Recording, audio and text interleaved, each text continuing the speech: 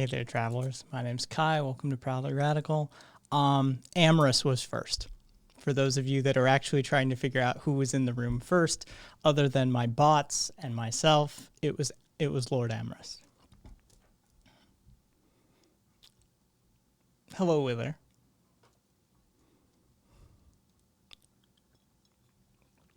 Oh, I can see my tissues over there just in case. No, Amorous. Joe's just fucking with you all. Get something in my background for me. Really? There we go. I just sat down, dude. I just sat down. Come on. Oh, all right.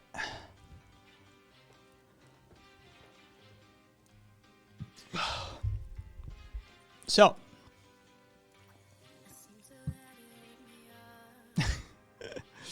yeah, it's Groundhog Day. I saw, what was it? Sky over in Britain was playing Groundhog Day all day. Groundhog Day, Groundhog Day, Groundhog Day. At least one of the channels was. Oh.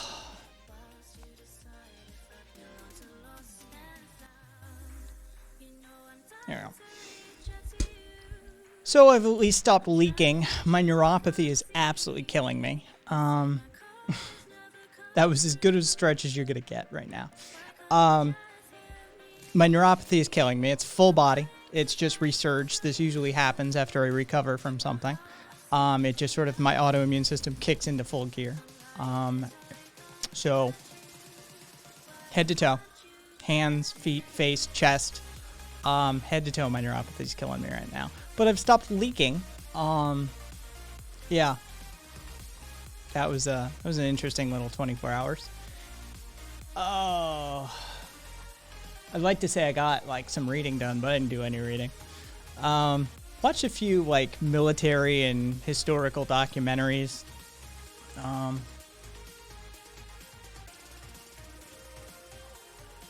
Yes, flu is dead. Time to commit self-hurt antibodies. That's basically it.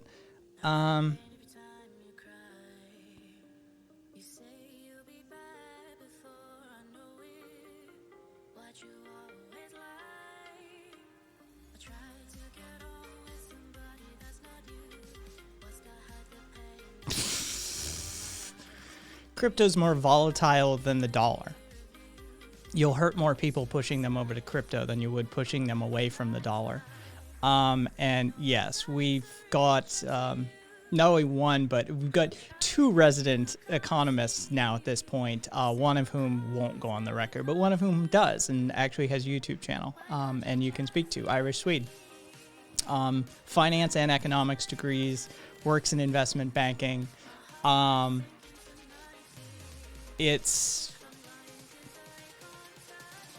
That entire thing was a pump and dump.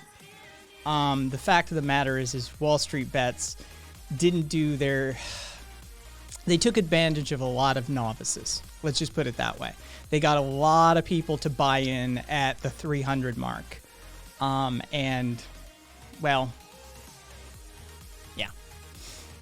That and, I mean, we've gone over this in detail numerous times. Vanguard, BlackRock, and Fidelity are all the trillion-dollar entities who are making the most money behind the scenes. It's the truth of the matter is that was no revolution. That didn't even hurt. Melvin is back to where they were 2 years ago. All right, you've set them back to their 2019 standards. That's it.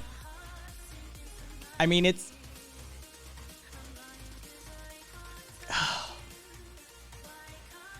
a lot of people didn't understand the systems at play. And like we said on the channel numerous times, there's going to be a lot of people left holding the bag. And, you know, who's going to end up being the greater fool? Because they require it. It is a zero-sum game. And unfortunately,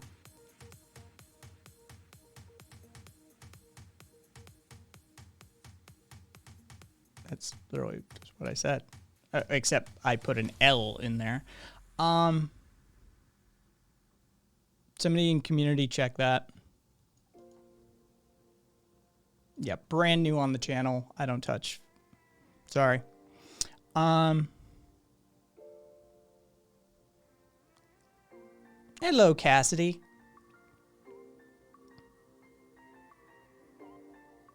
Yeah. I literally filtered out everything to do with this entire incident because I was tired of hearing the Wall Street Bets people. 5 months. Look at me, Trey, swinging that big dick. Thanks for the resub, Matt. Except you can't with her. Like it's literally a technical impossibility to sell a collective amount of stock simultaneously. In fact, if they did that level of run on the market, what would happen is there would be electronic halts put into place. Yeah, it would cease trading. Somebody's got to be left holding the bag. Yeah, and we've been talking about it from day one. Cool. Thank you.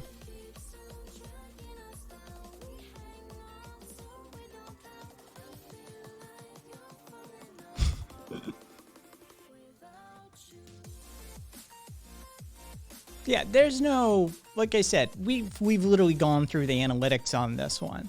Vanguard, BlackRock, and Fidelity are the ones making the money, not the retail trader. Like, yeah. Deep fucking Value and a few others will make mad bucks. They will. But there's going to be a lot of people left holding the bag on this one. Novice traders. Bunch of YOLOs and a bunch of novice traders.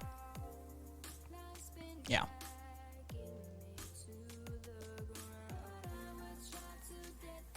So, yeah, I forget who posted it earlier. Was it Polly? Yeah, it was Polly. And it's already down even further. All of them. AMC, BlackBerry, GameStop, just...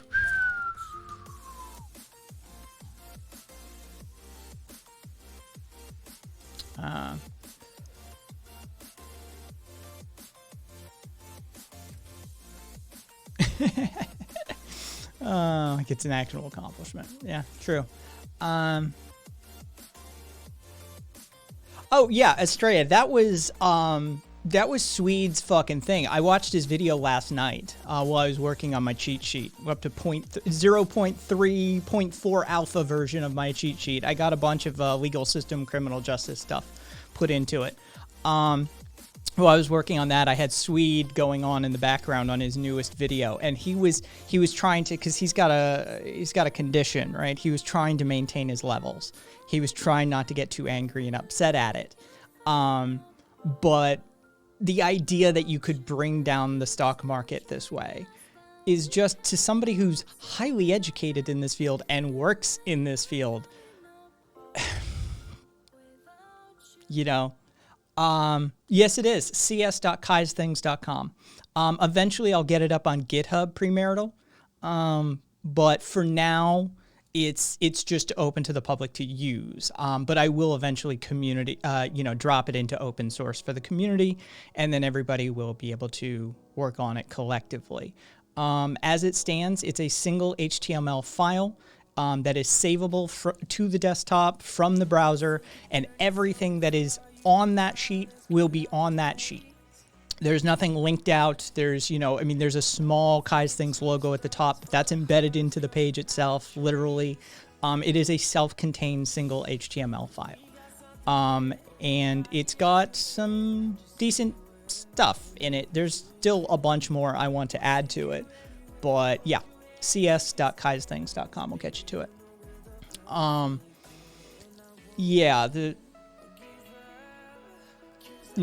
kaisthings.com.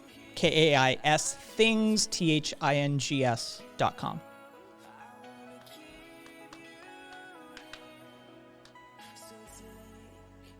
Yeah, exactly, Cassidy.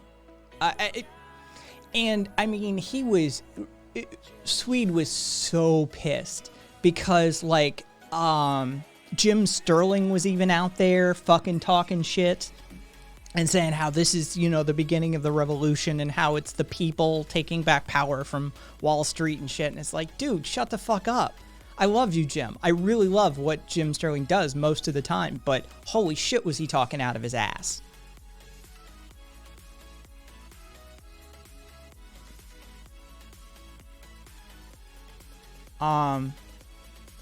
Yeah, it was, yeah, Swede was pissed. Yeah, so.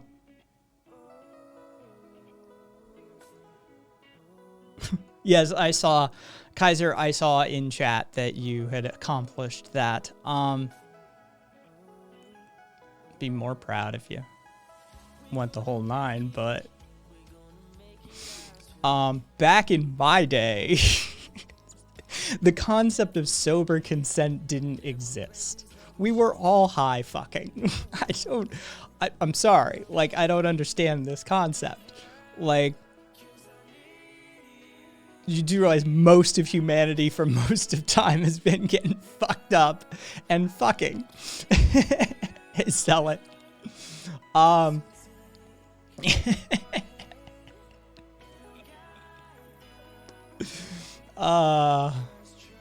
It's okay, Trained. Yeah, I know, premarital. That was the thing. That was why Swede was so pissed at him. Was like, stay in your fucking lane. Like, this is a technical thing. Hey, RV. And...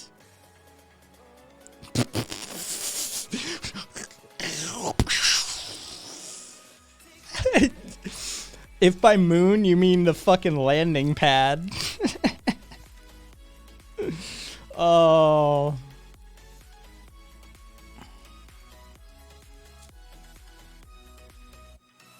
Oh, jeez. Solid, Dalek. Solid. Why do millennials make terrible archaeologists? Because they love dating, but hate putting labels on things. Elon went back to his tunnel. Yeah, it's not breach of consent if you're both equally fucked up. Exactly, premarital. Like, let's just get lit and fuck. Like, I don't get it. I don't get it. But I'm from a bygone era. Apparently. I'm a fucking dinosaur.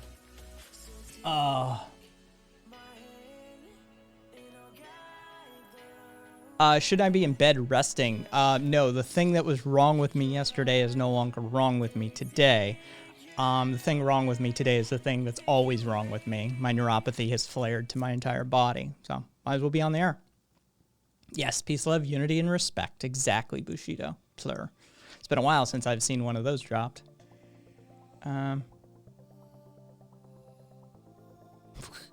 We watched that rocket crash and explode over and over in slow mode earlier today. Slow-mo earlier today. Yes, I saw the video of it too. Hey, you gotta blow up a few rockets. It's the name of the game when you're doing that sort of thing.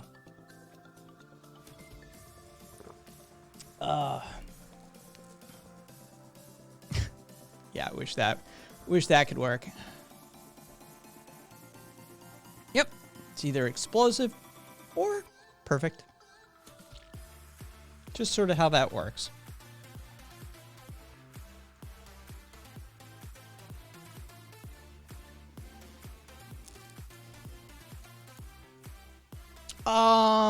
No, Estrella, the fucking WSB crowd and the fucking stonks morons are gonna be at it for a while.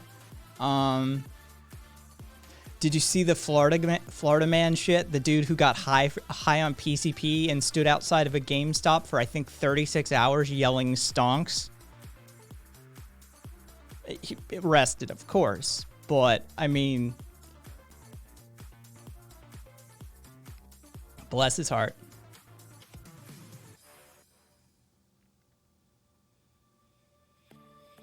Good for you, Kaiser. Good for you. Yeah. Smarter than the people investing.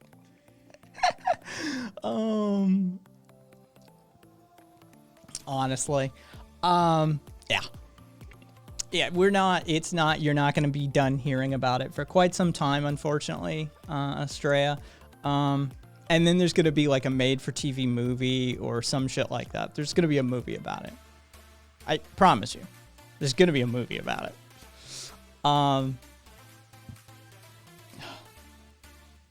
Somebody will do something. Either internet historian will do an hour-long segment on it, or there'll be a fucking like made-for-TV movie about it. Deep fucking Value will be played by Jonah Hill or some shit like that. Thank you for the follow, McSecular. Stonks! Starring Leonardo DiCaprio. He's a little out of their league. But yeah.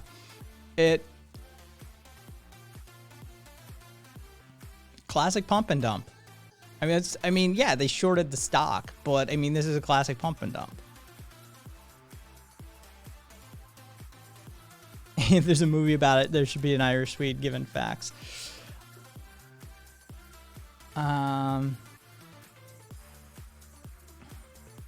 yeah, Bushido. When I had to introduce people to what Wall Street Bets was, I mean, because I'm a Redditor, like, from way back, I kept telling people, I can't tell you what Wall Street Bets calls themselves. Like, they're, yeah. They're an interesting group, let's just put it that way. And the fact that they roped in a whole bunch of suckers.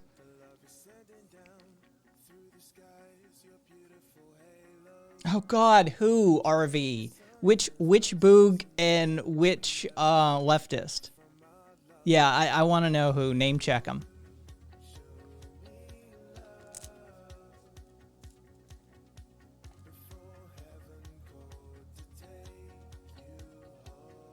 I worked in finance back in the day when WorldCom collapsed. That is back in the day. Holy shit. And that board was shocking. Yes.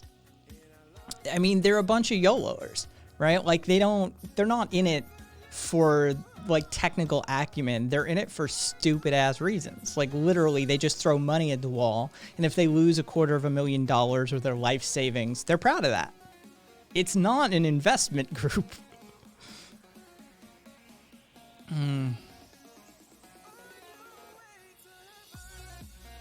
Yes, I think they have as well. Like, I mean, they definitely have gone full conspiratorial, though, Cassidy.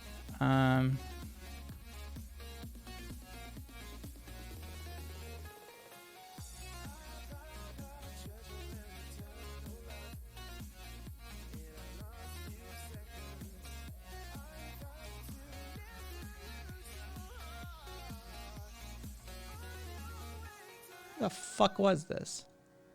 I don't know who these people are.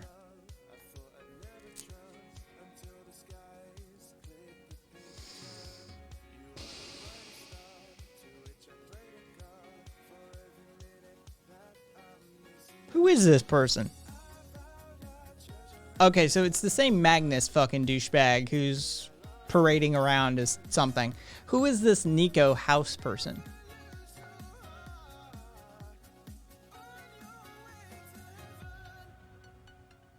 Yeah.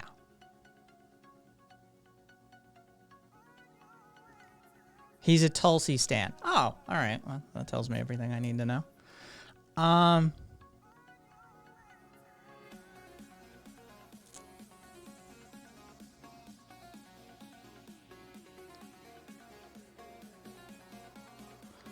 So angry watching it. Literally, it was like, oh, so you're cool? Yeah, I swear, man. See, you're cool. I like this. Great. Due diligence. Unrelated. Today I was reminded that one time every newspaper ever published cartoons of Muhammad to piss off Muslims. Yeah. I mean, to be perfectly fair, I think that's a valid thing to do. Thank you. Thank you for the follow, Amanda Laser. Hey, Squid. We talked about the fucking dumbass stonks and the crash of the stonks. And the fucking... and how now they've gone like full conspiratorial. Now we were just looking at another leftist platform that platformed the Boogaloo Boys again, and we were beginning to talk about them. And again, premarital. I think if something like that upsets you, I think it's fair game. I do. Welcome to a secular society. Your magic shit doesn't matter to me.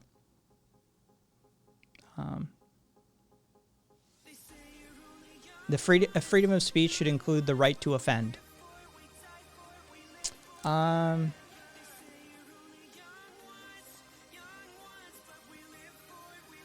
Nico House believed Bill Cosby was framed and that Pizzagate is real, and he's a Las Vegas shooting conspiracy theorist. Oh, wonderful. So he's a serious thinker.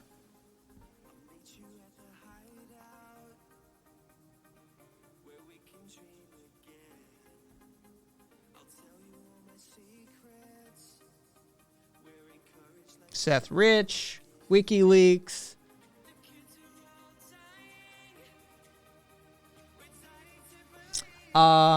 The Marjorie Stoneman Douglas High School shooting in Parkland, Florida was like the gassing of children in Syria, a false flag.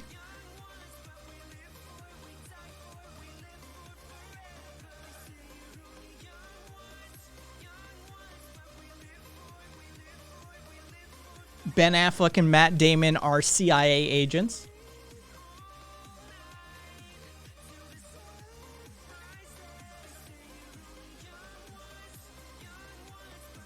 Cool, cool, cool, cool, cool, cool, cool, cool, cool, cool, cool, cool, cool, cool, cool.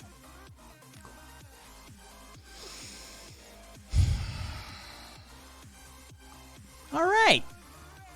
Well then, that's all I needed to know. Thank you to chat for catching me up on who this person is. And now I know in the future that, you know, they're fucking crazy. Got it. Cool, cool, cool, cool.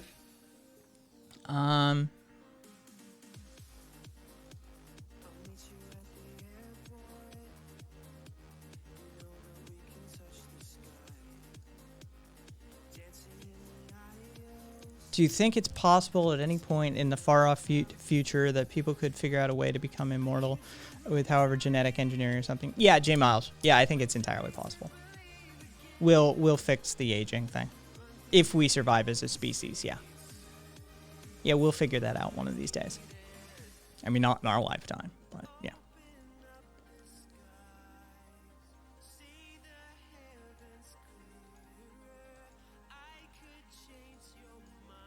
Yes, Squid, exactly. Those stonks. Should we bring up the alt-right bingo card? I know, right?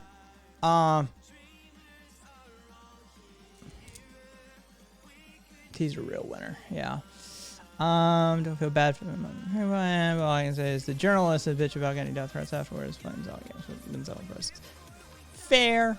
I mean, fair. You know, yeah, if you play with fire, you don't get to complain that you got burned. I think that's fair, primarily. Yeah. Hello,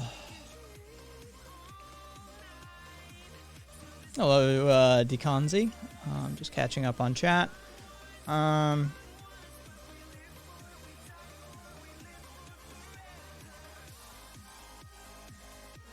Whether if I knew how, I could do it, but that's future tech. If you said to somebody 300 years ago, how can I take a high resolution picture? Wait, what? Hang on. What's a high resolution picture? Yeah. How about video? 300 years ago, how about I stream video through the ether to the other side of the planet in less than a second? They'd be like, that's impossible. Human beings think a lot of shit is impossible until another human being figures out how to do it. So it's not my field, but I have confidence. Am I a neat gun or a pro gun? I'm just picking on you. Most leftists are heartily pro-gun, without, you know, unless you're international. In America, and Marxists in general, and anarchists, we tend to be pro-gun. Whoa, whatever the fuck that is, it can go away.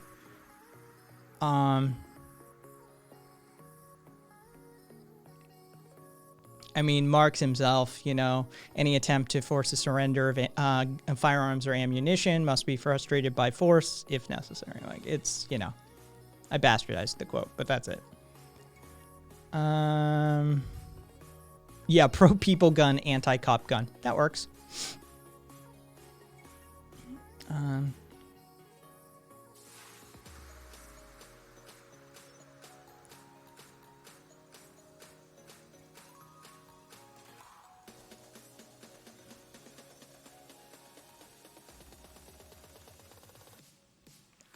Do you want to be there, Deconzi? I mean, if that's how you feel, if you felt that was accurate representation, then by all means.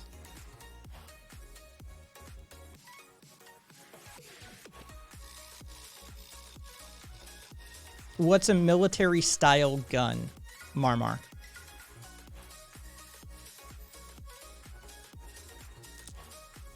Please clarify that.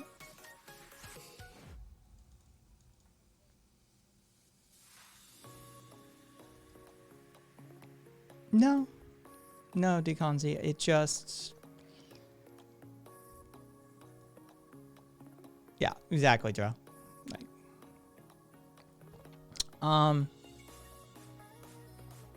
you think I changed my mind type show, but hosted by a leftist in conservative areas would be good in content? Do you think I changed my mind type show, but hosted by a leftist in a conservative area would be good in...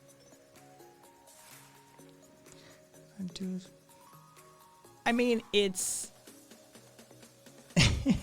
lost in nowhere. Would be good in content. Maybe. Yeah, I think that there's room for that, J Miles. I think it would be amusing.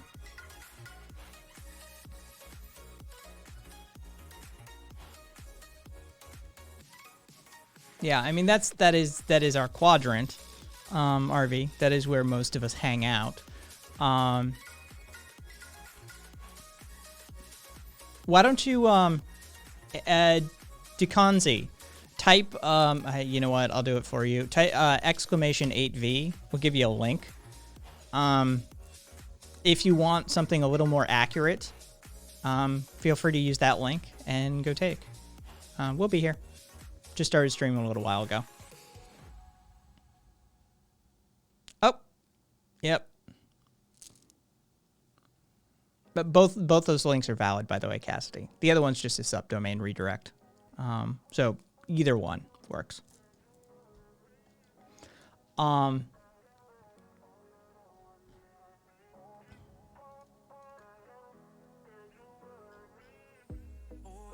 Hello, Fax. Lurk away.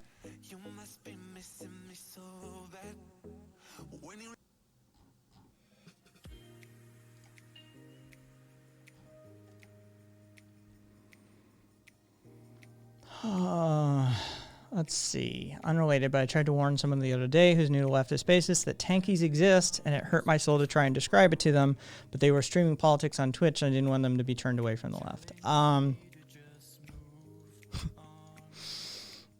I had an encounter with a tanky last week. Joe had an encounter with, I mean, I don't know how to describe them, because I didn't go read it. But I mean, definitely hardcore ML fucking territory, like borderline tanky, borderline something.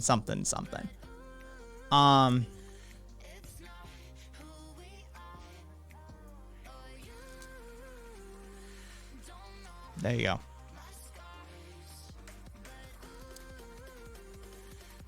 Hable, tankies are usually MLMs or MLMTs, Marxist, Leninist, Maoist, Trotskyist even. But they're apologists for the horrors committed by Stalin and Mao, and they're overly concerned with the aesthetics of communism rather than the actual implementation thereof. They really love their hammer and sickle. They really love their fucking stars. They really love their reds. But, you know, when it comes time to talk about, you know, Holodomor and shit like that, well, that's all Western propaganda. That's Nazi propaganda. That's shit like that. Yeah. They are special. Hey, Frutus. What is a transvestigator, Squid? What the fuck is that supposed to be?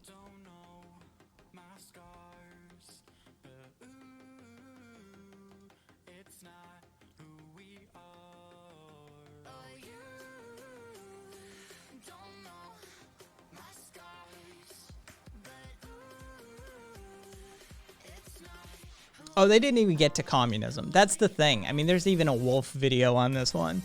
The largest increase in transfer of property into private property probably ever was committed by Soviet Russia. They didn't have publicly owned farms in that sense. When Stalin took over, he acquiesced to the agrarian nature of society and took the land from the large landowners and distributed it amongst the the small private farms, thus making a large amount of private landholders. It may be the single largest transfer of land into private hands, or greater number of private hands, that ever happened. Lenin himself called what they did state capitalism. Before Lenin died, aneurysm, right? Yeah, but that's what, thank you for the follow, Taser. Before Lenin died, he literally called what they did. He said, we are socialists who have taken power, but what we are running right now is state capitalism. And it is a transitionary stage on the way to communism, but they never achieved it. And the same can be said for China. They blockaded right at that position. So, yeah, like I said, if you want to hear it talked about in depth, I could probably find the video somewhere. But they think everyone is trans when they're not, but also trans people don't exist, and think the guy who thought the gay Greeks were trans. Squid, what was that person's name? What was their username? That's amazing, by the way. That's amazing. Ultra transphobe who conspiracy theory everyone in power is trans. All right. No, Hable, you've been around long enough. You're definitely not a tanky.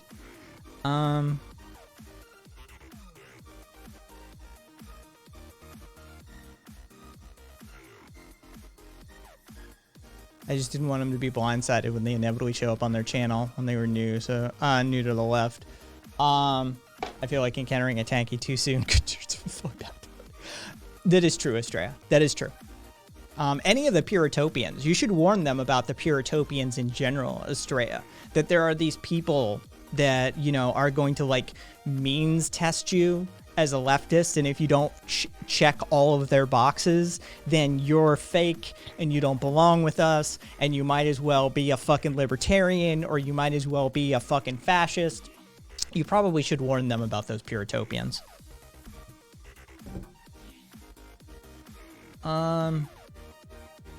Okay, cool.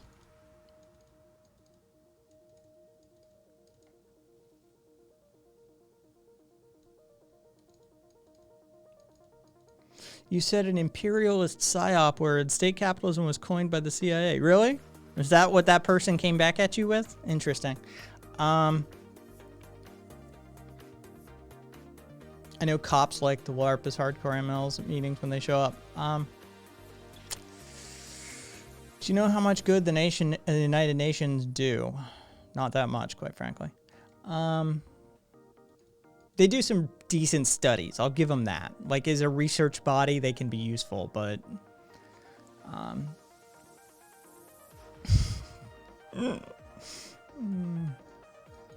neocon white nationalist, as I was once called. Facts. Hey, we were just talking about that person. Marmor. Do Puritopians primarily live in Malibu?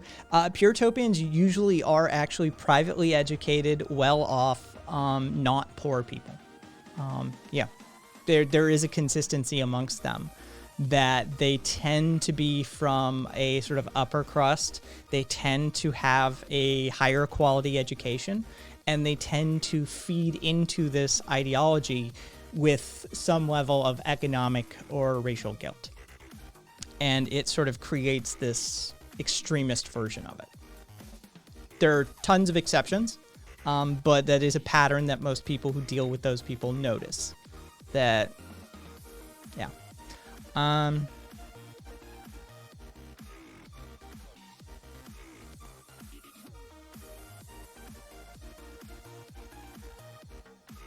I love the Soviet aesthetics, but I want to cover that shit in rainbows and pinks. Hardcore tankies will be scared off. The hammer and sickle are important symbols, but the star is useless. What do we replace the star with for LGBT socialism styling? I gotta tell you, Kane, my first instinct was just to say a dildo. Smack a butt plug on that flag and call it a day. It's my instinct, quite frankly. Oh no, okay, that's not to me.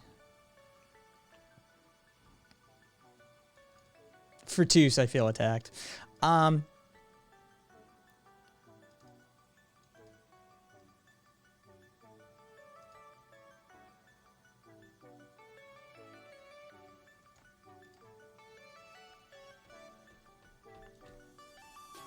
Yeah, that's our gay and Jana flag.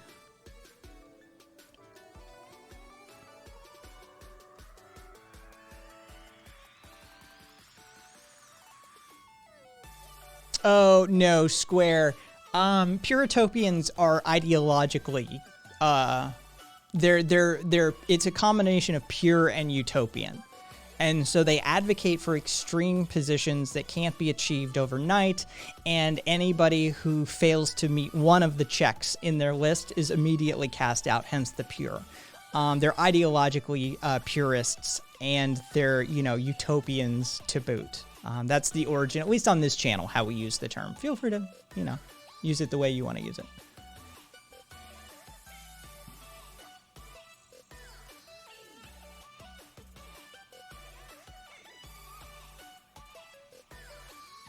That will happen. Lost. That will happen.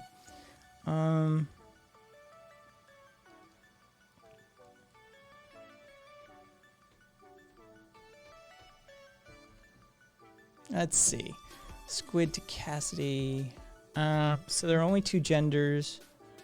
Therefore, I'm not an NB. Trans women aren't women. Trans men aren't men. But also Michelle Obama is a man, and so is Serena Williams, according to this person. And the people, because trans to avoid being gay or whatever. So they're the opposite of someone. And I'm not using it. We literally had somebody on this channel called Someone7070 who is infamous at this point. So they're the literal opposite of it. Interesting.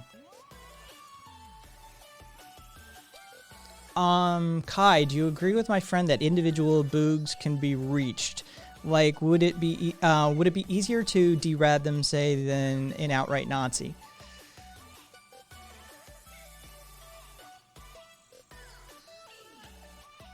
I think the Nazi might be easier. Call me crazy. Call me crazy. The Nazi doesn't have that, like, QAnon conspiratorial shit under it. Right? Like, the National Socialism and Nazism, neo-Nazism, is built off of this sort of fear and hate and fear of the other and that sort of thing. The Boogaloo Boys have this sort of conspiratorial nihilistic underpinning. There you go. Fucking hard to derad a nihilistic culture jammer. They have this conspiratorial nihilism to themselves that I think may be more difficult, actually, to de-radicalize.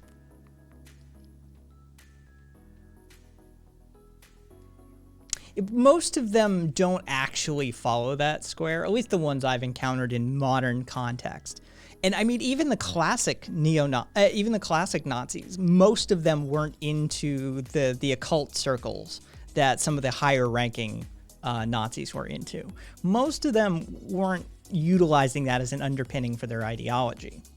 Most of it was, quite frankly, our economy collapsed, capitalism betrayed us, the Western nation states fucked us over.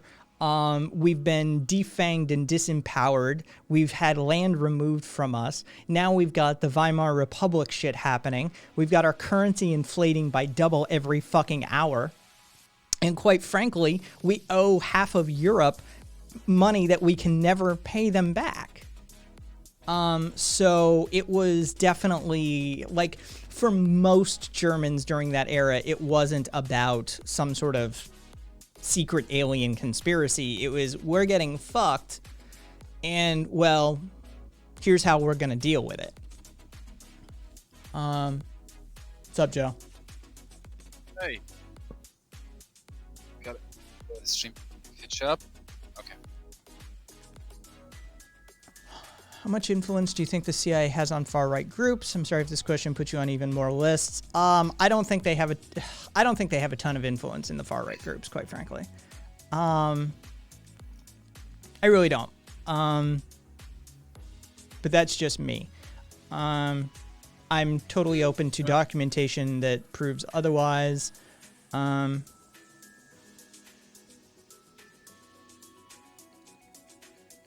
Cool. All right, what's up? Oh well, I just wanted to come on if you're talking a little bit more about MLMs, conspiracy theories, and neo-Nazis, etc. Because I've met quite a lot of absolutely fucking crazy people in my life, and I heard them out because I was always fascinated by crazy.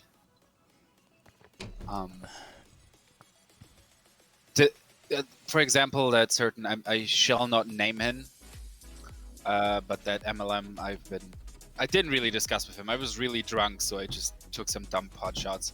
But literally mental gymnastics to defend Saddam Hussein just on the basis that he's against America, which he always wasn't. He said Saddam is a U.S. CIA plant, etc., etc., and he literally killed and persecuted communists.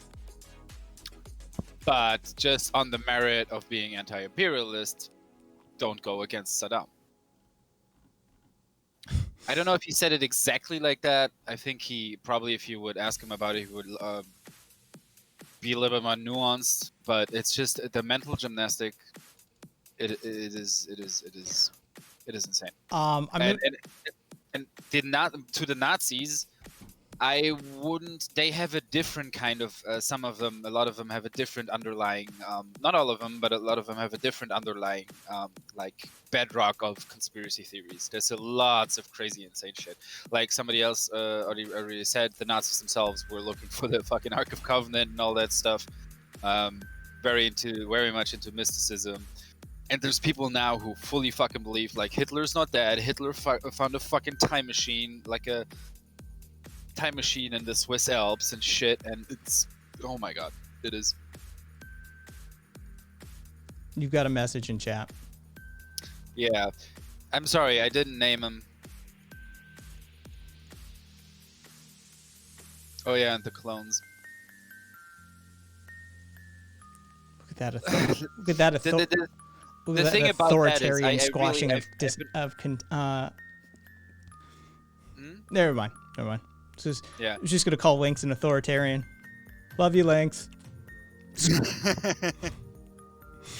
It's fair enough. I'm not gonna say much more on it. I think the whole thing's fucking reductive. There's no point in arguing about it. I'm just a little bit worried.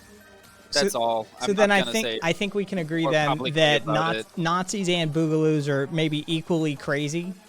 Oh, yes. Well, actually, no. I think the Boogaloos are a little bit more crazy in a sense that it's just a whole new kind of crazy with a lot of old underpinnings.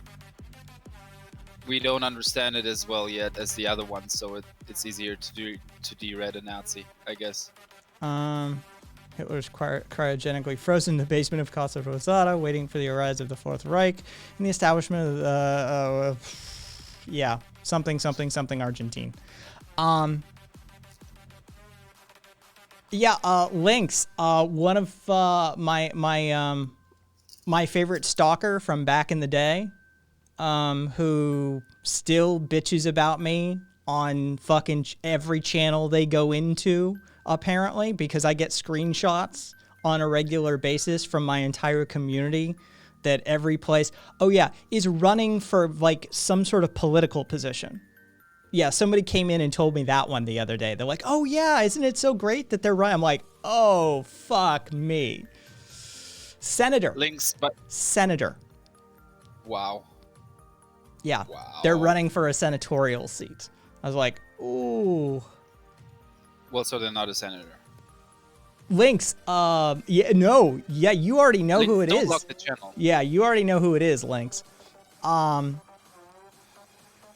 also, Lynx, please don't lock the channel. The thing is, I'm not gonna engage in this drama. I don't want any fucking drama either. But the thing is, leftist unity, I don't believe in it. I'm sorry. Anti-authoritarian unity, maybe. Yeah, Leftist? I was gonna say, some of those off-left crew, I'm sorry. It's just, no. They're crazy. No. Reich Commissariat? Sure. Thanks. Boogaloo's were seeded by the main international neo-Nazi group Atomwaffen, according to the Spice Center research. The Iron March Forum helped birth some of the deadliest white power groups in the last decade, including the Atomwaffen Division. Phrases like Breivik to Islamist Boogaloo aimed at encouraging more attacks, like the one Anders Breivik carried out in 2011 that left 77 dead in Norway, appeared on posts in Iron March.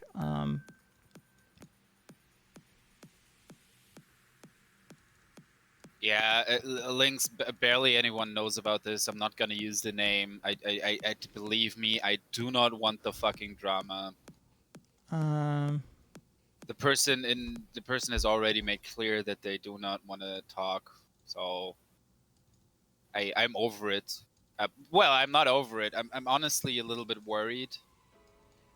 But it's not my shit show to clean up. Let's see. RV, my friend was also telling me Boogs actually look up to us being the militant, anti-fascist, anarchist types, which makes sense as they watched us and learned from us during the protests. That does make sense, unfortunately. And Estrella, if you want to see it, pop off, just mention my name and how much you like me. That will do it. Any place that happens, it snaps off. Yeah. That's the trigger. It's pretty easy to do if you want to do it. Just be like, oh, I was over on Proud Radicals channel, and oh man, Kai was dropping, facts and something like that. Something along those lines. Guaranteed. So, have fun. Let's see, what's on shared content? Boogaloo started as a racist meme. Fair enough.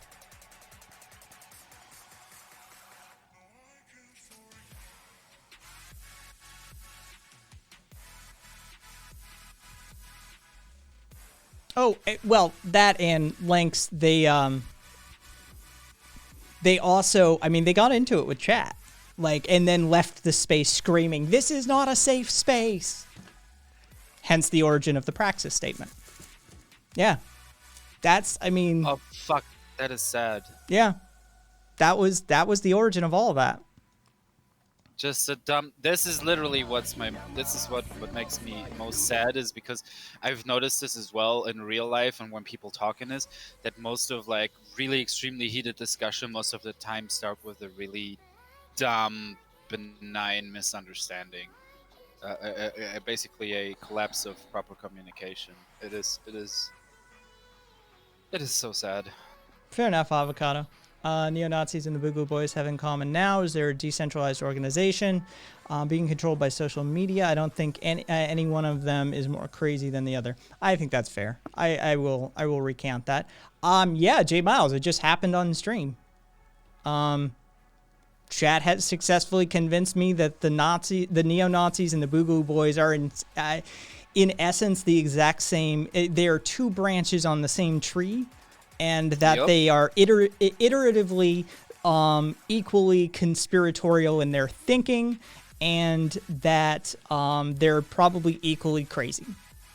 So my original position has been changed, and there you go. What I want to add to this, especially as a German, is that we have systematically and fundamentally and systematically more experience in de-radicalizing Nazis. That's why it would be easier. The other shit is a whole new beast. Well, not new, but it's, yeah. All right. So, yeah, there you go. There you go, Miles. All right. Did you hydrate, Kai? Did you do your... Yeah, I did. The last one. Okay. Then you get your points back. Oh, you refund them all, don't you? Always. It's not a bot. It's always me. I always refund them. I like a busy bee. I always. Is there a handbook or a guide or something? Mnemonic wants to know for de-radicalizing Nazis.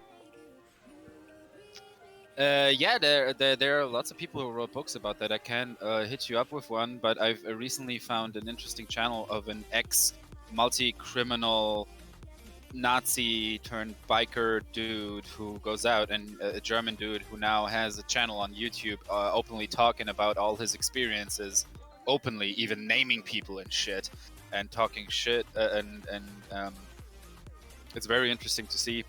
He's obviously now, he's not like somebody we would consider an ally necessarily. He's just a centrist now, but I'd rather have him as a centrist than a fucking literal criminal Nazi who's in the criminal underworld and shit and has like AKs and stuff, as he tells you. And I believe the guy seems like the real fucking deal.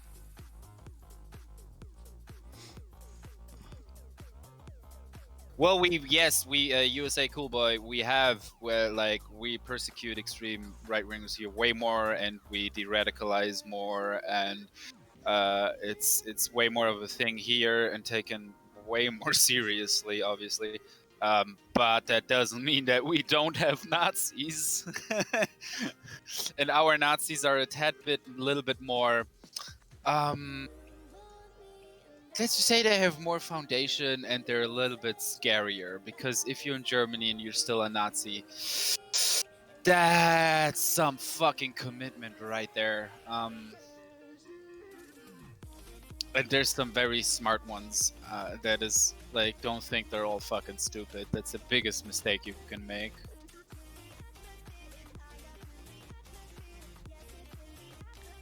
Good for you, Wither, I guess. Congratulations. But honestly, I would be more afraid. I think, personally, I think it would be more likely for me to be attacked or to be in contact with some openly neo-Nazis in America than it would be in Germany. Although they come out of the woodworks. No, I mean, are real. Your accent probably would.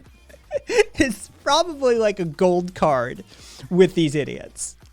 Like, it's the fact that you speak with a German accent for American neo-Nazis. I bet that's. I would just sing Rammstein and we'd be fine. Yeah, like they would be enamored with you. Like. Yeah.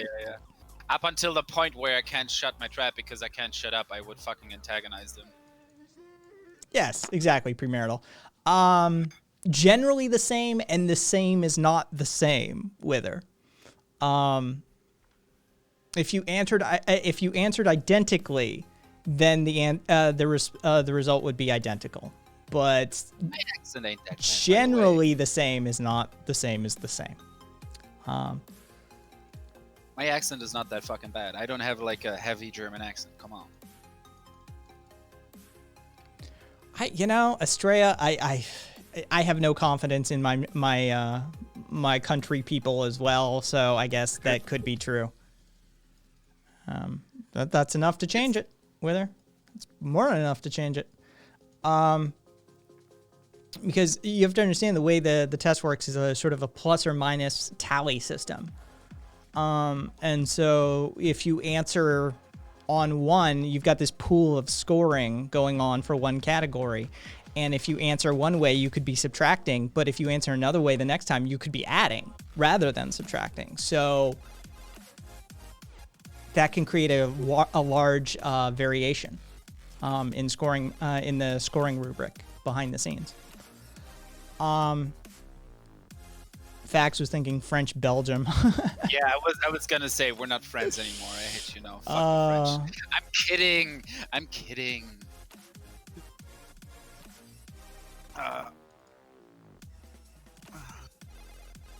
Yeah. General European area accent is how my brain hears most accents.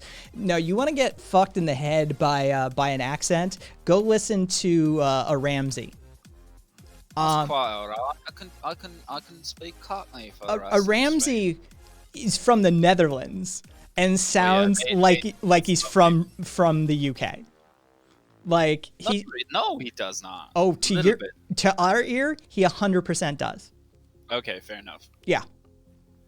He that year in the UK that he spent put enough Brit on his manner of speaking that from time to time Kat said it, I've said it, Rabbit has said it even. We're like, Jesus Christ, you sound British sometimes. Now premarital handholder. The issue here is with the new alt-righters and right-wing extremists and Nazis that are like kind of hip to the new shit. As soon as they realize that I'm German and I'm not on their side, they're gonna call me a SJW brainwashed German because they hate the German government, and because the rightists here are heavily against the government because the government pushes way more social justice shit than it does in the United States, for example, like in a blanket average way. It's obviously it's not all good, but they're doing stuff. I mean, Merkel one day just came out, like, don't get me wrong, I never voted for her. Economically, what she did was just fucking ugh. But I respect her in that way that one day she just came fucking out and said, like, okay, gay marriage is legal now, deal with it. Like, fuck y'all. You know, that was great. That was awesome.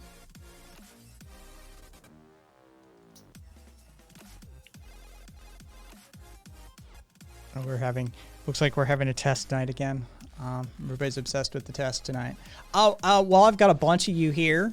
If you're on the Discord server and you haven't put any of your skills in the skills exchange channel, I'm looking at you. Even if you're just like bilingual or trilingual or anything like that, that's a valuable skill set. So, you know, you don't have to do it this moment, but if you did, I still have to. I wouldn't, I wouldn't be too upset. Well, the ones that you're comfortable sharing, maybe Fax. But yes, I am attempting to get a skills exchange going for the community, so we just know what everybody is at least capable of, and can, you know, if something comes up and we need some help with something, we know where to go. Yeah, I'm not gonna put my anarchist chemistry skills into. No. Is video game playing a skill? I'm really good at that, says Boss. Technically. QA testing for video games, if anybody's developing a video game. No, yeah, that as well, and also Boss Hoxton, Kat, and I were always looking for good Apex players, or soon to be good Apex players. So. Conway, do you have any use for prop builders? Put it in there. The fact that you can construct, that you can build, that you have theater and stage experience in that regard, yeah, that's a skill.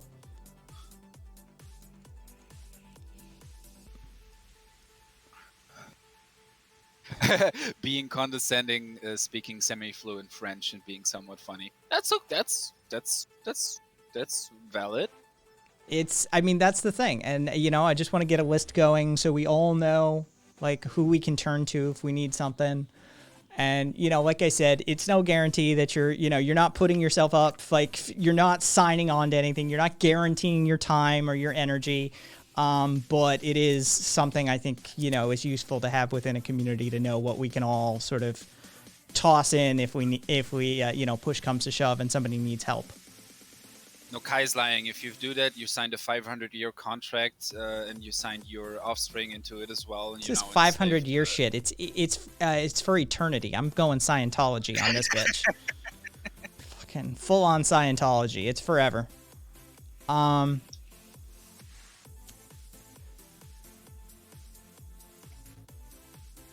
Premarital, you know better.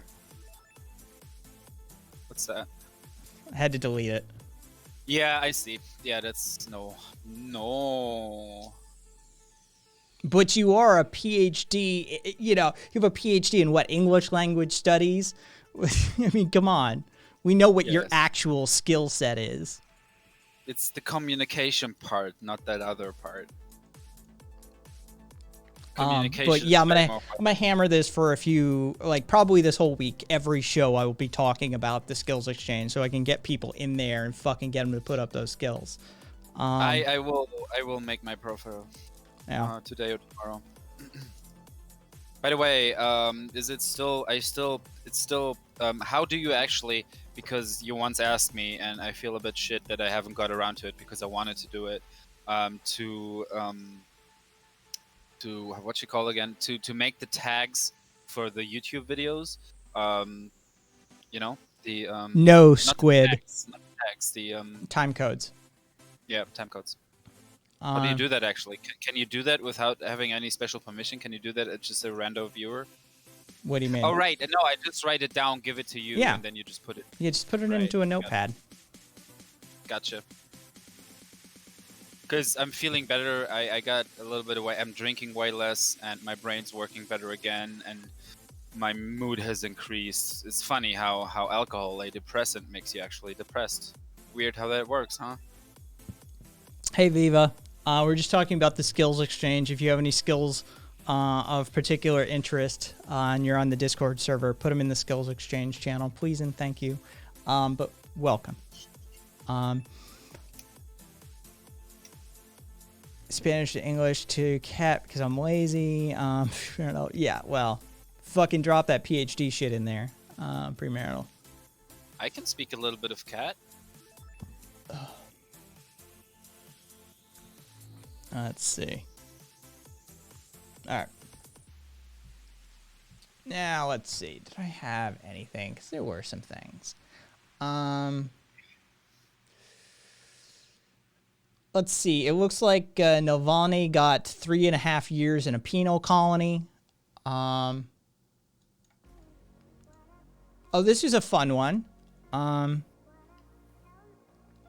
The CIA is conducting a digital facelift.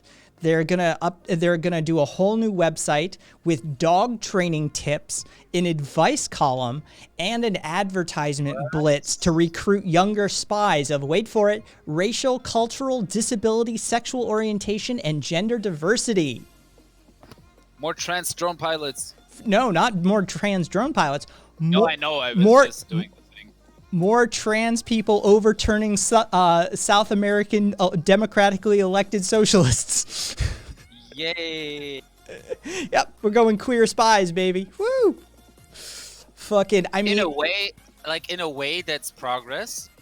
But in a different way, it's just makes me go nihilist.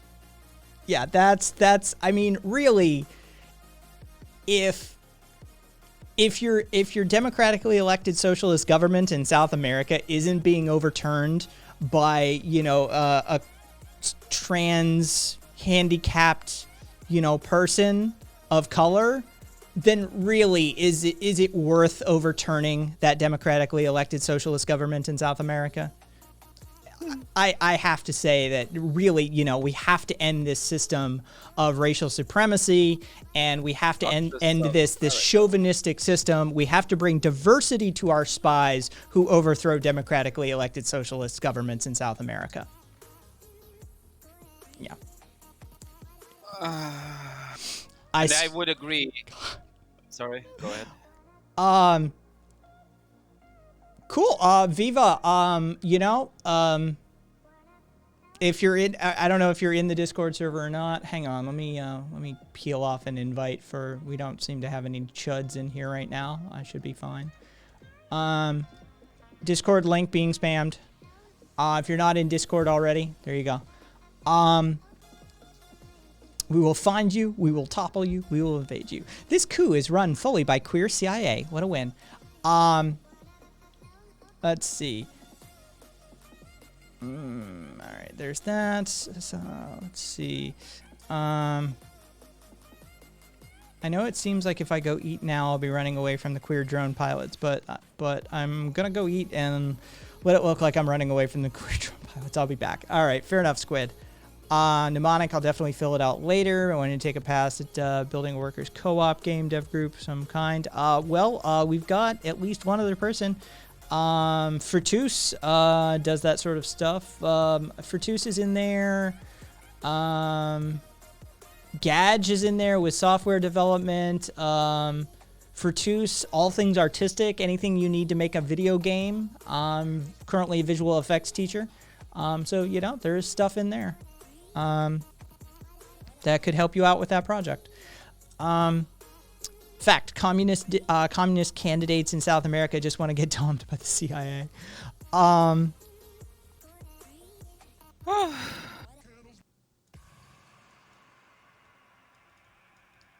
Not meddle, but actually engage? What a concept. I know this is a difficult concept for a lot of Americans to comprehend. What is the solution, since if we don't meddle in others' affairs, then China or Russia will? Honest engagement? Like actual diplomatic activities?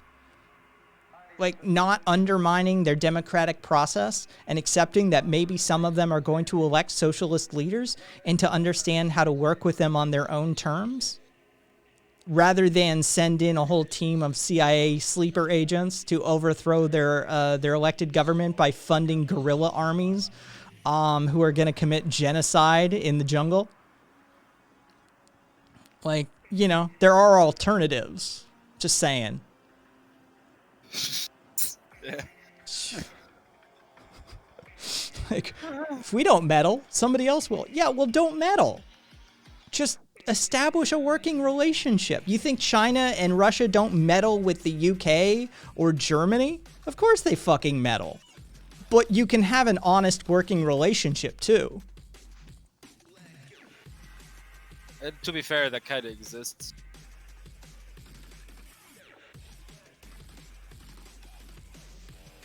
Yeah, exactly, thanks.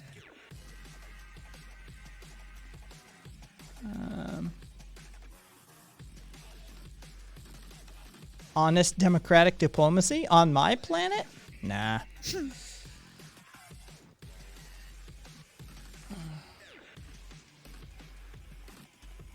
Yes, but we don't talk about UFOs on this channel. But the military has all those guns, drones, and gun drones. Would it be a shame not to let them use it? I know, right?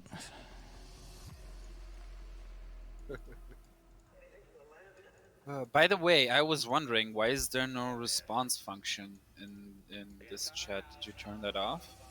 What? Because I've seen it in other Twitch streams that you can hit a button and immediately respond to a specific comment somebody made, not just to the account in general. Guten Morgen. Guten Morgen. No, I have nothing to do with that. It varies from stream to stream, apparently. Hello, chat. Yeah, What's up, Fertus? I woke up. Let's see. This was a problem during the Cold War. If we didn't put a government in charge that we could influence, then the Soviets would, and they aren't any better than us. Jesus Christ. To some extent. I mean... Honestly, when it comes to foreign policy, they were way less interventionist. Overall.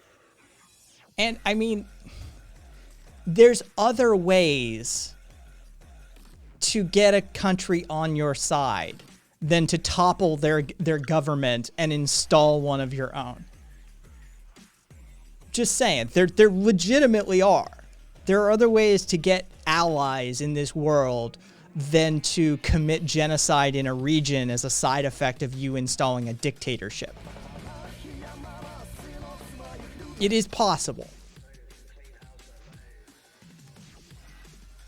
Terrifies me. Moin.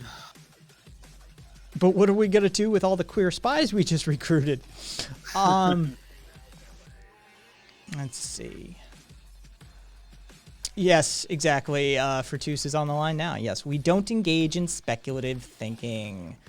Thank you for the follow. Thank you for the follow. Stedico, Echo, and Marmar.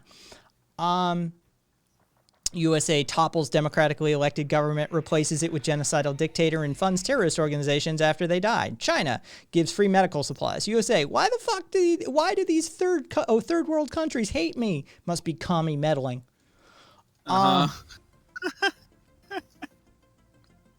We're terrible at this. There's neo-colonialist elements to Chinese. The Belt and Roads Initiative, the fucking the loaning, you know. Don't say that too loud, Fertus, because first of all, you're not allowed to speak of it because you're from a imperialist core country. Number one, so shut the fuck up. Number two, number two. That's just no. But we need 1500%. We need 1500% ROI, return on investment for those.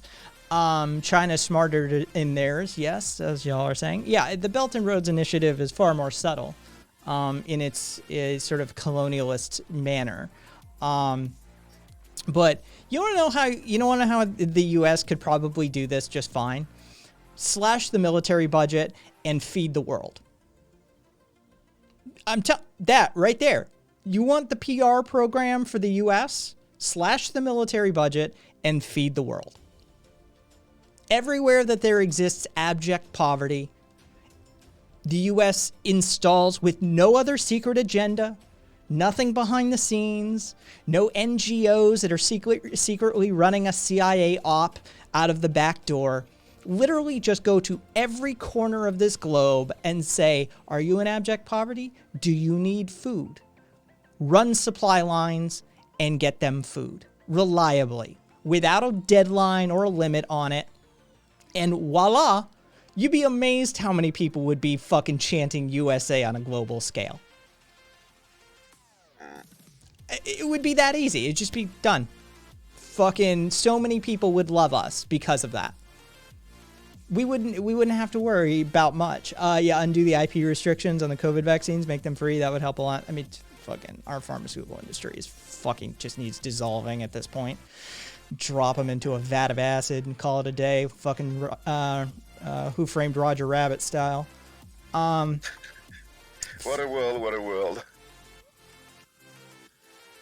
Yeah, this literally helps us out too. It turns out if other countries are healthier, then they can handle diseases so it doesn't spread and become a pandemic. We've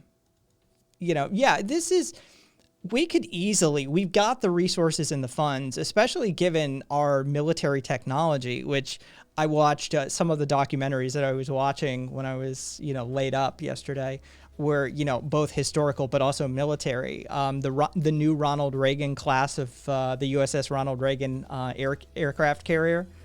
Dude, it's an impressive piece of tech. Whenever I want to know exactly how advanced humanity can get, I watch something on military technology. It's astounding the levels of advancement we can make. And I mean, we could easily feed, clothe, and educate the world several times over. And I mean, we could legitimately implement a series of technologies and supply lines and delivery methodologies that could, re-up any remote location utilizing our surveillance grid. We easily could, but we don't. But we could. And that's the argument is, how do we, instead we send Nestle to make a profit on baby formula. Hey there, Googleizer. Whoa. We send Nestle to steal the water of the people in that country and then sell it back to them. Oh, both. That was an Africa thing. The baby formula. Yeah. But Kai, the US cannot shoulder the misery of the world. They have to sort their thing at home first. Yeah. Sure. Yeah, fucking, we can't be doing all this foreign aid shit. We've got people starving here at home. Oh, cool. So let's feed the people. So you're We're gonna, communist. yeah, we're gonna feed the people here at home, right? We're gonna feed the people here at home. No, that's fucking communism. Yeah. Oh. Fuck these people. No, that's the thing is we 100% could be doing this, but Like we don't. they're not actually necessarily against it if you explain it to them in different terms. But as soon as they figure out that that's exactly what socialism would be, then all of a sudden it's bad. Yeah, It's literally- it's yeah, exactly, brainwashing. Estrella. It's fucking sad. They offered free formula to until mothers stopped actually producing the breast milk, and then started charging the heck out of them for the formula. Oh, yeah, that's nasty. Yeah, that's what they did in Africa. I bet my bottom dollar that they did way worse things than that in Africa. Oh well, of course we did. ABCD. Well, just nastily. Look just up nastily. look up Food Not Bombs, an international anarchistically organized collaborative group who feed people in what 100 plus countries these days. We can't have that. Let me check. That's communism. 65 countries, 1,000 cities. Hang on, I'll put them on the board. Oops, that is the wrong tab entirely. Here we go. Food Not Bombs is an anarchistic organization. All right? They are feeding people in that many locations. Without the state, without intervention, without fucking any of that bullshit. There you go. How can it be done? The same way we're already doing it. Yeah, well, facts, we can only do so much. Food Not Bombs are local organizations that are coordinated. So you need to get people on the ground there to organize.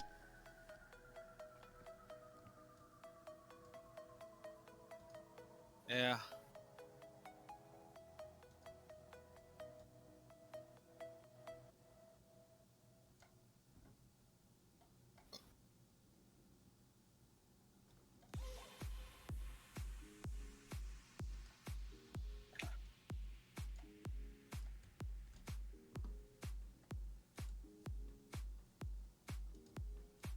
I mean, only facts. I think it's not that much of a thing of purposefully leaving out North Africa. I think it's They- a little bit more complicated. They than have to that. self-organize. Food Not Bombs isn't like they don't go there. Yeah. That's not how Food Not Bombs works. They're just, yeah, fact knows.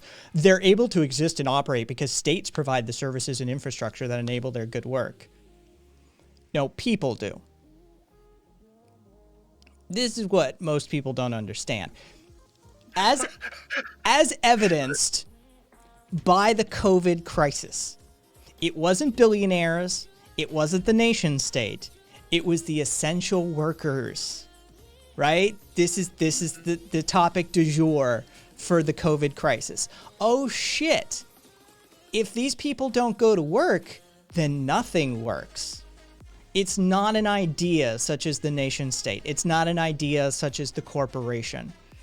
It's not the fucking CEO. It's not the politician. It's the dude who has feet on the ground. And guess what? There's other ways to organize those organizations, including hierarchical organizational structures, including the military uses these things. Interestingly enough, one of the most effective field organizational methods that quote unquote first world militaries use is hierarchical organizational field structures because they don't have time Anarchy. to run an idea up the chain when you're getting shot at. So, there are methodologies that are time-tested, dating back all the way to indigenous societies and all the way up through current hyperelectric global information technology societies. And they're not actually reliant upon the nation state or the corporation. What they're reliant upon is the organizational methods and mutual aid of people in those systems. Because without the people, none of it exists. Would you take a look Marks. on the Food Not Bombs map and just take a gander at the Paris chapter? Yeah, give me one sec. If you go on the map.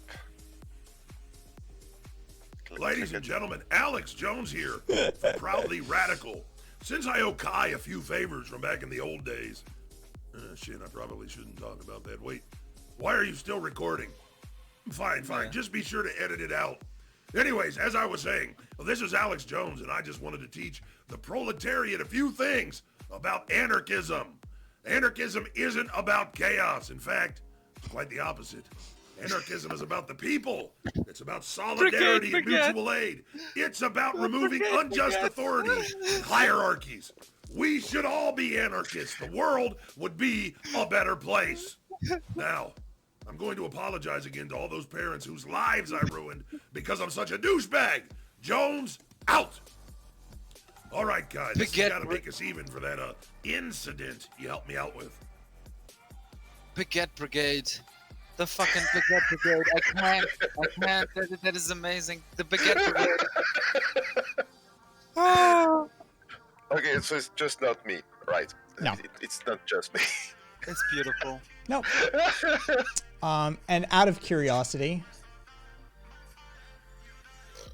Oh, excuse me. That was terrible. Oy.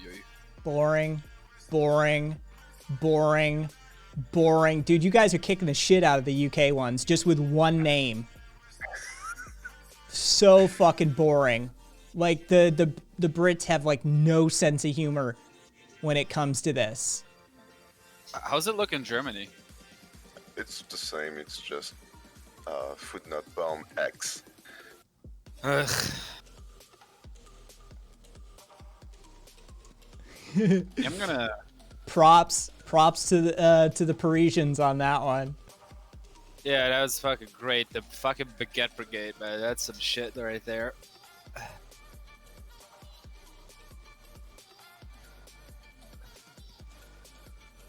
What's the one in Frankfurt called? Just Food Not Bombs Frankfurt? Probably. Let's see. Frankfurt, Food Not Bomb. Yeah. Oh, let's check out the duchies. Oh, I was hoping they'd have a sense of It's humor. gonna be something about cheese. I'm putting a bet down right now. It's gonna be something about cheese. I was hoping that fucking. How about Belgium? That's a shame. Oh no. All right. That's a shame. Oh, you know what? Hang on, just out of curiosity. Boring. All right.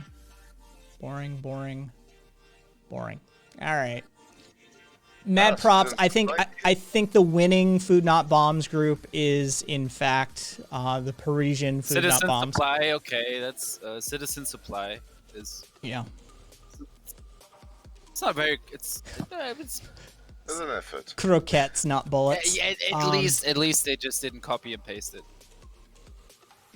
And Estrella, just following up on the Nestle thing, Frankfurters, not flechettes.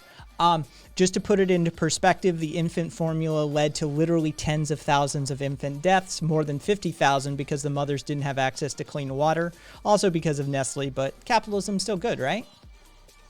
Of course. I don't know. Hang on, RV, I'm checking. I just saw what you're doing. Oh, one for Germany, 6 sauerkraut.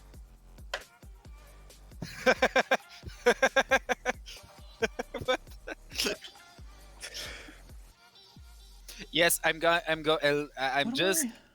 will have to start a Food Not Bombs cell here now because I didn't see one in my town, and I promise you guys, I'm gonna be very fucking creative with the name.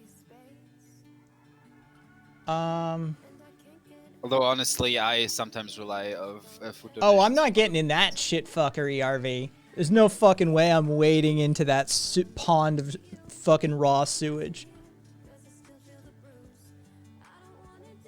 RV's got that Magnus dude on the line, basically, on Twitter. Who's that Magnus dude again? The Boogaloo Boy guy. Oh. Fucking. Yeah, like he's directly responding to him. Awesome.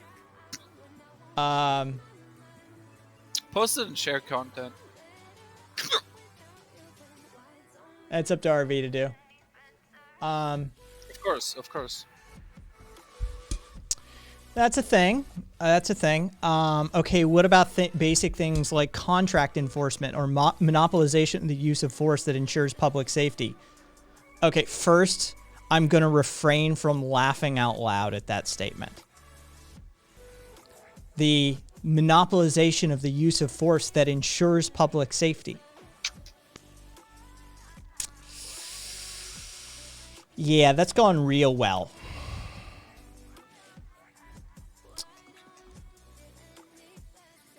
I say Food Not Bombs wants to ship their food. They don't ship food. What part of this don't you get? Is they're not doing that. They're locally organized. They're an anarchistic organization, not a top-down hierarchy. So they collate resources from a particular area and region and redistribute those resources to those who need them.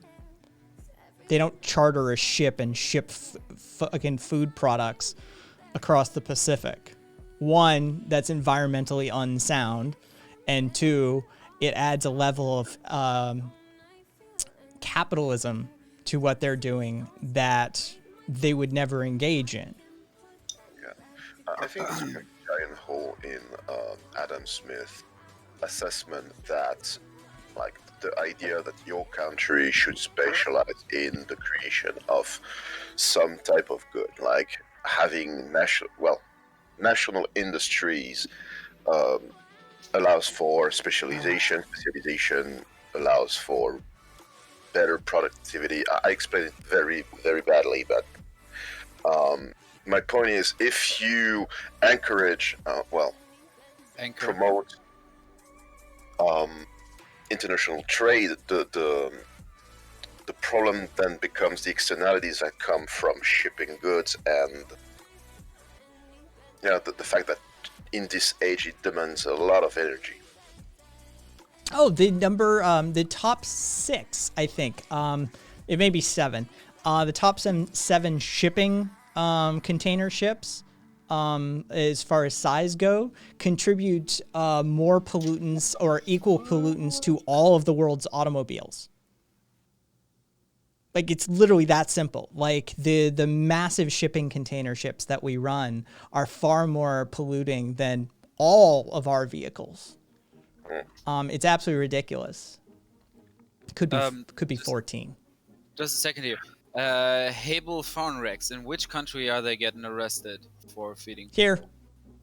Here. Here, of course. Here. Because that would be fucking unimaginable here. Yeah, it's here. Because there's lots of organizations who do that shit here. Yeah. We have the TAFL and everything. We have programs like that, even supported by the state a little bit. Like, they don't really get a lot of money, but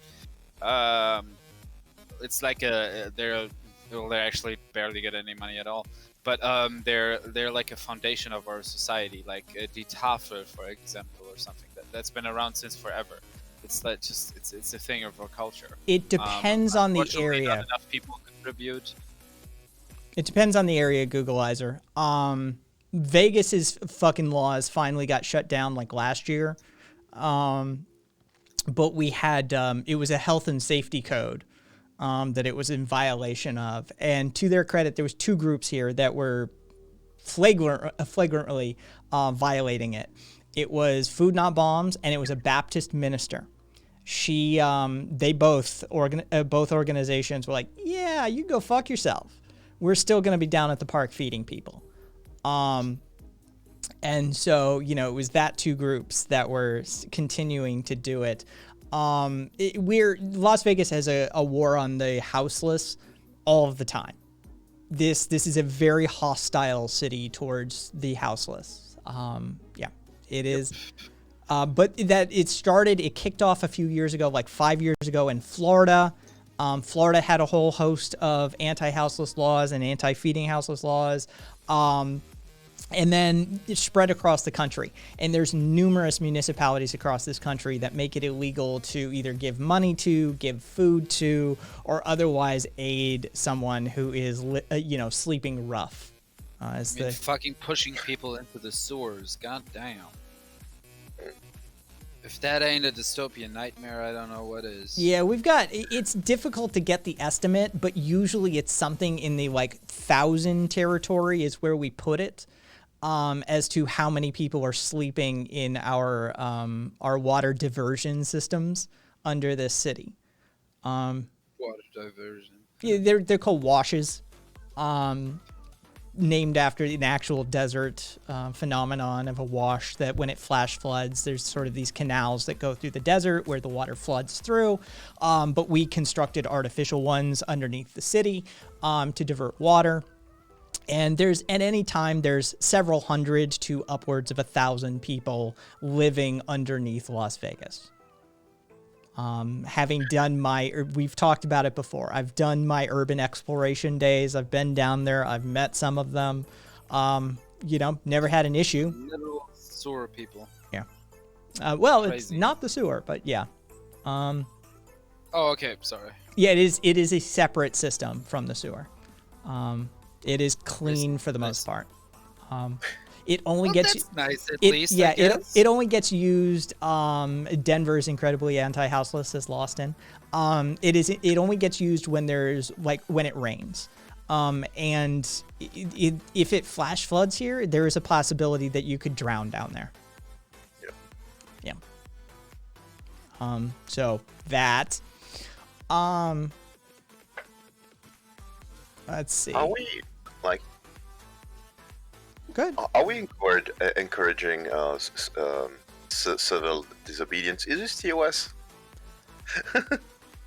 I mean, encouraging distribution. I've been talking about my Minecraft server the whole time. I don't know. I'm comfortable with saying that if it is illegal, like here where it was illegal to feed the houseless, it was challenged in court and it was found to be unconstitutional. I'm comfortable straying into that nebulous territory at least, ethically and morally, and say look, if the law that you're encouraging people to break, or at least you're openly talking about, people who break it are people who are feeding those who are starving to death on the street. Yeah. I'm okay. I can catch that ban. That's going to be probably a 7-day ban that gets reduced down to 4 days or some shit like that. I'm okay with that. Right, that's one of those. That's a hill I'm willing to 4 die days on. off. Yeah, that's a hill 4 I'm days willing off. to die on. Let's see. Tifa and food sharing work together so well in my area that they don't actually have a funding problem. They have a distribution problem. Oh, that's good, Viva. I'm just confused as to how contracts can be enforced without a state to ensure honesty and prevent scammers. Oh, it's working so well under ours. You do realize that Wall Street is one giant casino full of scammers. Contract law is so negotiable and so tenuous. And if you have a team of attorneys, the amazing things that you can do with somebody's contract, the fucking just laps you can run around some peasant who barely can afford an attorney if you've got a floor full of attorneys who can go in for the next 12 years and hem and haw over every single word in the contract and appeal and reappeal and take it all the way to the Supreme Court if they want. I mean, this system is rigged. You understand that. And let's just say that, okay, so under an anarchistic system, how would we ensure contracts? We would ensure contracts by utilizing the social group mechanism. If you violate your contract, nobody's going to actually sign a contract with you in the future. It's your reputation. And you can digitize that reputation standard if you want.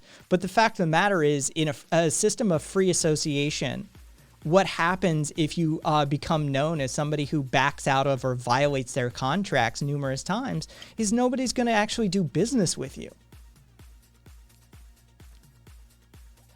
Oh, yeah, Estrella nailed the stock market stuff. We have so many pyramid schemes under capitalism that ruin people. How does the state enforce honesty? I mean, we just had a billionaire heiress to a multi-level marketing scheme as the Secretary of Education for the last, like, how many years? 4 years? I mean, we literally, like, how are they enforcing honesty as it stands? How's that working out? Because the last time I checked, it's not working at all. It's literally rigged for the top echelon of our society. Hey, Squid.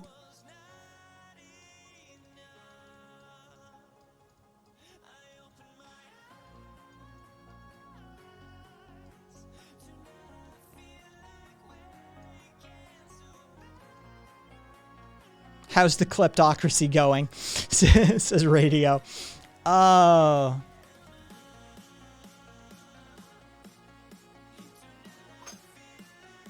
Yes, exactly. Wither King, the good people get attacked for doing good. Can't let the tourists know we have so many poor. They already saw the bodies at the sign. These days, we don't do the body dump anymore. That's back in the mob days. But, yeah, we do kajigger the statistics from time to time. I did it again. Okay, ABCD, you have to understand that the state and societal organization, aka government, are two separate things. The nation state, who triggered it? It was you. What's up, Joe? The nation state and the system of organization within a society they are two different things. Yeah, I live in Denver. Says Hable, they trigger me weekly. Good on you. Things have gotten a little better, but sweeping people in the middle of the snowstorms and pandemic, throwing all their stuff in the dump. We ran Metro ran a bulldozer through the encampment here. Yeah, literally, just like in They Live. If anyone knows that film, They Live. Ladies and gentlemen, Alex Jones here from Proudly Radical. Since I owe Kai a few favors from back in the old days... shit, I probably shouldn't talk about that. Wait, why are you still recording? Fine. Just be sure to edit it out. Anyways, as I was saying, this is Alex Jones, and I just wanted to teach the proletariat a few things about anarchism. Anarchism isn't about chaos. In fact, it's quite the opposite. Anarchism is about the people. It's about solidarity and mutual aid. It's about removing unjust authority and hierarchies. We should all be anarchists. The world would be a better place. Now, I'm going to apologize again to all those parents whose lives I ruined because I'm such a douchebag. Jones, out. All right, Kai, this has got to make us even for that incident you helped me out with. What did you help him out with? I'm curious. Don't ask, don't tell. Yep. Oh god, then no. Oh no, this is going down a bad road. Oh no, actually that's not going down a good road. Now I have a picture of Alex Jones sucking dicks in my head.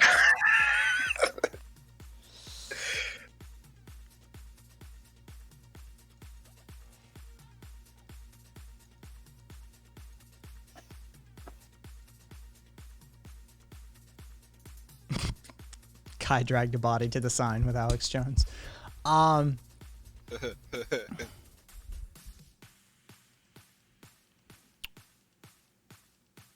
Hey, Cranky Bookworm, welcome. Alex, what did you do now? Good question. Really, Alex? God damn it, Alex. ABCD, you need to look into Catalonia and the Spanish Civil War. 50% of agriculture and industry was being produced by anarchistically organized communes during that time. There are all sorts of examples of large-scale industrial organization. Puerto Real to this day is a bunch of anarcho-syndicalists who organize and control the docks, the industry, the trade in Puerto Real. They're now attacking healthcare, tax methodologies, education, and other things. And military organization. Yeah. The Ukrainian Black Army with Nestor Makhno, who went toe to toe with the anti-Soviet White Army, was anarchistically organized. You'd be amazed what you can accomplish with anarchistic organization.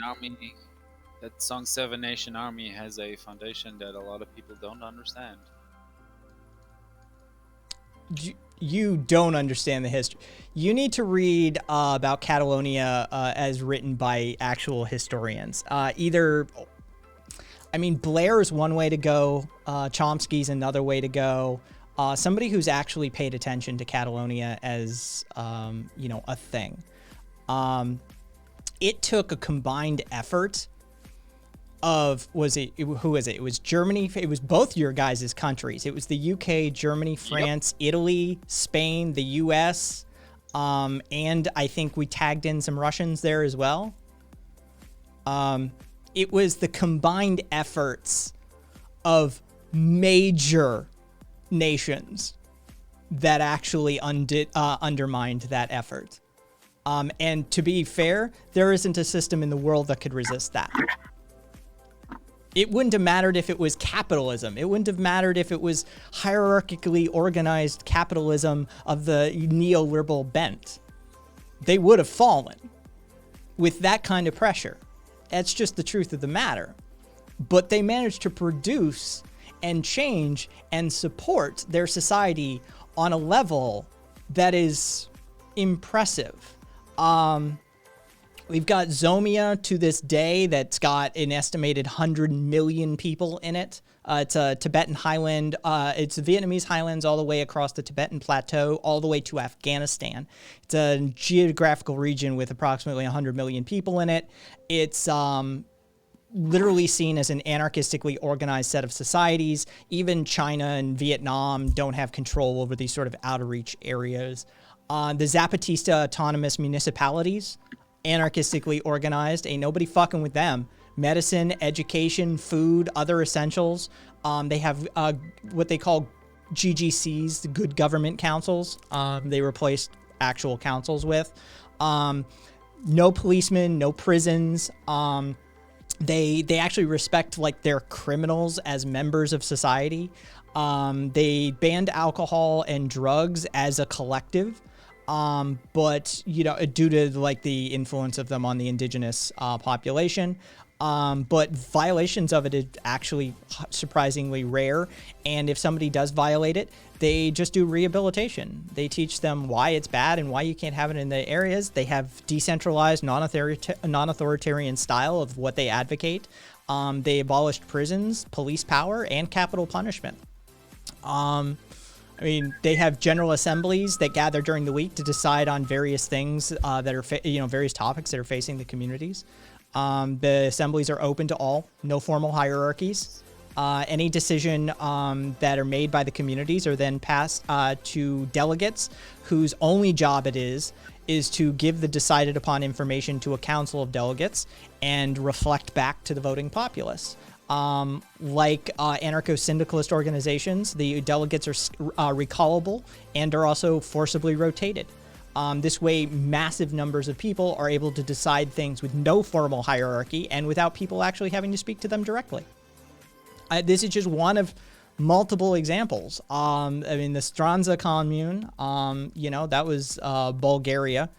Shinmin, which is the Korean Anarcho-Communist Federation, that while Korea was collapsing because of proxy wars that the West was waging, that Russia, China, and the West were waging in the region, was providing for, entire regions of that country. Agriculture, education, finance, they took up the fucking slack. And then, there's the biggie in the room, of course, Rojava. Oh, yeah. So, you know,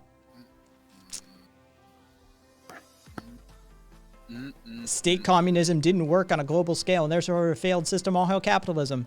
I mean, I know multiple people who would argue successfully nobody's actually tried state communism. Nobody's gotten to it.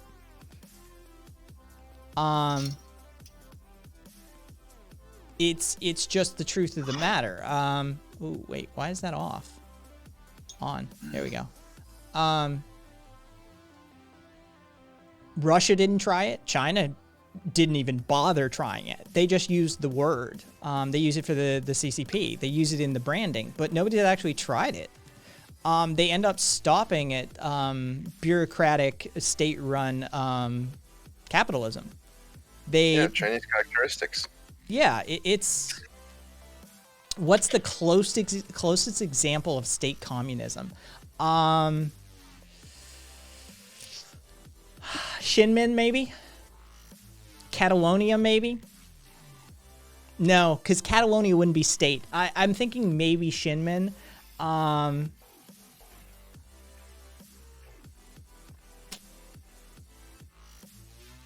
Paris Commune. The Paris Commune would probably be the closest example, because they still had representative governance, right? Like, they didn't actually go full anarchistic tendencies. So it's people like Shinmin and like Rojava and Zapatista, they all go anarchistically organized. But the Paris Commune didn't actually, they had anarchists, but they still utilized a representative form of governance that you could argue is essentially a form of state. And they had like actual communistic tendencies, right? Like so they pushed towards it. I think they got a little closer than anybody else. Also, 123. I'm guessing we're talking to 123. Yeah, we're talking to everybody at this point. Okay, but 123. They're saying all of these examples have done little on the stage of world history, states drive history. Kind of disagree. They've done quite a few things. Also, not forgotten. And there's a lot of people right now, including us, who have not forgotten and who are carrying the torch on. This shit is not gonna go away. It will never go away. Are you seeing a picture here? I mean, it's never gonna go away. Political scientists, historians, and just common people alone would vehemently disagree. Yeah. States themselves, if they realize, oh shit, we have a deficit here where we as a state, as a top-down hierarchy, cannot carry this shit anymore. Guys, start planting shit in your own yards, start feeding each other, blah blah blah. They use it themselves. I mean, it's everywhere. It's all permeating. There's an argument to be made even that, if you want to talk the most influential permanent impact, is probably the Qin dynasty. 2,000 years worth of influential history, right? Like, they set the formation. They pushed that ball into action. Probably the most influential set of, form of governance was a monarchy as run by the Qin dynasty in China. They make everybody else look like children. America has been around. We're not even past is the baby gonna drink the bleach under the cupboard stage of nation state development yet. Yes. Like, we haven't even gotten out of our crib yet. That's how a lot of Europeans think about Americans, actually, by the way. And you better believe there have been bigger flashes in the pan than us before. It's just the way it is. Did I hit? I changed my mouse resolution. I have a button for that. Oh yeah, I used to have a great mouse, but then I fucked it up. because I disassembled it, reassembled it, and accidentally lost one screw because I was drunk. Oh, okay, so I know what I'm up against now. All right. So you're sounding like Confederate flag Southerners who say the South will rise again. I doubt it, dude. You can identify with the cause, but if you 0.0001% of the population isn't just a fan Centrist club. confirmed. There's 100 million people in Zomia right now. Rojava got at least a few million. I mean, these are current things. The Zapatista autonomous municipalities exist right now. Right? The anarchistic Republic of Kospaya, admittedly very small, lasted longer than the U.S. has, by at present about 100 years. All right? No laws, no judges, no police, no military. Highly successful. To the point where the Papal States saw them as a threat to the papacy. Okay? This is, yeah. These aren't like flash in the pants. There are some flash in the pants, like the Paris Commune. But, I mean, they got stomped out. Like, the streets ran red from the Paris Commune. Mm-hmm. It was brutal. They shot and killed and stabbed and executed and chopped heads off. Like, it was brutal. It was a put down. Yeah. Same with the Free Territory, which is Makhno in Ukraine. I mean, literally global powers conspired.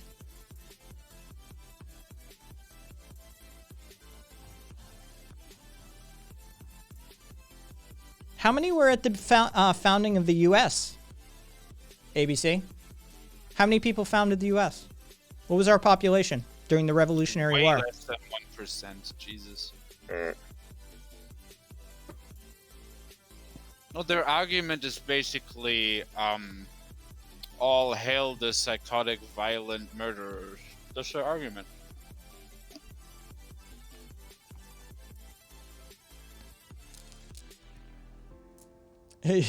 Hots. Somehow not much of this was covered in my 8th grade education. Interesting. So you're telling me the people who are authoritatively in charge of you aren't going to tell you and give you the tools of how to overthrow authority mechanisms? Fascinating. It's almost like Americans are purposefully miseducated. It's almost like we're propagandized from on a daily basis. That's why everyone should have at least one hippie teacher. I know, right? Hey, Moomin. Yes. Yeah, the Paris Commune was a pretty heavy put down. It really was. Yeah, I'm fucking lucky that in animation school, our director wanted us to have a course on, well, more or less propaganda, and that's when I was exposed to Chomsky and manufacturing consent. And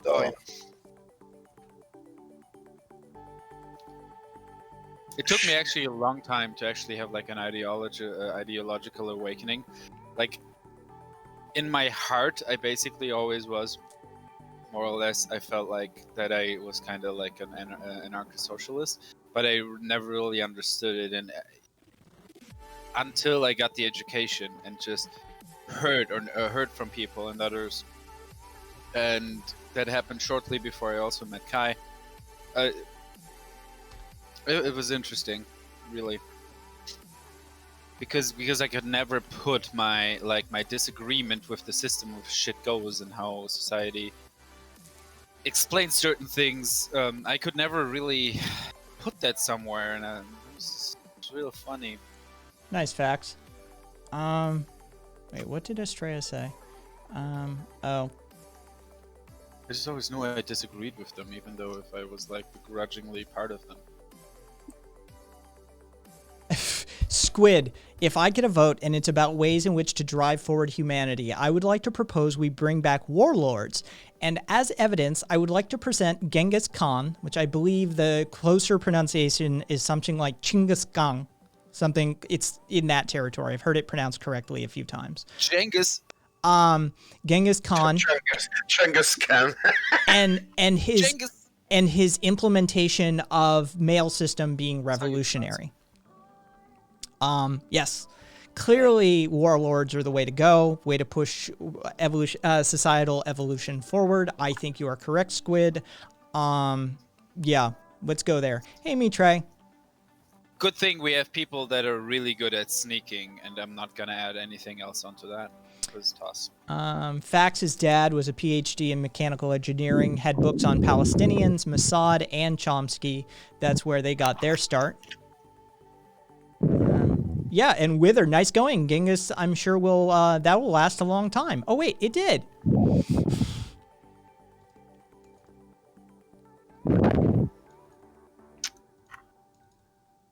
And to Moomin, he was not a tutor, he was the director, fortunately.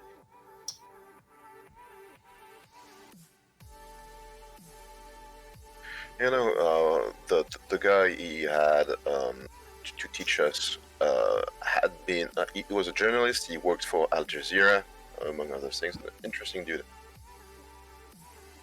Also, the guy who introduced me to the book I talked to Kai about psychology and manipulation.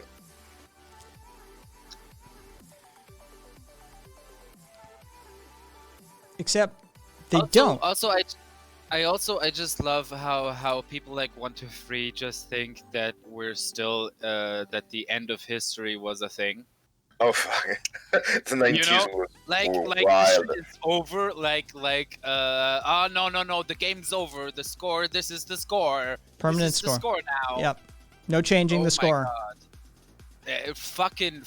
What a fucking childish, imbecile way to look at things. It is intellectually barren to see things that way. It is sad to see people like you.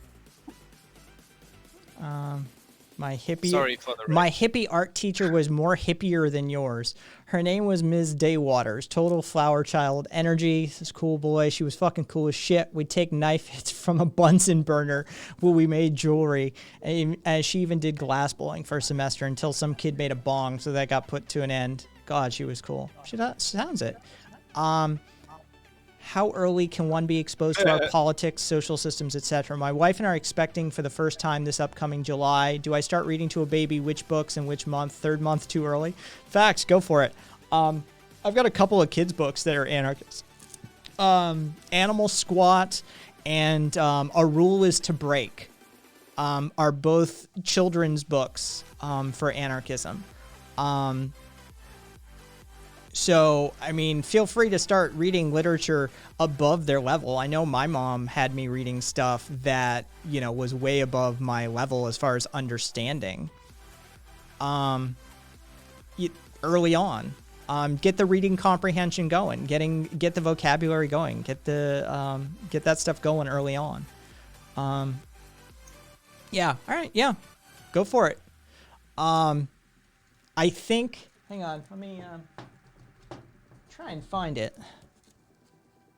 I think Noam Chomsky was 12 when he wrote his first paper on revolutionary Spain.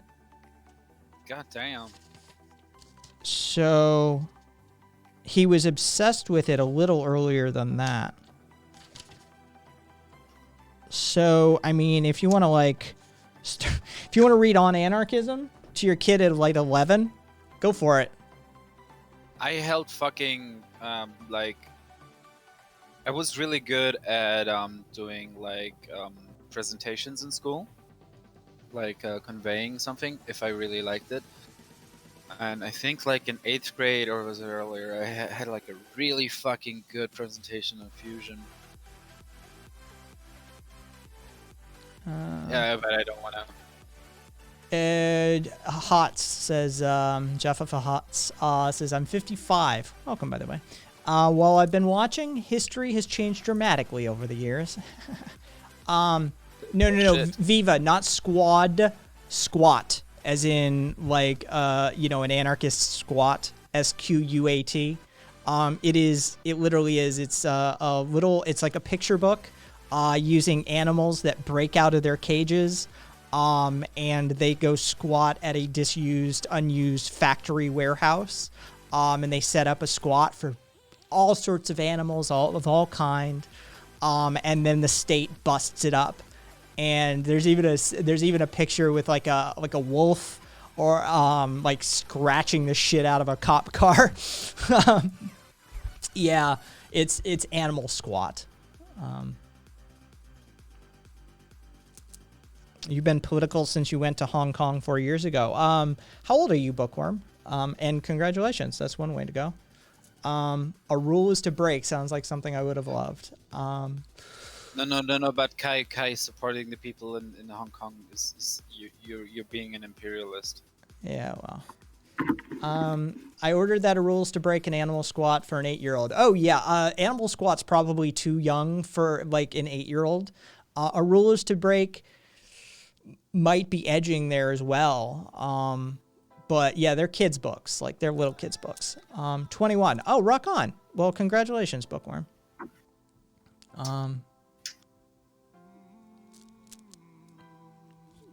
Australia has people that squat in the bushlands. We have what's called BLM, right? Not Black Lives Matter. The Bureau of Land Management. We have the Bureau of Land Management here, and it controls a vast majority of the Western land, and you are free to camp on it. Just go out there and camp on it. It's public land. Yes, BLM is where things get weird. It is. Having partied there as a teenager and, that sort of thing, it's the cops, the county sheriffs, none of them have jurisdiction out there. And so... Yeah, on the other end. Yes, but nobody's going to call them. And so, yeah, it's... no, not for me, Polly. Not at present. Hots, I might actually buy a rule is to break for myself. I mean,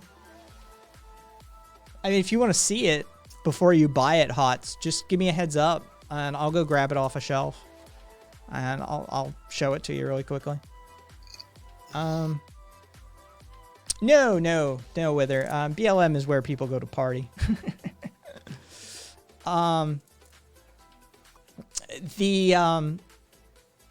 The Rangers have jurisdiction out there. That's who has jurisdiction out there.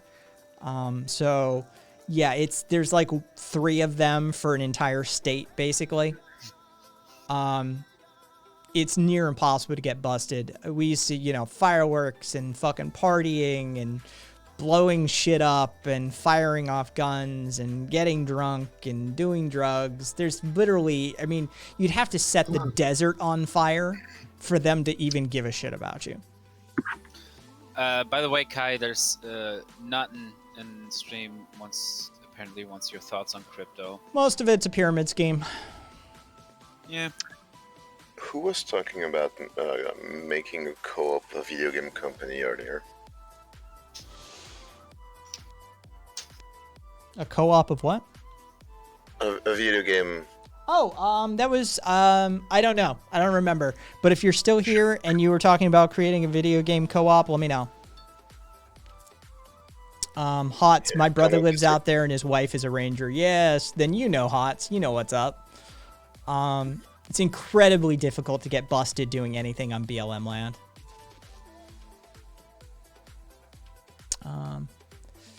Hable, I can't recall if I asked you about your thoughts on People's Party. More specifically, Movement for a People's Party, which, by the way, is formally rebranding themselves to drop the Movement Party and establish their official party brand. I'm on the tech team. So what are they going to call themselves? Like, officially, what are they calling themselves? As for my thoughts, TBD. Third parties in America have such an uphill battle. I think that, there's probably been no better time in history to try, but between the shit fuckery that the binary party system gets up to, gerrymandering, the legal rigging of the system, third parties tend to be spoiler candidates. So you have to sort of reach a critical mass of support with that third party in a specific region. I think a national party probably wouldn't be as effective as like a regional or a state party. You could hope to seat some people in local municipalities, sheriffs, that sort of stuff. At the county and at the state level, you probably could get some stuff done. At the federal level, I think you guys would act as spoiler candidates, which I would hesitate to do because you would actually lose support doing that. So I would say, like, either you very specifically run candidates in, like, uncontested elections rather than up against, say, an election that already has a Democrat and a Republican in it. That way, you don't act as that spoiler candidate, and you don't get the ill will of the voting public as a result of that. I think that would be the way to go for you guys. But definitely focus on down ticket. Yeah. Because that's where you can do the most good.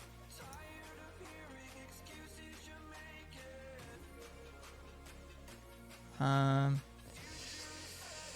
looking at my local Food Not Bombs chapter, which is a mistake. It keeps talking about juice cleanses.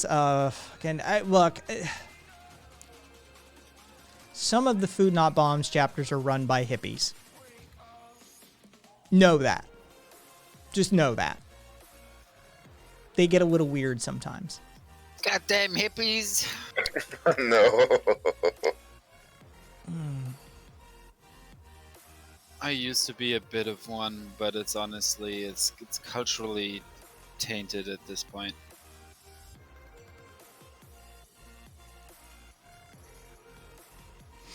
So, why I've spent this much time on a single person, but I'm going to continue doing it. ABCD. So, organized anarcho-syndicalism. So, shouldn't we try and take power for the working class instead of dismantling power and letting the greedy take advantage of us again? We're not talking about dismantling power. Power is inherent. Power is just a thing that will always exist. But why don't you organize anarcho-syndicalism then? And if you're wondering, type !ANSYN, ANSYN, and you can read an essay on what anarcho-syndicalist organizational structures look like and how they empower the working class directly.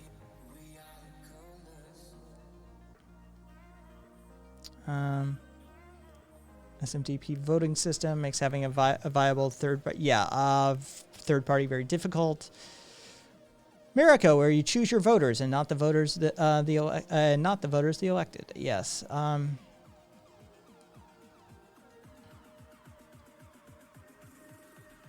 Yeah, we've identified that as well. Down ballot and ranked choice voting are our priorities. Fair enough.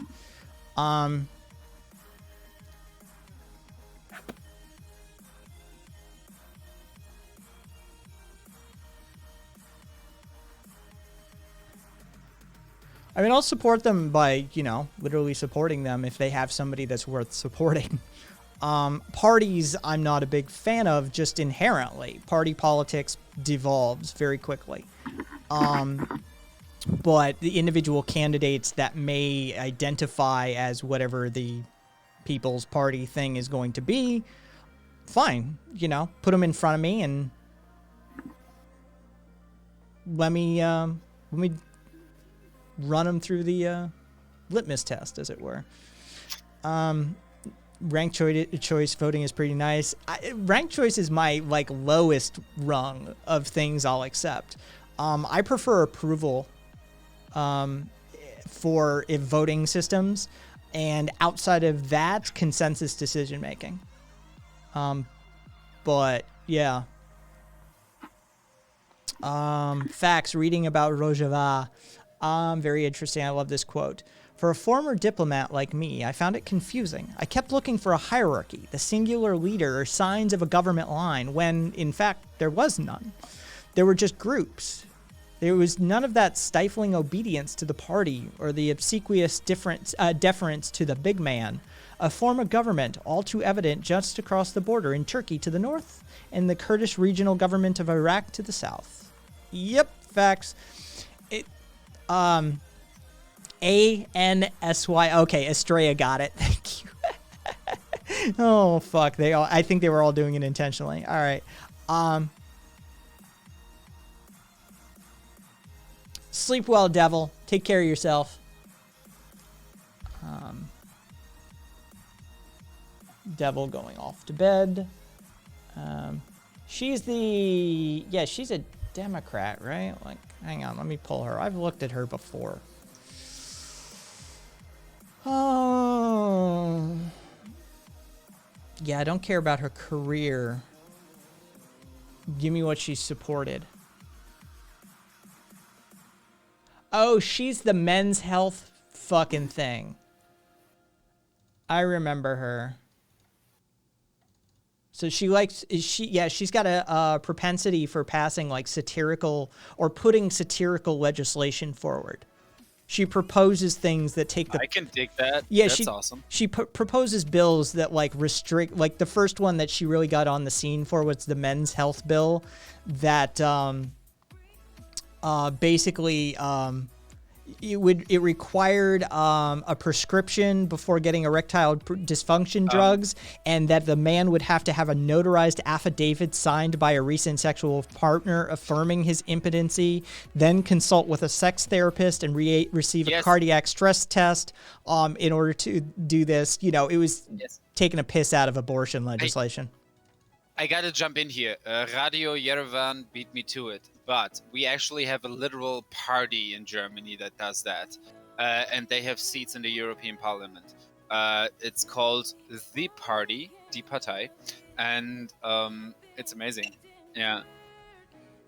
They wanted to as radio. They're just great. They're literally a anti-fascist satirical party, and I call them the what do you call it again? The bird that that miners used to take into the mine because Canary. that bird had A canary. Canary. Yeah, I literally call them the canary of democracy, because as soon as they get in some shape or form outlawed, then it's literally done, dunesies. Then it's too late. Yeah, they're awesome. Like I love this satirical politics. It's great. It's really healthy. Okay, so I'm reading about some of her positions here. I don't know about her. Yeah, no, because I was asked. I would love to see a straight platform sheet for her. I enjoy her tactics and her antics. Supported Sanders, but she says stuff like, I believe that the Democratic Party is worth fighting for. Sonnenborn doesn't suck. I would like to hear more about her, like her literal platform. But she doesn't absolutely suck upon immediate review. So, that. Feels like some praxis right there.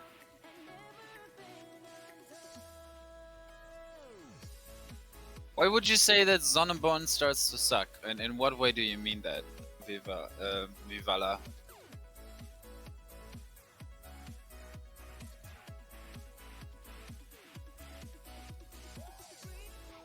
Or is that some sort of satire, I guess? ABCD, what if we do it? Like, you're not catching this, apparently. If you organize an anarcho-syndicalist, and just synd, because most people can't spell it, syndicalist country, a more well-organized and powerful state will likely just conquer you. Like the U.S.? You do realize if we do any of this, there is no one more powerful than us. Like, can we just hit him over the head with Mondragon? Mondragon? I mean, seriously. I mean, 11 billion in fucking revenue. Shut the fuck up. It's something like 25. What? Yeah. Oh no, it's- that was net. I was talking about the net profit. Okay, yeah. I was gonna say their like total assets are like 25 billion euros. Yeah, and see how that revenue splits down to almost 50% of net. That's interesting. And they employ something like 75,000 people. Oh no, I'm Yeah. sorry. They're up to like 82,000 these days. I'm actually, honestly, I'm gonna do that, and sometime soon I'm gonna contact them, and I'm gonna see if I can participate in that. Either get an education or just fucking work for them, even if I be the fucking groundskeeper, man.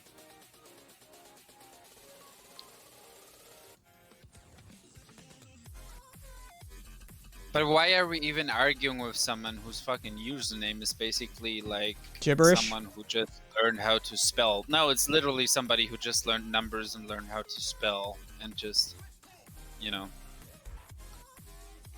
Chimera. It's more representative. No, the chances of it is fucking low, but why not fucking fight for it? Why not fight for what you know is right? You're being a defeatist fucking... I don't want to say that.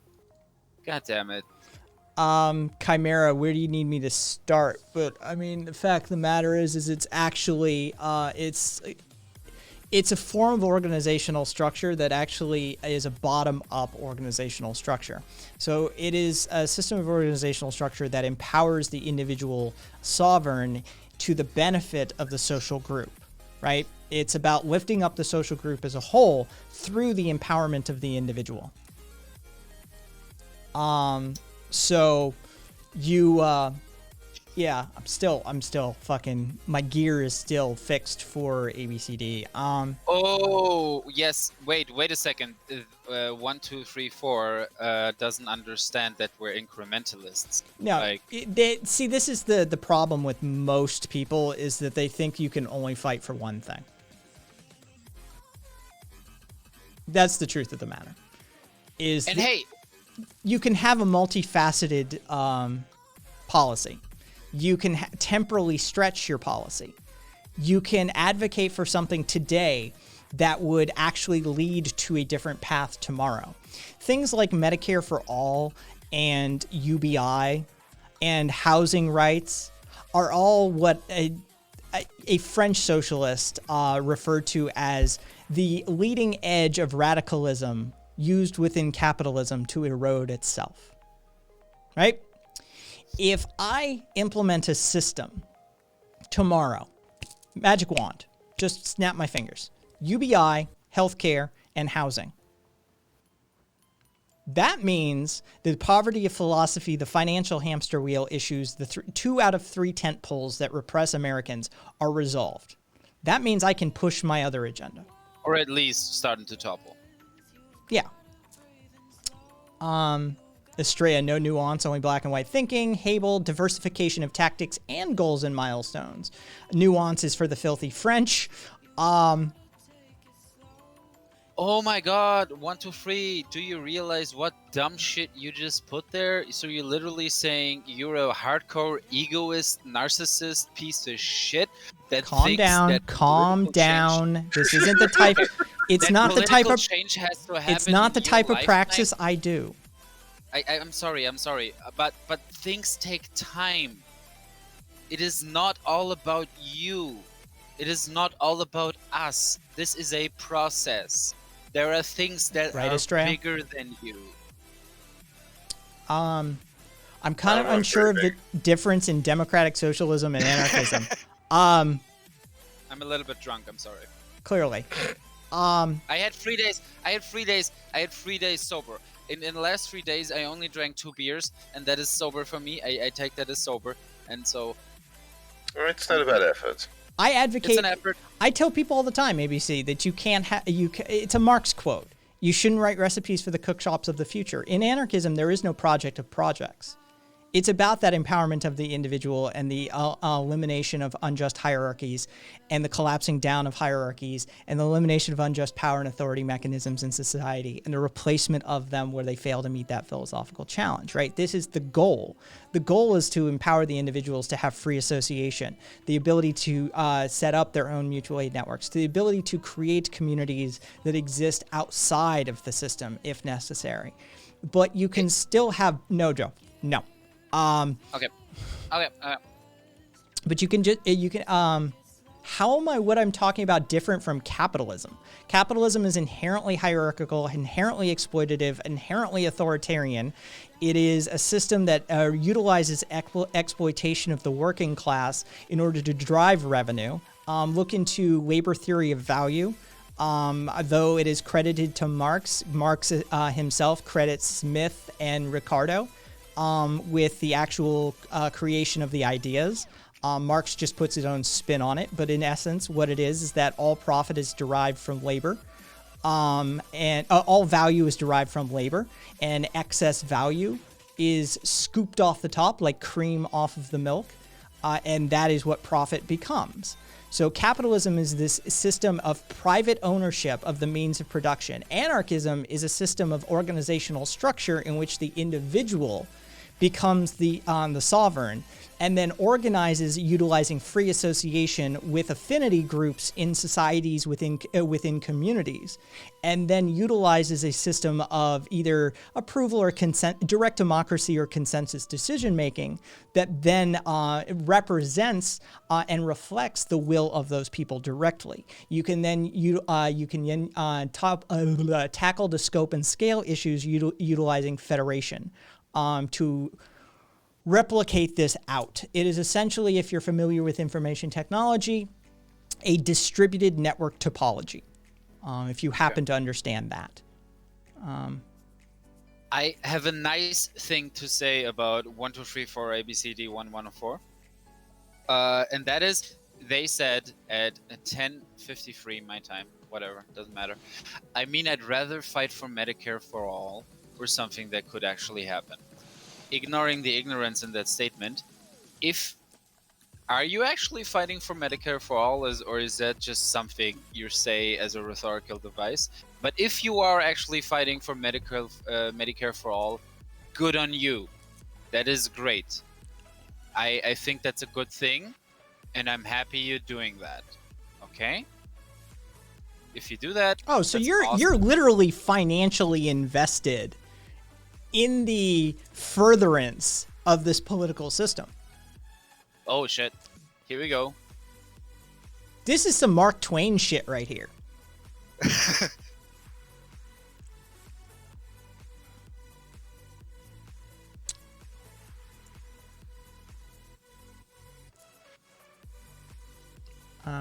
Yeah, it's a certain short-sightedness. I mean, I understand it. Now I kind of don't want to rag on them anymore because, yes, good little worker drone, yes, do the job, fight for medical for all. That's a good thing. Do it.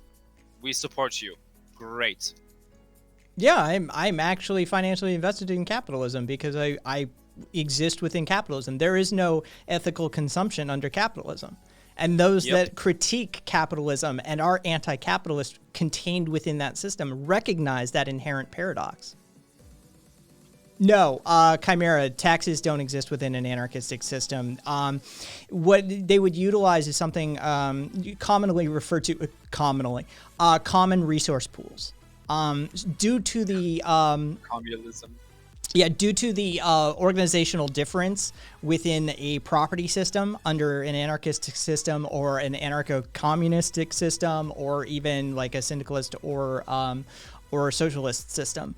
Of course we can. They would utilize something that's technically called common resource pools. So taxes wouldn't necessarily even be a thing. But as a stopgap in the interim, yes, you can go to my cheat sheet, cs.kaisthings, kaisthings.com. There's a section under anarchism called Anarchists on Taxes, Should They Be Abolished? And so there's a segment by Chomsky, and then there's an explanation under that as to what it looks like in a future state. No, private...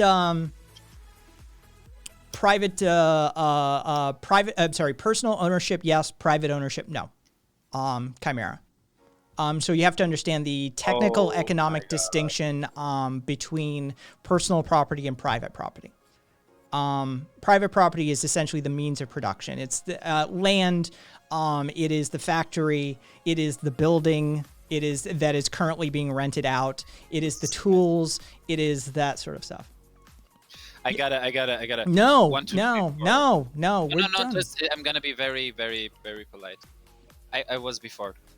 1, 2, 3, 4. Yes, we can use your job against you, and yes, you can address people.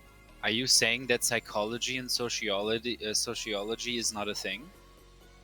I mean, I don't like ad hominem attacks and all that shit. That's BS. But if you completely deny the fucking implications of the influences you have from your job, that's Chimera, does that mean you don't own anything? No, personal property is very much a thing within communistic systems, anarchistic systems. Personal property exists. Does everyone get a house? Yeah. Housing would be seen as a human right. If you want a really good example of this, Vienna.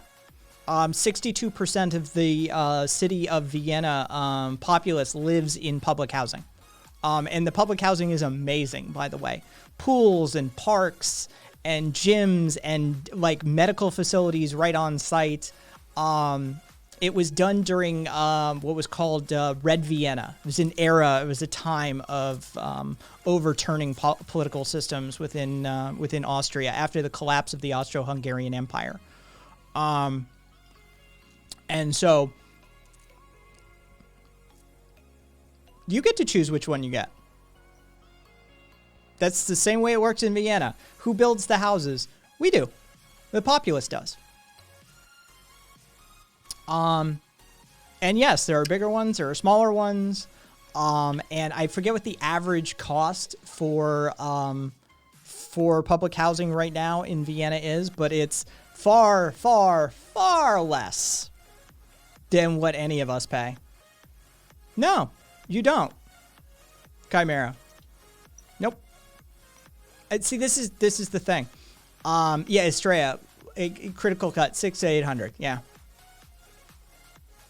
What are you capable of doing? What do you want to do? What's your passion? Do you make music? Do you create art? What's your thing?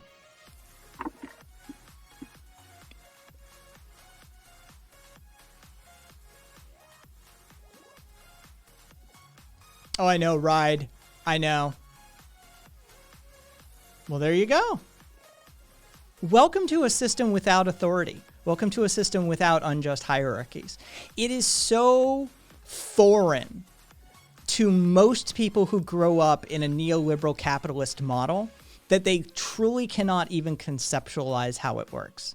And yet there are people who experience these systems. They're like, yeah, any indigenous person will tell you how this works. Because all of the indigenous societies are like the OG proto-anarchists, right? Like they get this inherently. I've never had to have this conversation with an indigenous person. They automatically understand these concepts. It is sort of the broken neoliberal capitalist brain that has trouble with these concepts. Hey, lol, Kai, true that. It's just one of those things that you've been literally brainwashed from day one. Hey, Tam. Yeah, soccer fans put 140,000 work hours into a stadium for their club in Berlin. Which stadium was that? Yeah, I don't fucking remember. Yeah, it's the Forest one. There's the giant brutalist architecture one. It's the Forest one. Super nice. It's the Forest. Yeah. I mean, it doesn't look pretty, but it's a fucking soccer stadium. Alte Forst or something like that. But aesthetics is for the fascists. Yeah. Do not. Yeah, Alte Försterei. Hey, Radio Yerevan. Which state are you from? I don't want to dox you, but which state? In Germany. Or where do you reside? Like, whatever. Yeah.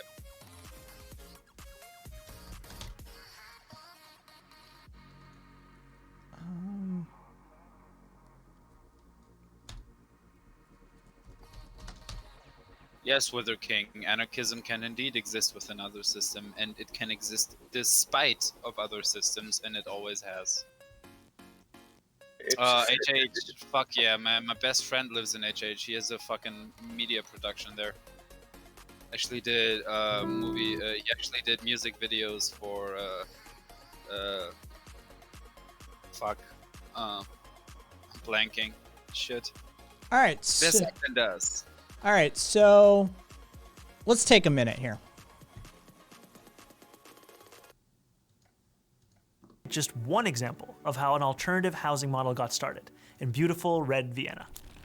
At the end of the First World War, the Austro-Hungarian Empire collapsed, leaving behind a number of successor states, including modern-day Austria, home to the former imperial capital of Vienna, the 5th largest city in the world. Despite being the seat of an empire, the chaos of the war and decades of neglect had left the working class of Vienna in desperate circumstances. Inflation was rampant, jobs were scarce, social services were non-existent, and hundreds of thousands of people were crammed into decaying tenements where overcrowding, disease, and violence were rampant. So it's no surprise that in 1919, at the first elections ever held in Austria where all adult citizens could vote, the Social Democratic Party swept into power at the municipal level on the promise of dramatic social and economic reform. And they delivered. The new government of Vienna implemented a huge range of services, including public health care and public child care. They built high-quality hospitals, schools, and recreational facilities. But their crowning achievement was an ambitious program of social housing, what Americans call public housing, that began in 1923 and saw 60,000 new apartments constructed in the first year of its existence, built by the government and financed by taxes on the rich. But these weren't the kinds of apartments you might picture when you think of public housing in the United States. Drab high-rises plagued by chronic neglect and underinvestment. Residents could enjoy leafy courtyards, wide-open spaces, and plenty of natural light. They had shared laundries, state-of-the-art kitchens, food co-ops, bathhouses, pharmacies, lecture halls, schools, and swimming pools. These apartments were designed to be both beautiful to look at and beautiful to live in, fostering a sense of shared community among the people who lived there. And the best part was that because the city didn't have to worry about making a profit, just about paying off their maintenance costs, these homes were both much nicer and much cheaper than what workers had previously known. In 1926, the average rent in Viennese social housing was about just 4% of a monthly wage. The first 15 years after Austrian independence saw its capital transform from a symbol of urban blight into a beacon of socialist governance. It became known as Red Vienna, after the official color of the socialists who had pioneered these changes. And even though Red Vienna fell in 1934 when the country was seized by fascists, who did what they could to roll back social housing, that commitment to good, cheap housing remained after the Second World War. Today, an astonishing 62% of all city residents live in social housing, with the average monthly rent falling somewhere between $400 and $600 a month, with subsidies for lower-income tenants. That is a fraction of what people in America pay. Unlike in the United States, where public housing is treated as a worst-case way to house the very poor, Vienna's social housing residents are extremely diverse. Everyone except the top fifth of the population. Okay, that's public housing. Everybody look at that picture. That's public housing. Is eligible to live in social housing. This means there's broad appeal across many segments of society, which creates the foundation for its political popularity. That is how the majority of people in Vienna enjoy something that's considered almost utopian here in New York. Affordable housing that isn't just cheap, but desirable. Housing that isn't just four walls and a roof, but a real home, with a sense of stability, safety, and community built in. Now, of course, this is only one example of an alternative framework for housing. All right. This is not complicated, folks. It really isn't that complicated. And they did it from a democratic socialist position. You can do it from an anarchist position. You could do it from a communist position. Hell, you can even do this from a capitalist position. All it takes is the will of the people. This is the truth of the matter. It just takes a group of people who want to actually do it. Mitre, homogenous demographics. Fuck you, Mitre. Yes, but if everyone gets a house, then Bezos won't be able to steal the moon or do evil bald-headed guy stuff. This is just a matter of willpower. Here's the truth of the matter.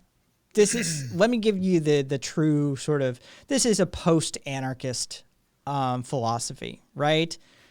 Here's the true pill. Hey, I moved you over once, RV. None of it's real. None of it's real. These are all just human constructs. It's all just systems we make up and we decide to order ourselves by.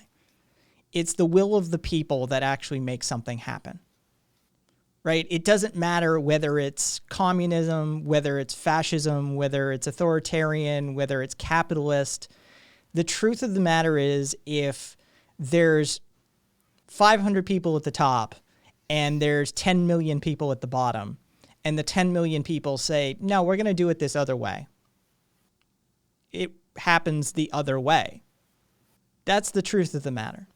So all we're talking about is the nature of and ways for human beings to relate to each other. We're talking about self-organizational systems. That's all. I mean, that's the truth of the matter. Yes, as a Marxist, all these systems that were literally made up somewhere down the line. Communication breakdown, it's always the same. Yeah, now we're getting to the deep anarchy theory. It's post-anarchism is what that's usually qualified as, Estrella. Is the truth of the matter is that your starting position should be that you were born with all of the inalienable rights that you could ever have, that authoritarian mechanisms that hold you in place are fictions, and that we automatically should be organizing ourselves via free association and distributed network systems. That should be our starting position, not our end goal. But the truth of the matter is that most people aren't there. Most people aren't mentally there. They're not prepared. They're not educated. They're not, experienced in that. And so they have all of this inbuilt trauma. They have all of this inbuilt propaganda. They have these habits of behavior. And we have to take time to break those habits. We have to take time to educate people. We have to take time to transition people into a new way of thinking and operating. And the reason that I advocate for anarchism is because it's the most fair, it's the most equitable, it's the most humane and egalitarian one out of them all. Now, should anarchism be our end goal? No, it should be our trajectory. The end goal is for the people of the future to decide for themselves. There is no anarchistic project of projects. The goal is to get you to understand that you are actually an individual encased in a macrocosm called society, and that through the empowerment, education, and bettering of you, providing you as an individual the tools and the resources that you need to thrive, betters society as a whole.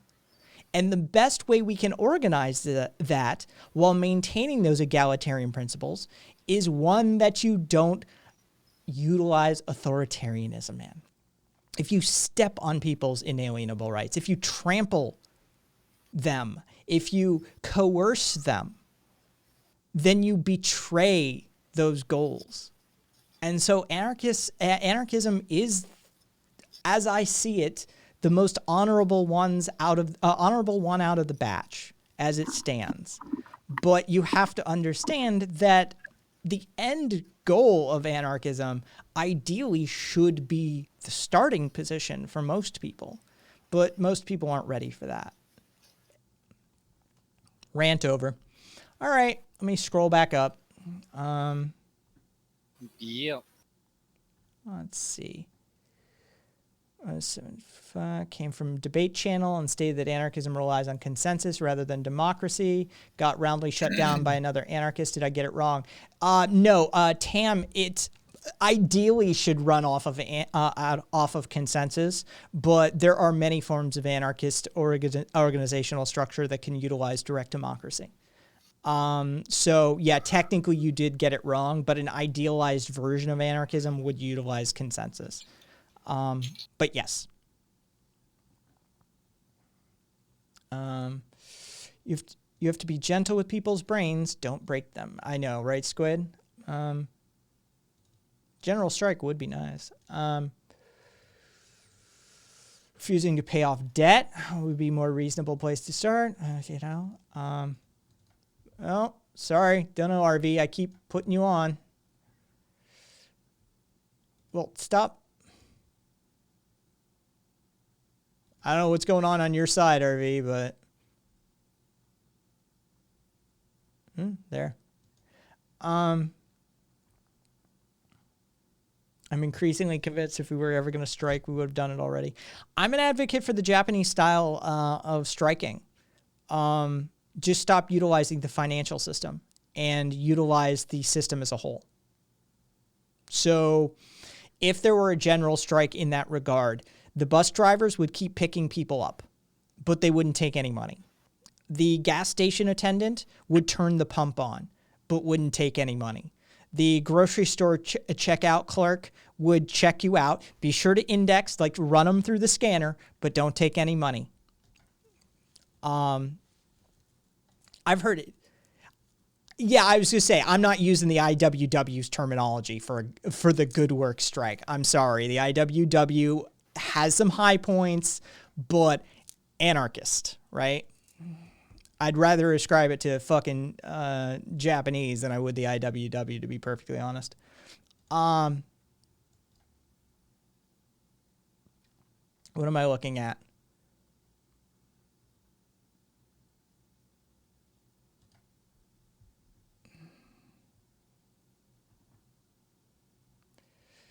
No kidding. You got to be careful with people's brains. Take a look at this.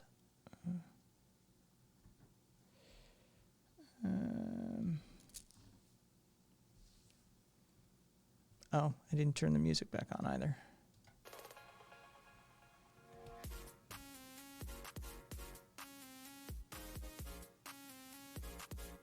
ADHD, Asperger's, person of color, car accidents. He struck another moving vehicle, did stop, fled the parking lot. He then, passing traffic, speeding, reached a median brake, drove straight into oncoming traffic and struck another vehicle head on. He's fucked. Husband and wife climbed out of his vehicle, stated he was trying to kill himself. Okay. It's this link that Jose sent me. Oh no, you gotta be careful with people's brains. I agree. As a fledgling psychologist. Oh, they coerced him into a plea deal.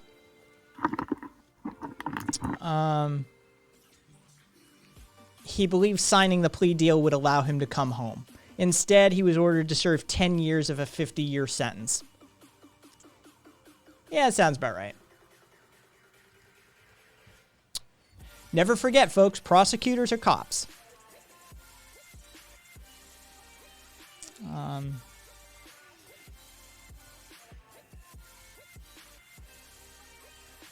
Oh man, there's so much fucked up shit in this story. Yikes. Poor guy. I mean, what he did was fucked up, but still. No, I didn't say there's no such thing as human nature. In no way, shape, or form did I utter those words, and I'm on the record to we can roll it back and check. You said earlier that there was no such thing as human nature and that everything we blame are just social constructs that are determined by willpower. No, I said that it's a matter of willpower as to whether anything changes. It's a matter of whether human beings want to change things or not. If so, wouldn't the reasoning behind your pursuit of anarchism just be a social construct itself? What would be the argument for anarchism if the basis is only willpower? One that also one thing. Human nature is a bullshit argument. Our nature is cooperative. Period. Stop. And saying like, okay, I feel in a lot of conversations, human nature has replaced what is godly, like the natural, as replaced the theological in political discourse. What is normal? What are we supposed to be as humans? And it's a conversation stopper. Yeah. Also, I kind of realized that most people who pull out of their ass that argument, well, not always, but people who like to push that as an argument, that they don't usually understand the first thing about human nature.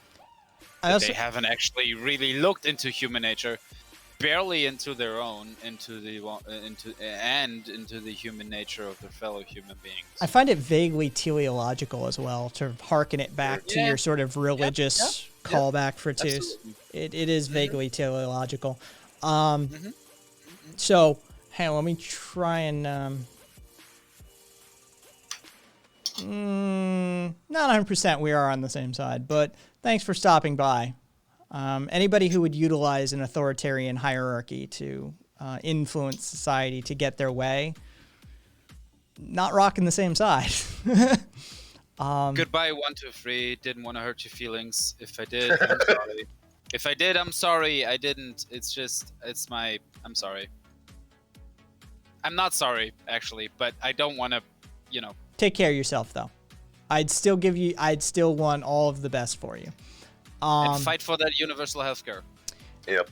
Let's see, 2 years in advance, promotion, education, etc., with a set date when everybody stops paying. Yeah, I know. It would take huge organizational structure, Hable.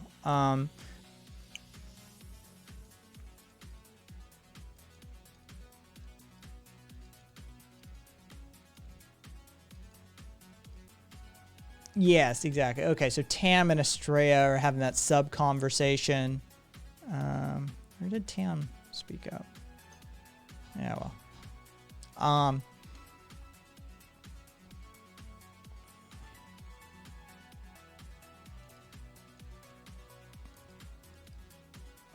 What would be an argument for anarchism if the basis is only willpower? Efficiency and morals. There. I'm not even going to do a huge dissertation on it. Anarchism is highly efficient. It's the system that tends to crop up when all the other systems have either exploited themselves to death or failed due to their warmongering nature. Very efficient organizational system. And second, it has the high ground as far as ethics and morals go. So you could argue it from either direction, whichever one is more efficient for you.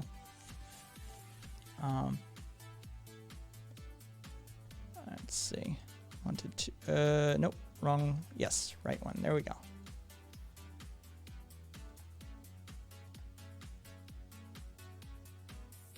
One has to ask themselves, well, I really don't like to argue from a moral perspective, right? But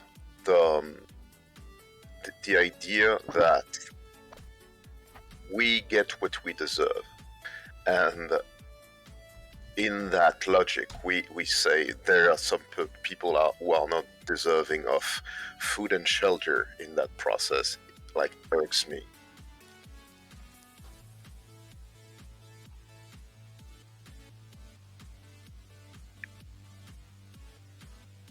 A beautiful, beautiful, beautiful paragraph that ride the wind said. Hold on, I'm checking other stuff. We're malleable as hell. Oh, good night, Lawston. Good night. Yep, catch you later. Good night. We're Sleep well. We're malleable as hell, and it's based off of the environments and structures we're forced to work with. Yeah, it's terrifying how adaptable we are. Yep. When profits are valued more than people, competition more than cooperation, what do you think the result is? Under anarchist society with needs met and oppressive structures destroyed, we'd be a hell of a lot nicer by default, if you ask me.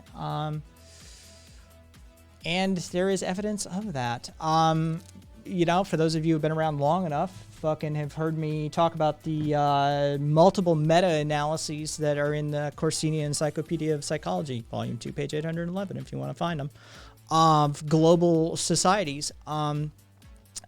of national societies on a global scale. And the rates of empathy, measurable empathetic responses within those societies, it decreases when you are dealing with a society that that emphasizes individualistic nature. Thank you for the follow, Shock, and thank you for the follow, Starlight. When you're in a society that re-emphasizes or emphasizes that individualistic nature, such as North American society, United States society, that has this hyper-individualistic nature, it actually decreases the empathetic response. But if you go to a more communitarian, socially influenced society, such as some of the Southeast Asian societies, what you find is a greater empathetic response. So the fact of the matter is that the nature of your society alone can dictate how you as a human being respond to events within your world, and whether you will be more compassionate as a response of that. Yes, exactly, Estrella. What did? Yes. Because we're all angsty anarchidos, and we're all little children. Yes. Pricey course is the main thread always. Davos convention. Oh yeah. Fucking Davos, Switzerland, always a fun time. Who knows whether? You never know.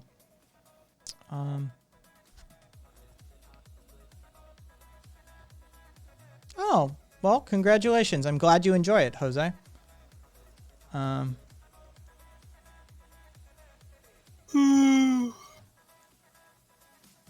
RV, You guys don't get to yawn. Yeah, you guys don't get to yawn. Aren't you guys in Europe? Fuck you. Suck my dick. That was a bit aggressive. I'm sorry. Yeah, you're getting a little. Well, but We honestly, what is the like? I don't. This is just my vernacular, okay? No, I know. It's. I don't mean it in a like I know. I know. Yeah. So yeah. Good morning to everybody. Yeah. Good morning. So Kai. So basically, I just want to make sure like I'm kind of like doing the right thing by what I'm doing, which is not necessarily like confronting this stuff when I see it, but at least like kind of like trying to like kind of squash it when I see it, like this kind of like fascist kind of call for unity with leftists. So am I on the right track here? Because I feel like there's a lot of confusion on the left right now in the United States with these guys. Hang on, let me pull that back up and see.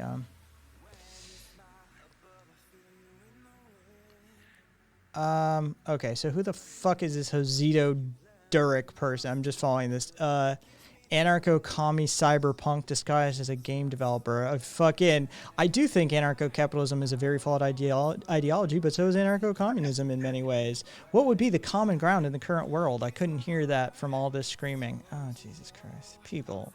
Yeah, I don't know about that account. They followed me or whatever, and I don't want to like platform myself or anything like that, or like platform anybody specifically, but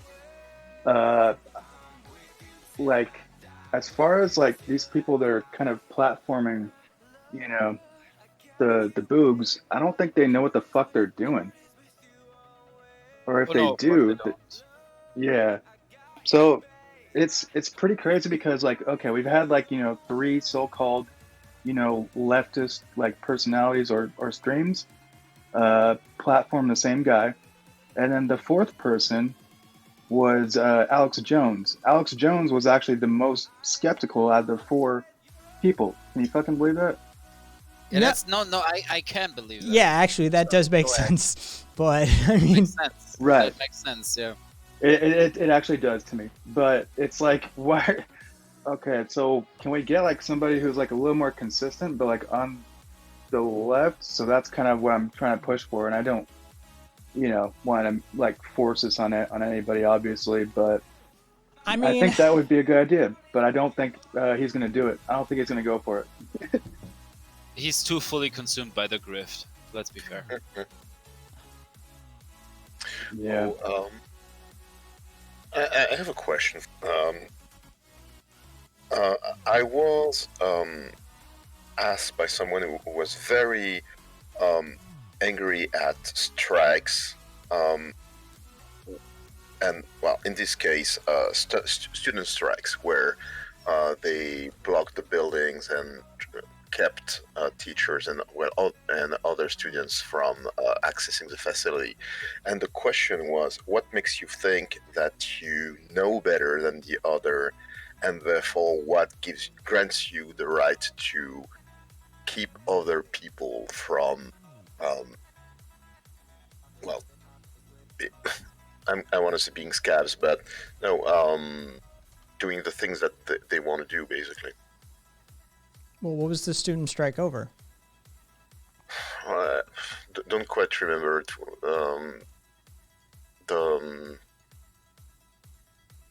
what was it? I'm not even sure that it was a point. Because I mean, that's what matters is the topic at hand. It doesn't matter the strike. You could strike over, fucking those jackasses in Alabama back in the day were basically having a student strike over the fact that their schools were being desegregated, right? Like the strike itself isn't. It's a tool. The tool is not inherently moral or ethical either direction. What matters is the topic of which, the point of contention in which the tool is being used. So I'd have to know, what were they striking over first before I could even speak slightly. Yep. I mean, it's literally the same thing with fucking guns. Oh, you used a gun to shoot a class full of like kindergartners. Yeah, not a great example. Oh, you used a gun to fend off a bunch of fascists who are attempting to take over your region. Oh, all right. Well, that sounds like a useful use. Like, I mean, it's just a tool, one way or the other. And so, yeah, we'd need to know what the strike was about.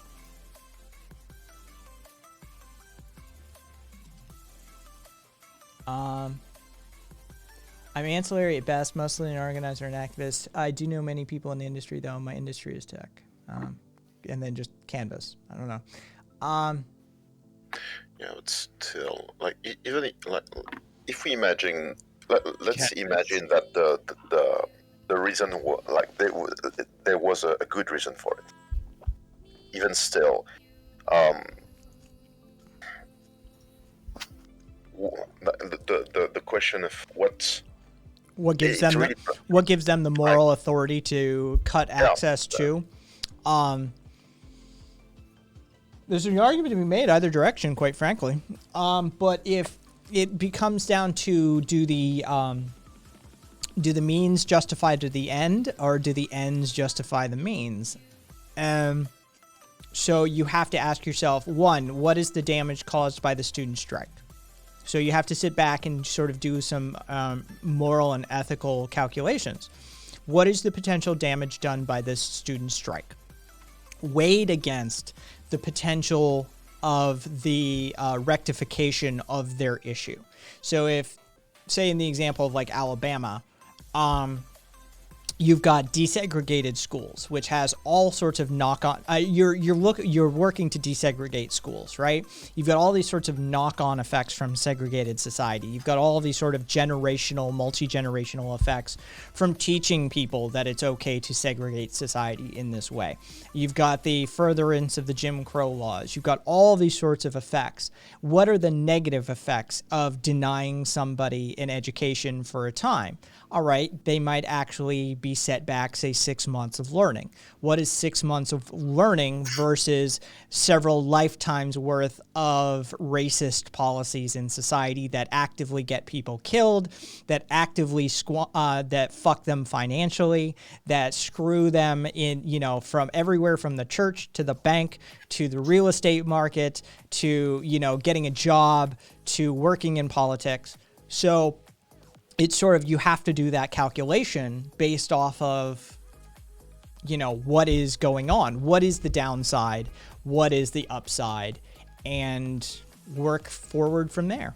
It is very much a form of calculus. And there's always going to be an opinion. There's always going to be room for a differing opinion. Hey, Sue, somebody's going to come along and say, I think that 6 months Hey, Sue, of welcome. delayed education is worse than black people getting fucked over by society. You're going to have that person, inevitably, because morals are intensely personal. So you have to be ready for that point of contention as well. Somebody posted something. RB. Oh, it was RB. What's up, Sue? So this is What's up, their copy image. Nope, copy image address is what I want. Let's look at it up here. All right, let's look at some Boogaloo propaganda. Yeah, thanks for helping me out with this Kai, because I'm really having a hard time with the left right now. Appreciate it. Oh, don't we all? All right. What is the Boogaloo? The Boogaloo is a decentralized leaderless movement focusing on, at least they're not using anarchism as the term. Is a decentralized leaderless movement focusing on the pursuit of liberty and justice for all. Oh, they're right out of the gate. They know whoever wrote this is doing decent propaganda. Right? Yeah, I appreciate good propagandists. I do. The Little Red Book is a piece of fucking art. Landon, thank you for the follow. It consists of people from all walks of life, races, ideologies, and religions, bound by the common idea that governments should fear the people they represent. Hey, thank you for the gift sub, and congratulations, Hable. You can thank Amrus for that. And religions, bound by the common idea that governments should fear the people they represent, not vice versa. Okay, so first things first. You need to bring up why a preponderance of their members talk about the Turner Diaries. That's first and foremost. If you look into the Boogaloo Boys, you inevitably find the Turner Diaries.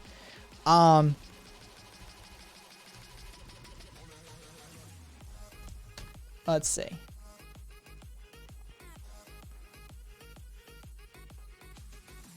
One hashtag used by Boogaloo followers is hashtag Day of the Rope. For those of us that have read the Turner Diaries, already you're like, what? We are the people, all capitals, and we're tired of the eternal struggle of the duopolist elite have brought upon us. We're tired of ever-increasing legislation fueled by stolen wealth in the name of taxes that only furthers the elite stranglehold of the common citizen. Here we go. So, bait them out with some globalist rhetoric and then get them on the Jewish question. Because there's some shit going on there as well. What do we want? And I like the in the name of quote unquote taxes. That's not what that's not why they perceive. That's not how it works. Damn it. If they actually kept to the what do we want rules, Good if night, they Sue. actually Sleep really believe that, then Okay, so for those of you who don't know what the Turner Diaries is, the Turner Diaries is a book written by a fucking madman who has been the inspiration for multiple domestic terror incidents and events within this country, up to and including Timothy McVeigh and the Oklahoma City bombing. The Oklahoma City bombing is literally ripped right out of the pages of the Turner Diaries. It is basically a carbon copy of a portion of the Turner Diaries. Essentially, the Turner Diaries is this fictionalized account of the United States that has gone so politically correct that that women are being raped by black people on the streets, and white people aren't allowed to say anything about it because criticizing a black person is politically incorrect. And it is this stupid fucking book. Like, as far as, you know, somebody who enjoys reading goes, the worst sin in this book, it is horrible. The book is just horrible. Like, it's just terribly written. It is actually boring. Like, you're thinking, like, oh shit, there's like situations and there's like a chapter where a dude blows up a fucking federal building, and there's a day of the ropes where they start hanging race traitors from all of the lampposts all up and down California, and you'd be thinking that this is like action-packed and fucking... No, it's boring. The book is terrible.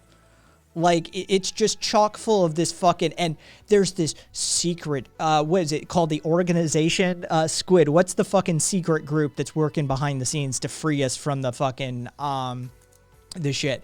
It is, yeah, there's some secret organization that the fucking protagonist, antagonist, if you fucking read it correctly, but the protagonist is, you know, gets recruited by second-born royals or something like that. Yeah, it's just a shitty book, but it is breeding ground for the psychopath, white supremacist, anti-SJW. The system is super politically correct and is oppressing us through language types. And like I said, has literally inspired people to blow up federal buildings in this country. So it's Brown's Illuminati, just worse and racist. Yes. Yeah, it should be an uncomfortable and thought-provoking read, but it's just gross, boring, and bad. Like, yeah, it's just a terrible book. What do we want? So they want full justice reform, including putting a stop to police brutality and corruption, up to and including beating cops to death and attempting to incite a civil war by doing that. Let's see, to secure the right of self-determination for all people as long as we're separate. I'm betting there's some separatist shit going on there. The immediate release of those who have been convicted of victimless crimes, they're going to get away with that one. That's just drug war stuff. That's an easy tap for anybody. Don't even bother trying to use that against them. An abrupt and immediate end to the failed war on drugs, C.3. Restoration of all inalienable rights to felons who have completed their sentences. I mean, it's a good point. This is where they're selling people. This is propaganda. Remember, this is propaganda. The abolishment of all bloated federal agencies such as ICE right out of the gate. Notice they use ICE right out of the gate. They are targeting a specific set of people in attempt to rope them into this. Rope. Also bloated. The word bloated, that goes along the lines of the, you know, libertarians and the, you know, austerity. Yes. Yeah. Yeah, BATF, DHS, FBI, CIA, and more. I mean, I'm sure it has nothing to do with the FBI targeting them actively, right? And an end to the... It's ATF. It's just alcohol, tobacco, and firearms, right? No. It is. It's actually BATFE. It's the Bureau of Alcohol, Tobacco, Firearms, and Explosives. Oh shit. Yeah, but it's the one they're talking about, right? Yes, it is the same one. Yes. Oh, right. An end to U.S. involvement in foreign wars. Weirdly worded. Yeah, that's weirdly worded. How about domestic wars? Yeah. An end to all corporate involvement in federal, state, and local governments. More libertarian stuff. Or is it the foreign war? Is it maybe hinting at wars between states that aren't the U.S.? Yeah. No. They want a civil war. That's what the Boogaloo Boys are about. They want a civil war. Oh, yeah, it's even a reference to a fucking meme. A Civil War II Electric Boogaloo. This is the origin point for the name. So yeah, they want a civil war. So yeah, all foreign wars. Reversal of all laws infringing on the people's inalienable right as protected by the Bill of Rights. I think that's just a Second Amendment argument, quite frankly. fair and equal treatment of all people, regardless of race, religion, sexual orientation, gender, creed, or political stance. Bullshit. Straight bullshit on point 10. Straight bullshit. Straight bullshit. As if they actually believe We that. seek these demands in the name of peace. We do not want war, nor do we want the death of any more Americans at the hands of the state. No, just our hands. Our goal, however, is to form networks of like-minded individuals and prepare for what we see as an eventuality. It's gonna happen, so you may as well just join us, guys. Mask Like we're comes we're right peaceful. off. Yep, Mask comes right off with that statement. Yeah. No. We're nice guys. We're teddy bears. We don't want a civil war. No, that's propaganda. That's what the media wants you to believe about us. Yeah, If it comes to it, we don't want it. We just prepare for it. Yeah. yeah. This is unfortunate. Yeah. Unfortunately, tyrannical governments are not known for willingly returning power to the people, and the more people pressure them, the greater their escalation and backlash. For this, we prepare. While we may not want war, if they do, we will oblige. There we go. Yes. And then, of course, the how do I join? And they have co-opted the anti-fascist flag setup, the two flag. This is bullshit on fucking DMT. No, bullshit this is bullshit on PCP. And steroids. Yeah, like this. And steroids. Yeah, DMT would bring you some enlightenment. Anti-fascist, anti-tanky, reject all authority. I'm just so happy they haven't co-opted the anarchism fucking tag on this one, to be quite frank. What is that? Why do you not see the fucking A in the circle? Oh It's god, the they wrong A, have. though, right? Yeah, I it know is the it's wrong not the A. proper, Oh, but I'm they're sorry. they're trying. They're It's trying. it's the A made of firearms. Ah, good. Hang on. Oh, I thought it was just grungy, but no, yeah, it's guns. Oh god, it's guns. Yeah. Oh shit. Yeah, that's an AK and something. I mean, that's definitely a profile of an AK and, something in the It's an M4A. M4, yeah. Yeah. No, it's a PKM. Either That's a PKM. That's a machine gun. It's a PKM. It's a PKM with a box magazine. So, let's how do I join? Due to the movement's decentralized and highly nebulous nature, smart, I'll give them that, as well as the diversity in people and their ideologies, one does not join.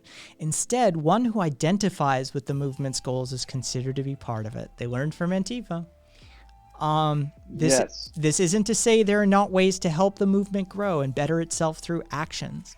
Listed below are a few examples of things you can do to help the cause. Reach out to like-minded individuals and spread the word of the cause. Organize small to large groups in your area. Have a team you can trust.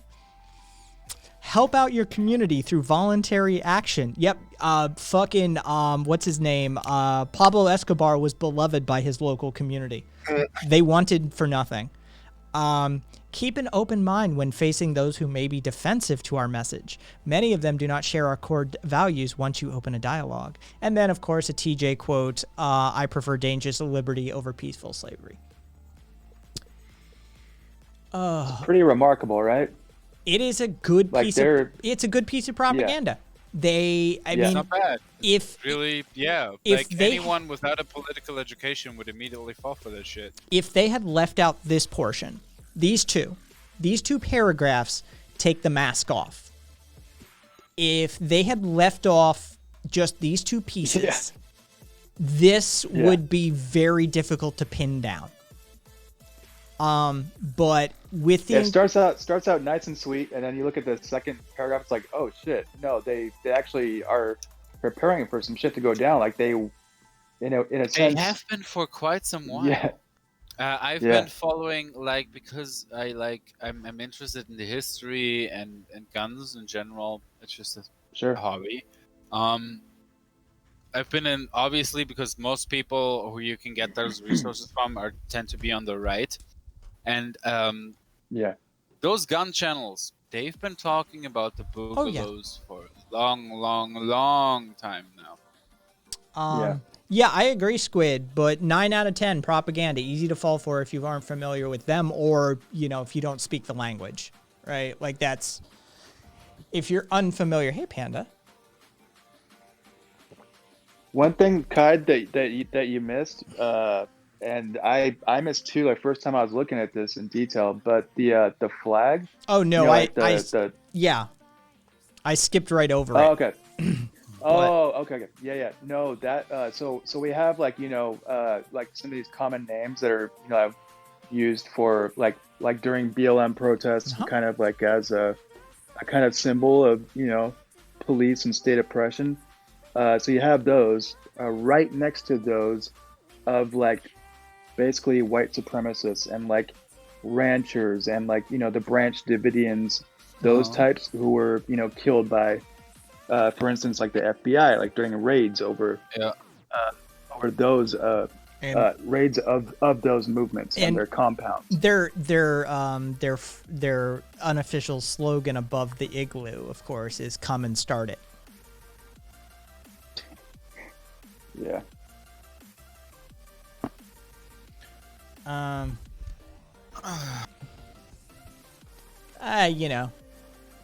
Ups and downs and everything in between.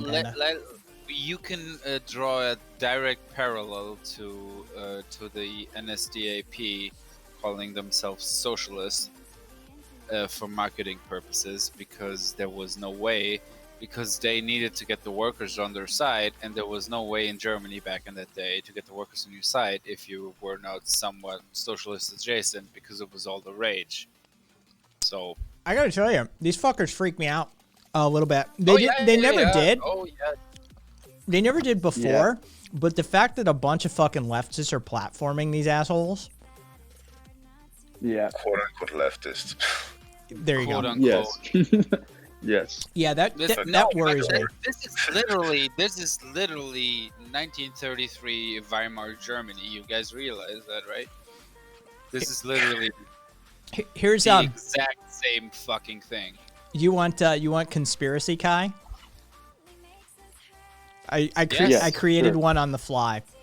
See, the Boogaloo Boys is actually an extension of the Coordinated Intelligence Program. Is being operated by the government in order to infect and inflict the left-wing populace and activists with this association with the Boogaloo Boys. So what they're going to do then is target the rest of us under the banner of the Boogaloo Boys, because the Boogaloo Boys is a fucking domestic terrorist organization. Hey, Kaz. Jesus. Watch. Well, I don't like, here's the thing. I'm quite sure the federal government has agents in that movement. God, I hope so. Yeah. God, isn't it easy to join? Because it is... Good night, Raiden. As Antifa is very easy to join. Well, you can't join in a way. You can only identify as it. So if you put out the identifiers... And I don't think it would be that hard for a lot of FBI agents to genuinely, authentically display what they're looking for here. Because yeah, that's the thing. Yeah, I could see it happening as well. Fucking Estrella Viva, 50% probability. Squid, I feel like some leftists have been getting a little close to the edge since Trump got out of power. Like, it's been too long since they've had to question the news and stuff going on. Honestly, all your American asses are always a little bit suspect to me. Says the German the rest of the world has to keep an eye on. Hey, Fertus, keep an eye on him. I shall. Yeah, right. That's gonna go well. Yeah. I'm sure there's never been any tensions between France and Germany, right? No. Honestly though, the French and the Germans get along way better than the French and the British, so I'm not worried.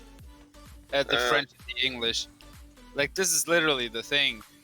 Like talk to a nationalist right-wing British person or like conservative or whatever, yeah, fucking Nazis, ha ha ha, blah blah blah. That's what you listen to for the first 5 minutes, but then after that it starts like, yeah, but what about those fucking French? Haha, you're right, fuck the French, ha ha ha.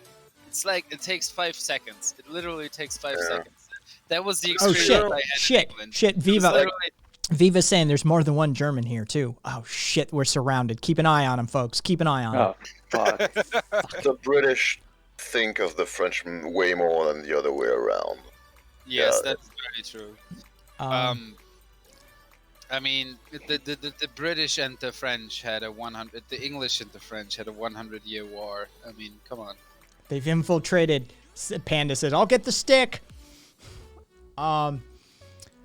That is I see a lot of potential in a French and German union. critical. Not in the way the fucking capitalists are doing it right now, but Critical. I'm Swiss. I stay out of it. But if you need to bank any money,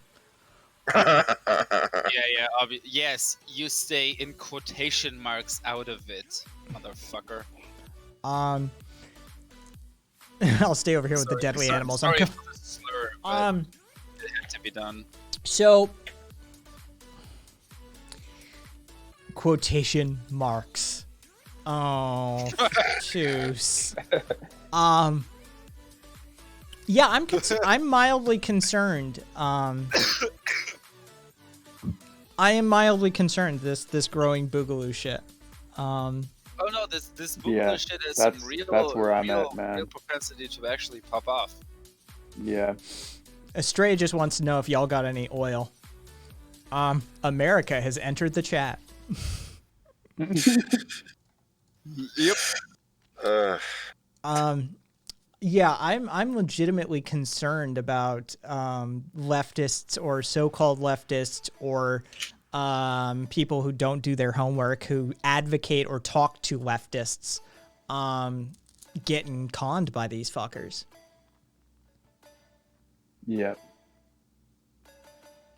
It's- And there's been like, there have been leaks of, like the Discord chats because they were, yeah. hacked or like either hacked or infiltrated or both by anti-fascists. Those have been out for, one of them has been out for a couple weeks, and then the other one was freaking huge, and that's been out for several months. But yeah, there's a lot of activity going on surrounding the BLM protests and in particular, and they are clearly not allies.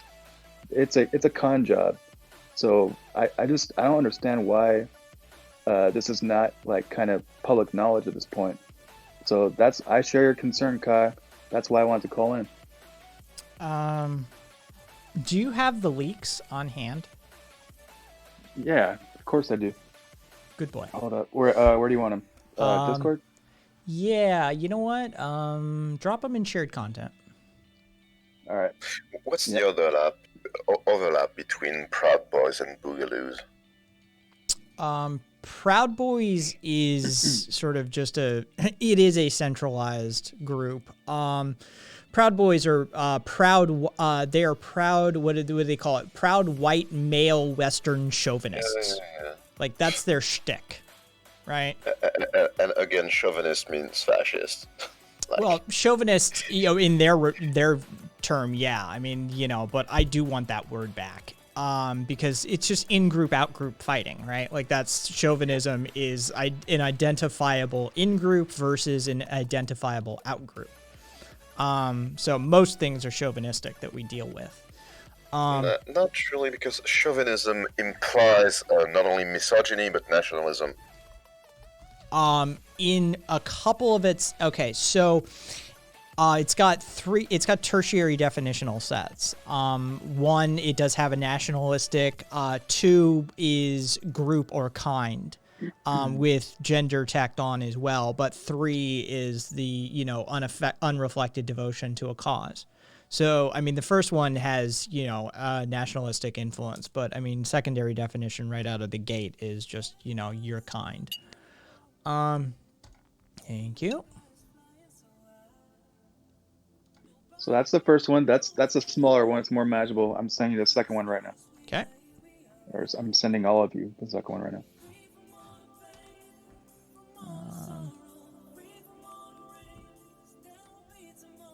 Fuck off.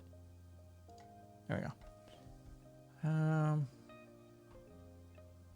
Is this... Has anybody... Yeah, they had a... Go ahead. I was gonna say, has anybody pulled the highlights? There have been a few accounts that have been kind of looking at them. One of them is Sal. You know Sal. She's been here a couple times. And then trying to think. No one else has really been like sharing like the screenshots like it probably should be done. That way, you can like have a thread ready to kind of like post in different places online. But that's a project that's worth doing. Yeah, Estrella, there's a bunch of military members. Viva, yes, Gavin McInnes, and it wasn't a dildo, it was a butt plug. Let's be specific in our sex toy terminology. Oh, America, Defender of Liberty, account created 7 hours ago, says because only pussies are socialists. Unemployed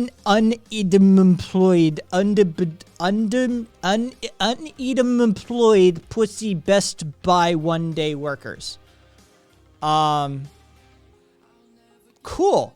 Well, thank you to your thank you for your just insightful, valuable contribution to the dialectic. I'm sure you most assuredly have earned massive. What a passive aggressive douche. Oh, so should I just be openly aggressive like you are? You cucked fascist. Is that better for you? You prefer open aggression rather than passive aggression? Okay, we could do that. We can do that. Your ideology is pathetic, and the country that you are actively cucked for hates you. You're a bootlicker. That's all. Lick them boots. You're pathetic. And the fact that you went for the slur against gay people tells me you probably you want to suck dick. Generally speaking, the people There we go. No freedom for us. There we go. There we go. People like you are fucking authoritarian fascists. You're bootlicking fascists, and secretly you really want to suck dick because you're obsessed with it. That's the first place you always go. You're obsessed with dudes having sex with dudes. America, defender of liberty, but fuck your liberties, though. Yes. That's consistency. Yeah, 100%. Sexually. Yeah. Fuck your liberties sexually. You're a bratty submissive.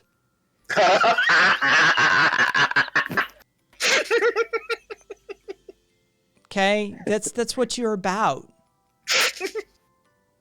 You secretly just want daddy to tell you what. That's why you came in here.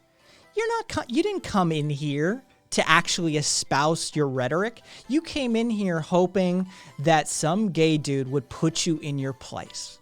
Because secretly that's what you're after. You really just want a strong gay dude to lay you down and tell you what to do. You want the baton. And that's okay. We don't kink shame around these parts. I think it's called a nightstick. Word for twos.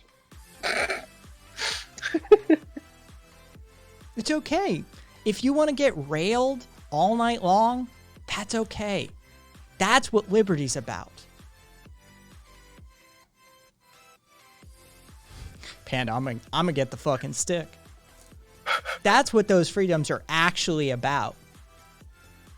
Is your inalienable right to get bent over by some big hairy bear dude and just get railed all night long, just screaming like a little girl. Just that's you.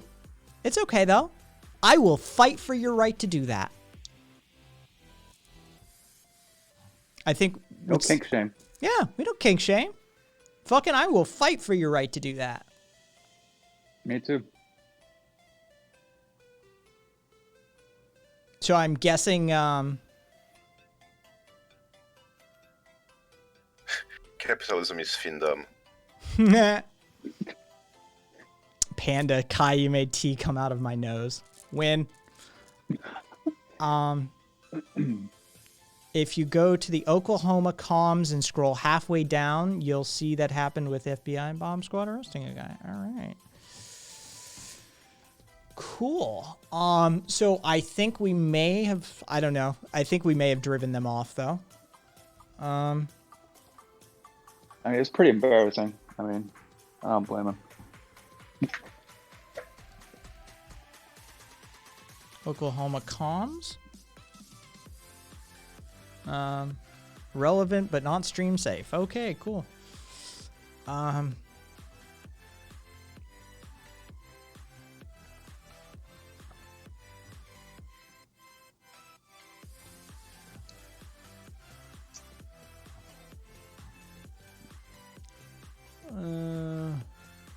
Ooh, Lord interesting. Ambrose.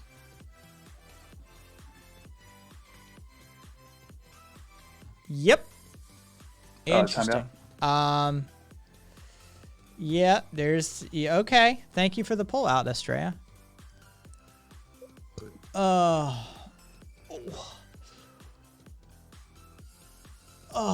Wait.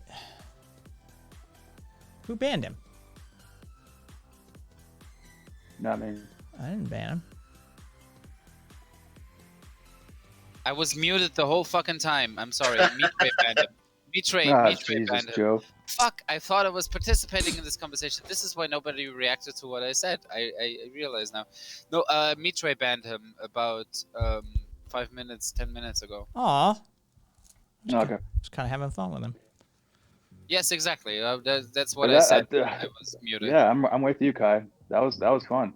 that was Yeah, fun. Meatray Fucking banned him Meatray, 5 man. minutes ago. Oh, he called gay fucking people. cockblocker, He man. called gay people child predators. Fair enough. Yeah, see, true colors. Cock blocker true Trey, colors. 69. I get a did. cough. That's the That's thing. true. No, what I said earlier. Rings absolutely true. This is literally like the NSDAP using socialism as a marketing tool, like with their whole propaganda piece. It's just fucking lies. These people, these fucking fascists, will tell you any fucking thing you want to hear just to get what they want. Do not fall for it, people. They're fucking disgusting fascists. That's all they are. Yep. Can't argue with that. Goddamn Antifers. He heard you. Hold on, He was still Antifers. watching. Fair enough.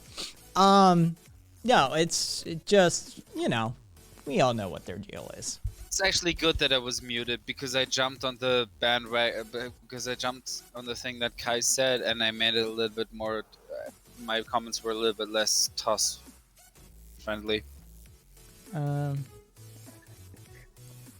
Yeah, then murder the socialists. Did you do it in German or was it in English? 'Cause Oh, it was in English. the German. Okay.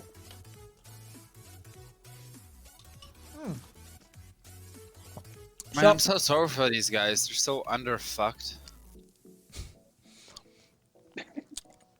So They all have to share that one fucking right-wing girl. we all need to inhabit our left-wing spaces and be really conscious and vocal about this Boogaloo Boy shit.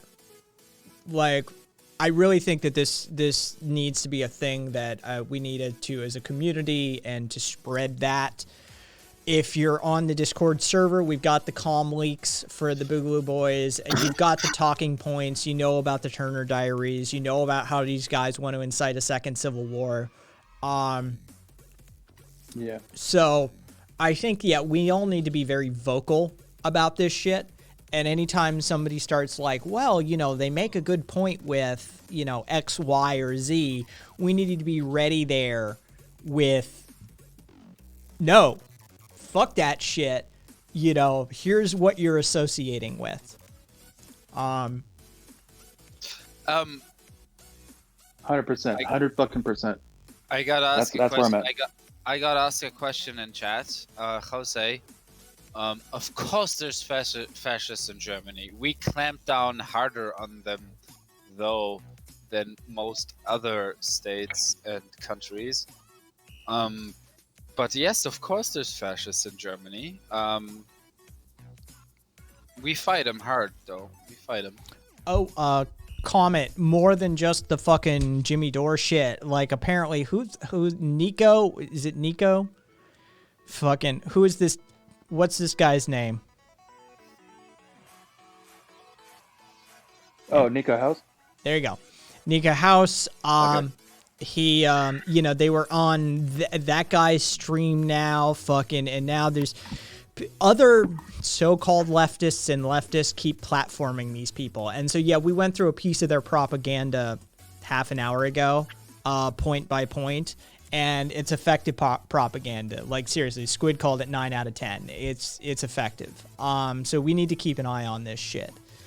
And so, given the anti-authoritarian, like anti-state, anti-police rhetoric they're using, there is a whole host of leftists who aren't schooled on the Boogaloo Boy movement, who don't understand that they are trying to encourage, a second civil war, and that they've got all of these, like, that the Turner Diaries, are so prevalent within them. We need to be on the defensive with this shit. That there is a serious contingent of racist psychopaths driving them behind the scenes.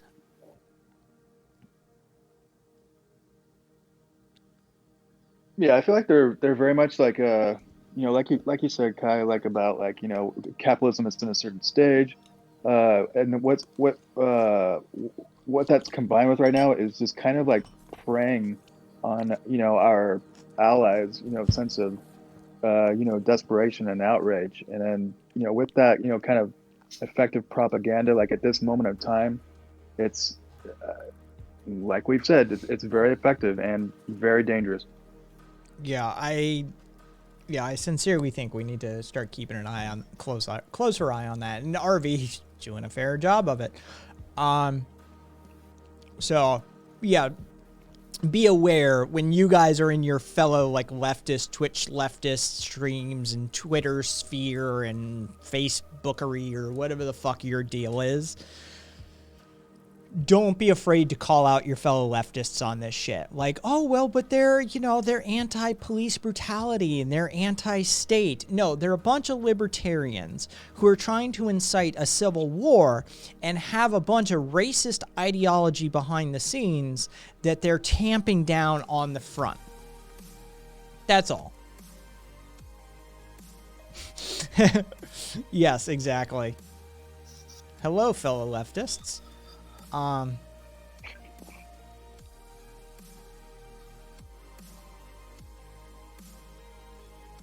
Let's see. Your Facebooks and whatnots. Yeah, I was going for it, Panda. I was actively trying. I could have even spun it further with your twatters. Your twatters. But yeah, no, that seems to be an increasing problem. Whoever this Magnus douchebag is, and who's the guy that did the video, the takedown of him immediately after the door video that actually, like, got the shout out from Vosh, and only has like 5,000 viewers and stuff like that. Like, was it from the Humanist Report, kind of calling out Jimmy Dore? No, he did the actual like analysis of the Magnus guy. He's like a little bit of research and you find out who this guy is. On video? Yeah, I think that's him, Matt Binder or Matt Binder. Okay. I missed it. Yes, that is the video. Thank you. I'm madly in love with you. That is the person, that is the video that I was after. For those of you that haven't seen it, I will drop it in chat, but I'll also drop it in shared content. Yeah, he did a good video. That's good to know.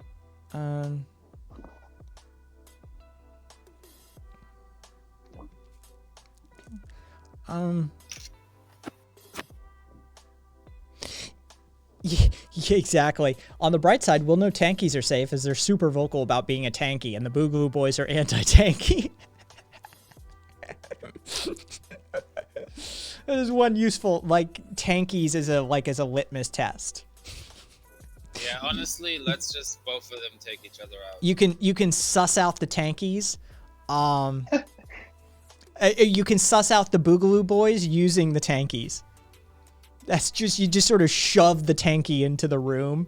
Be like, get in there. Fucking figure out who the Boogaloo Boys are real quick. Be useful for once. Step out of your irrelevancy just for 1 second. Let's see. Yeah, using tankies as a canary in the gold mine. In the coal mine. Let's see. I need to send Nosbol sites. Someone was talking to me about Nosbolism, and just left I just left chatting with them, but they sent websites. Do you want them in your Discord stuff? I mean, it depends what they are, Jose. I'm a weed tanky. Can I help? Says Radio. Different kind of tanky. Thank you for the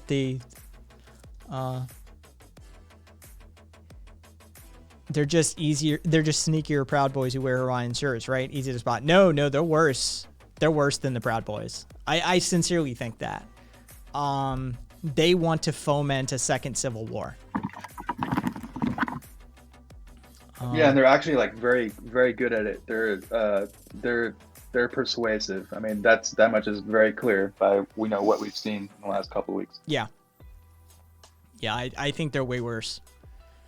Salamander, I just did a whole stream on it. Salamander, if you've got any points that you want to hit, if you want to come on air and talk about them really quickly, by all means. Didn't the Boogs spawn from the... Oh shit, Sal. Um, Sal in the house.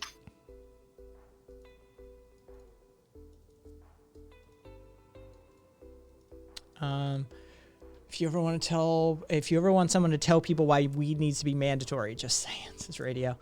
All right. Yes. Fill out, and for those of you who weren't there at the beginning of it, if you are on the Discord server, and if you aren't on the Discord server, let me know, and I will hook you up with a link. But those of you that are on the Discord server and haven't filled out the skills exchange list, I am attempting to get that going, just so we, as a leftist community, know we have methodologies of achieving direct mutual aid. If anybody needs help with anything or is seeking somebody out for advice or assistance or that sort of thing, the skills exchange list is growing.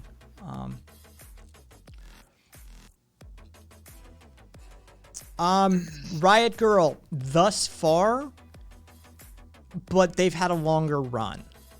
I'm more concerned about the Boogaloo Boys, to be perfectly honest. I am. Squid, I know you are. Oh my god, I'm doing it now. Stop attacking me. Yeah.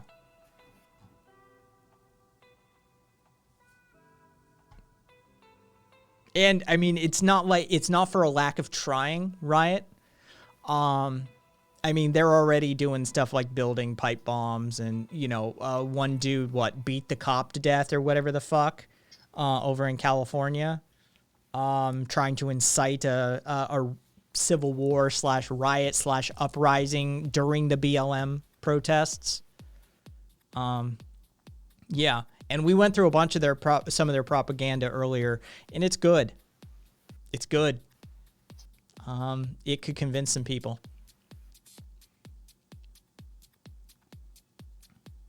Yeah, and like a lot of this, stuff, Sal shared earlier with Comrade Gomer on her stream, but it's kind of like new material as well. It's like a different perspective. Riot Girl, that is a dangerous opinion. That's what we're talking about. Right there.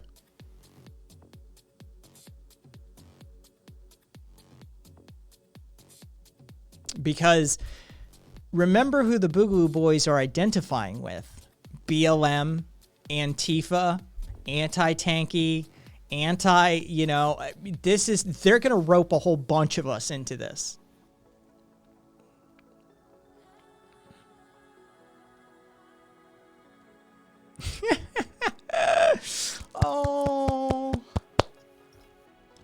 Oh, Jazz Cooley, Sleepy Joe, and Camel Toe lost. Trump won. Cry more, libs. Do you see tears? Because it sounds like you're the one who's complaining. Holy shit. Radio has just gifted 20 subs. Whoa. Radio, thank you so much. Congratulations, Googleizer, Thighs and French Fries, Green Gauges, Morpheus, Razzlebach, Comic Girl, Zack in Chains, Nuttin, Trash Dandy, Zin. Hey, Zin's there. Marb Trek, Doomer Stylist, Sentient Streams, Crispy Galleon, Old School AJ, Jills, GB0034, Nathaniel, Fat Gingerbeard, and Lloyd Christmas. You have Radio to thank for your gift subs. And again, thank you so much, Radio.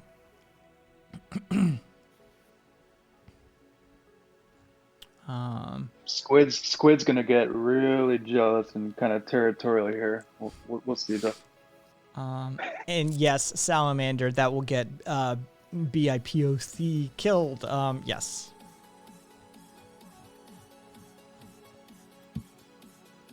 No, I'm not, says Squid right before Squid does something. No, not at all. Fuck you, fuck you, fuck you.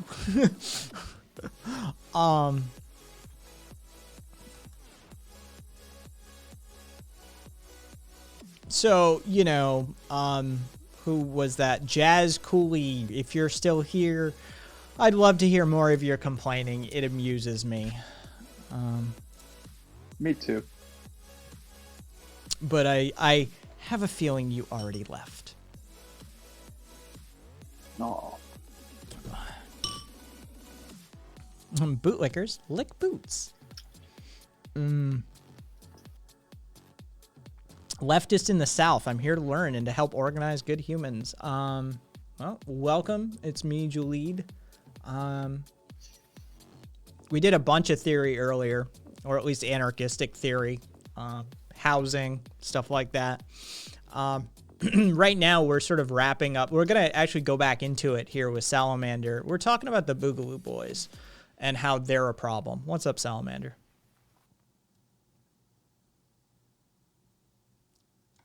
I hear nothing. Hey, hold on. I'm trying to fix my thing. You're on mute again, Sal. No. Okay. Hello, everyone. Hello. How are you doing tonight? Wonderful. It's me, So Juleed. today- Sorry to cut you off. sorry. I'm on 5 days a week. Monday, Wednesday, Friday is 5:30 p.m. Pacific. Tuesday, Thursdays is 11:30 p.m. Pacific. So you've caught like the sort of tail end of the Tuesday night show. So there you go. Anyway, what's up, Salamander? So, Comrade Gomer and I did a show tonight on like the dangers of the Boogaloo and kind of their message and what they're trying to get right now. Basically, what Magnus is trying to get by going on to Fiorella and Jimmy Dore type of platforms and Nico House is basically to get leftists to fight for like him being censored online. He was removed from Facebook, from PayPal, from basically every large platform. All of his things were removed. So basically what he's saying is, yeah, some of my group is white supremacist, but since I've been kicked off all platforms, I can't really control that. So if you really care about me controlling this movement, then you will help me get this back. But aren't they a decentralized movement? He has no control. Well, that's not what he's telling us. That's Interesting. not what he said on Fiorella. Salamander, So- I'm going to ask you a question. See, you've actually looked into this. if I were to reach out to him, do you think that I should put him on the channel and take the piss out of him? I think that you should try. Yeah, I think you should try to poke holes in his theory, because right now the things that he's posting. Hold on, let me pull up the thing, because I keep trying him. Everyone, he keeps going like, "Yeah, we need unity," and I'm like, okay, so after we help you remove the state, remove these things, then what? What's in store? And basically saying, that's not what we need to worry about. What we need to worry about is just removing these things. So it's a very class reductionist type of viewpoint, in my opinion. That is my view, Riot. That is my traditional view on these matters. But once somebody's been platforming a fucking fascist like this, and like you start to see it gain traction, now is the time for somebody as a good actor to come in and be like, no. We have to poke holes into this, because people are falling for this shit. Listen to what he just posted in response to me and a few other people questioning him like lightly on theory and like economics in his plans for the future. So he said, people will argue about economic policy until the end of time, but can't work together to get the kids out of cages and to end wars. I won't put out the fire in my kitchen till I agree on the remodel, is how it comes across. And it's very privileged. People are dying now. So he's woke scolding like people right now. The guy who's actively and, like, encouraging appealing to their desperation. Yeah, as well. well, Yeah. I mean, he's attempting to use like a traditional leftist woke scold terminology in an attempt to dodge the fact that, I mean, he is a fascist who's actively advocating for a violent overthrow of the United States government. Right. And so Magnus presents as like the friendly face of the Boogaloo, but Mike Dunn is much more sinister. And if you look up his Twitter right now, it's basically like a bunch of videos inciting like extreme violence and murder. DUNN? What? DUNN? What is Mike Dunn's Twitter account? Real Mike Dunn. Got him. And so one of the leaked documents on the Left Coast Right Watch, basically this article they put out with like a shitload of leaks from Discords and Yes, all sorts of things. RV posted that for us earlier tonight. Yes, RV's been like really helpful for me, like in trying to find like all this information. So it says, use neutral or sympathetic messages on your signs or posters if you're bringing one. Confuse leftists and introduce cognitive dissonance into their minds at first sight. They'll be more likely to be receptive to you if they question their own prejudices. If you're carrying and question their own prejudices if you carry a Black Lives Matter poster. What? Because I'm looking at that article. Which? What part of the leaks was that out of? That was in this 3-part. Hold on, let me pull it up because I just took a screenshot of that. But it's all on here. Semi-astroturfed. Hold on, just one moment.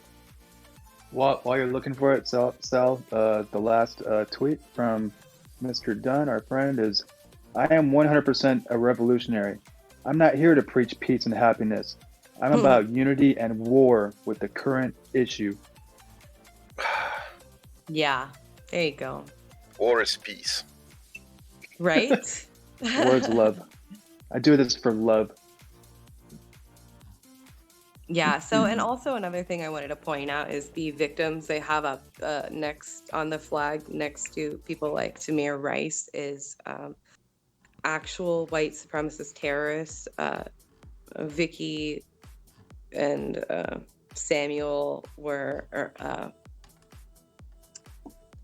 Weaver are part of the family who was doing Ruby Ridge Lavoy Finicum is a man who basically stole government land to destroy it, and got into a shootout with the cops after telling him, basically, he was like, fine, then shoot me. And then they like literally did. And then they also fight for the people of Waco. So yeah. What's Waco exactly? Waco is a white supremacist cult. Waco's problematic in a couple of different ways. And I'm not saying that the FBI weren't like absolutely a problematic, but also so is like white supremacy. You know, like, Waco. so we have to hold both of these things. Waco is basically Yeah. don't touch Waco. Because Waco's fucked, right? Like, there's no way around it, right? Yeah, a bunch of fucking whack jobs holed up in a compound and started behaving like fucking whack jobs. And then the federal government stepped in and made it so much worse and ended up rolling tanks into the compound and burning it to the ground with them in it. Yeah. Like, there's... I don't think it was on purpose, but they definitely burned it to the ground, yeah. Yeah, And Ruby Ridge was the same type of, like, FBI fuck-up. You know, they fucking ended up shooting the dude's wife while she was holding their baby. And the baby, the son. Yeah, like Samuel Weaver, who's on the list, is the child who was killed. Yeah, there's no way to touch those topics without, like, you can't come out clean. Like, you can't. There's no way to touch them because everybody involved with a shithead. Right, right. It's just... And then Lavoy Finicum worked with Cliven Bundy, and Cliven Bundy is like a known racist. That's my part of the world. That's Nevada. Yeah, and he was on the news right before he got arrested. He actually just got out, I think. Like last due to year. COVID, but he said that it was actually better for Black people to be enslaved. Ladies on the and TV. gentlemen, He Alex said that on Jones the here. TV. Sorry. Proudly radical. Since I owe Kai a few favors from back in the old days. Somebody has triggered it. Shouldn't talk about that. Wait, why are you still recording? Fine. Just be sure to edit it out. Anyways, as I was saying, this is Alex Jones, and I just wanted to teach the proletariat a few things about anarchism. Anarchism isn't about chaos. In fact, it's quite the opposite. Anarchism is about the people. It's about solidarity and mutual aid. It's about removing unjust authority and hierarchies. We should all be anarchists. The world would be a better place. Now, I'm going to apologize again to all those parents whose lives I ruined because I'm such a douchebag. Jones, out. All right, Kai, this has got to make us even for that incident you helped me out with. There you go. It's triggerable by chat from channel points. Sorry about that. Okay, so if you go to the left, right, do you have the website? Because I can tell you the link because it's a PDF. Okay. Hey, It's what's right going on, under Mansplainer 8814? How you doing? All right. So what's the link? Okay, hold on. I'm gonna send you in the Discord. Which one? Shared content? Okay. Yeah, it's fine. I'm gonna do shared content. Okay. Now you're gonna scroll all the way down because it's a PDF, so I couldn't like link you that. But Okay. Yeah. under the picture that says "We are not your enemy" and it says Boogaloo Boys propaganda with caption "We are not your enemy." Right under that, there's this thing that says further leaks obtained by LCRW show Boogs to have their own public relations doctrine. The countering narratives part. Yeah, and so what I read to you was directly from that leaked public relations doctrine. Public relations doctrine. Yeah, they're like actually trying to freaking like make themselves legitimate. Yeah.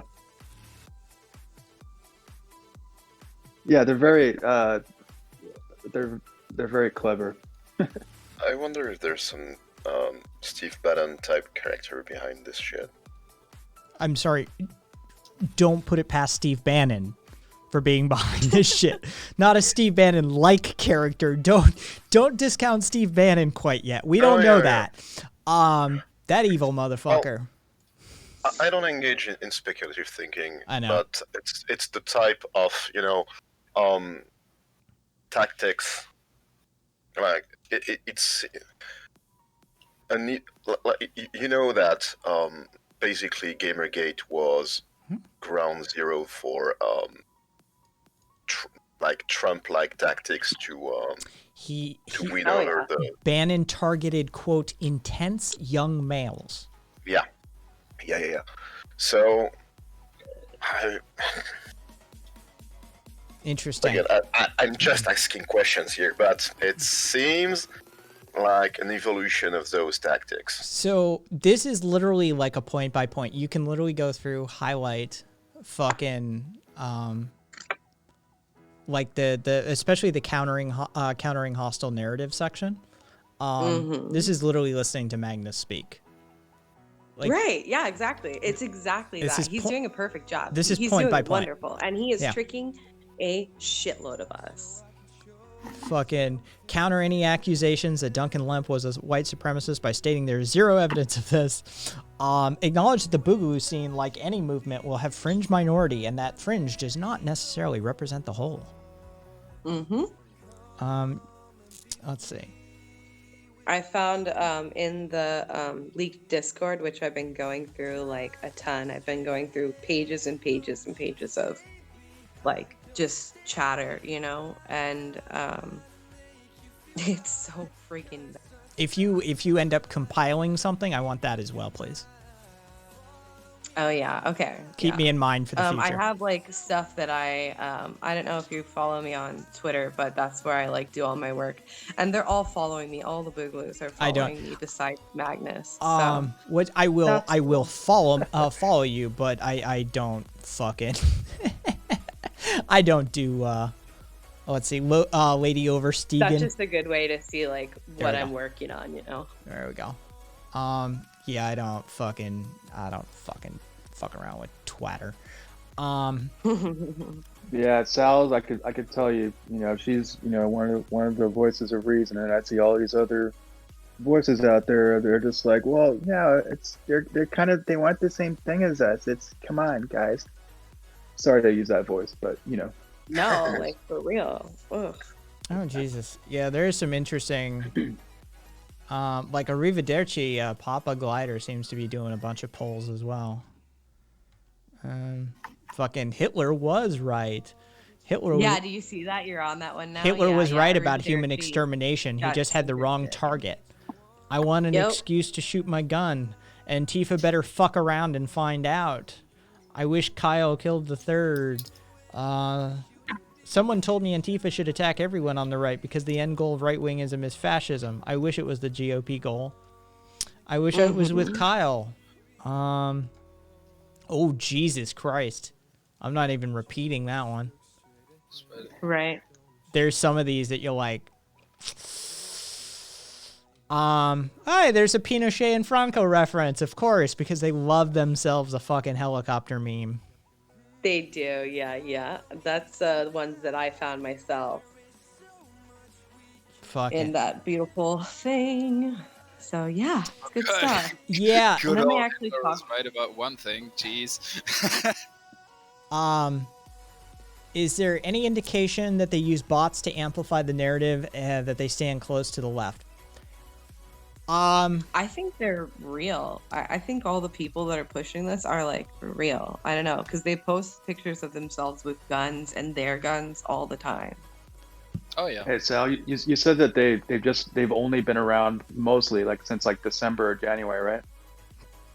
Yeah, Mike Dunn actually has been here since June 2020. Okay. And I actually don't know how, because he's posting things that are like really bad. Like I don't know why that's able to still be there. In case anybody's ever wondering, I'll put it there and I'll put it in chat shared content as well. Botometer by Asomi. You can plug a Twitter user's username into there and check their user, check their followers, and check their friends to see if there's any bot activity going on. Oh, you can? Yeah. Wait, oh, what?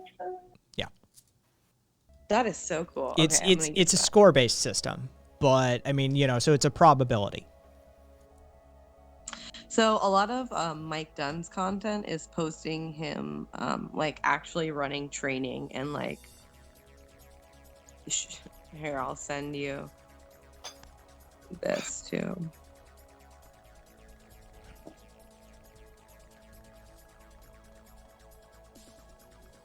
What does that do, Kai? I think I missed that. The link. It will it checks the activity of a Twitter account or their followers or their friends for bot activity. Oh shit. Yeah. Okay. So Okay, we're still two in the links I Boogaloo sent thing. you. I got a little bit distracted here. I got sucked into the MLM thing again. Yes, we're still on that. Come on, Joe. Leave the darkness.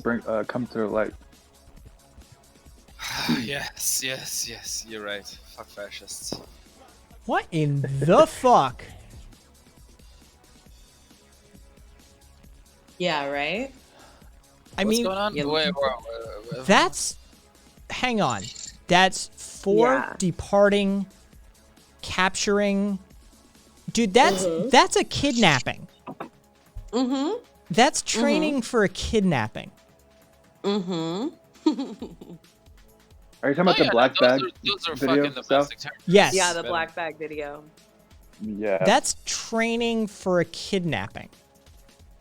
And not to defend against one, but to perform one. And I'm not even showing you the worst one because Are like you that are you right here. surprised though? Is anyone surprised? Estrella, it's the latest post in No. shared content. It's not going to go on Twitch. Let's just put it that way. Yay. I will talk about it. I will describe it. But if you want to see it for yourself, check shared content on Discord. It's in there. I'm sending you another one. Look at what they imposed over the original. Oh wait, hold on. I think I sent. Stay I was going to deadly. say, I think that's the same one. Last Sons Yeah, of hold on. Liberty. Dear Lord. Out for a walk with handgun. Threat opens fire. During the reload, I advance a nuclear threat on my return to fire. What the fuck? Yeah. He actually pinned this one. Of course he did. Fucking. And these people are mentally ill. Yeah, that guy right there, just like you said, Don't Sal, radicalize. when you zeroed in on him, like, yeah, no, this is the guy. Sorry for those. Don't. It's not a problem with me. It's just like the same way sexual offenders are like 90% sane from a medical perspective. Oh yes, the banality of evil, Hannah Arendt. I'm Nah. fully right. Nah. 100%. Um, No, that's, So did you see the screen record before they ban us one? Yeah, I saw that one. Holy shit, I'm just looking at this last one that you put up. Or the one, I'm sorry, the one before that. The fucking, the Fight for Liberty one. The rhetoric that they're pumping onto screen. Holy shit. And so Magnus and Mike, they talk about each other. So they're working together. They're two sides of the same fucking coin that's gonna kill you. I mean, all right, so out of context, I'm just going to be mentioning some words. Now, per terms of service, I'm giving no context for these words. So these are just words that I'm pulling randomly out of an English language dictionary, all right? Let's see, what are some of the words? Arrest and them. Guillotine. Oh, I think that's from a French dictionary. Hang. Definitely. Let's see, execute. That's a word. Sedition. Next to, let's see, what's another word next to sedition? Honorable. Stand. Interesting. Stand is a fun word. Let's see. What can we combine stand with? Or, stand or be. Oh, I like how that sounds. What's another word I could think of? Silenced. Stand or be silenced. Join. What goes well with join? Join or die. Die works well with join. Let's see. Because you're going to have to identify and let's see. What's the opposite of my friend? Oh, enemy. The enemy is That's why I always had the a little government. bit of a problem with the phrase "ride or die." Let's love You're the either with us or you're with the terrorists. Okay. Yeah, no. I fundamentally I have a problem with people that roll under the ideology of you're either with us or you're against us. Hey It's maniac. basically ride or die. Wonder if they do place. children's I parties. get it. They sound fun. It's meh. These fuckers are nuts. Let's just put it that way. Yeah, imagine being claiming to be a persecuted minority while actively posting shit like this on Twitter with no consequences. Yeah, Panda, I fucking watched both videos. Yikes. Well, there's 4 up there that Salamander hooked us up with here that just pretty much show what the fuck is going on. Yeah, so like these class reductionist motherfuckers need to get the hell out of here with that shit. No. So what I learned from the game of Apex is it's all about positioning. You gotta positioning yourself right, and if these idiots come by, you just fucking yeet them. And No, take we're the not shit even. from No, we're them, not even. and We're then not you have even. a kiss. No. Okay, sorry. Jesus Christ, I'm Joe. talking about Apex Legends. I'm Joe, literally talking about a game. There I'm is talking no about- fucking way Minecraft. around that TOS shit. There is no in Minecraft. That does not work. It's not a real thing. It's like telling a cop, you have to tell me you're a cop, right? Yeah, Knock okay, that sorry. shit the fuck off. Yeah. Sorry. Okay. Hold on a sec. How do they talk about corporation aside from quote-unquote big tech? I've yet to see Salamander RV. Do we have rhetoric from them per corporations or apropos of corporations other than big tech?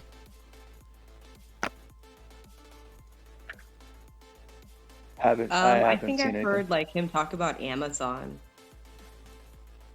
Well, Yeah, given it's still big tech. It's Twitch. It's yeah, well, the AWS platform is their primary profit margin. Actually, yeah, but also that, yes. yeah, AWS is where Amazon derives the majority of their profit. They are big tech. Sorry. Interesting. Because So, they're yeah, like they will say the government is stealing our money through taxes, but like you're talking about class reductionism, but it's actually not that much of leftist talk. interesting. Not that it really matters. Like, they borrow enough talking points that it would appeal to the left, but I think we could round up a bunch of these fuckers just by going to paintball fields. I've seen this. I've seen it mentioned This is in these what I'm Discord. saying. I've seen it mentioned in these Discord comms a bunch of times now. Positioning. Hey, what does ABC man mean? they're still there. Are we referencing something specific? Yeah, they were. That's a thing that they say a lot.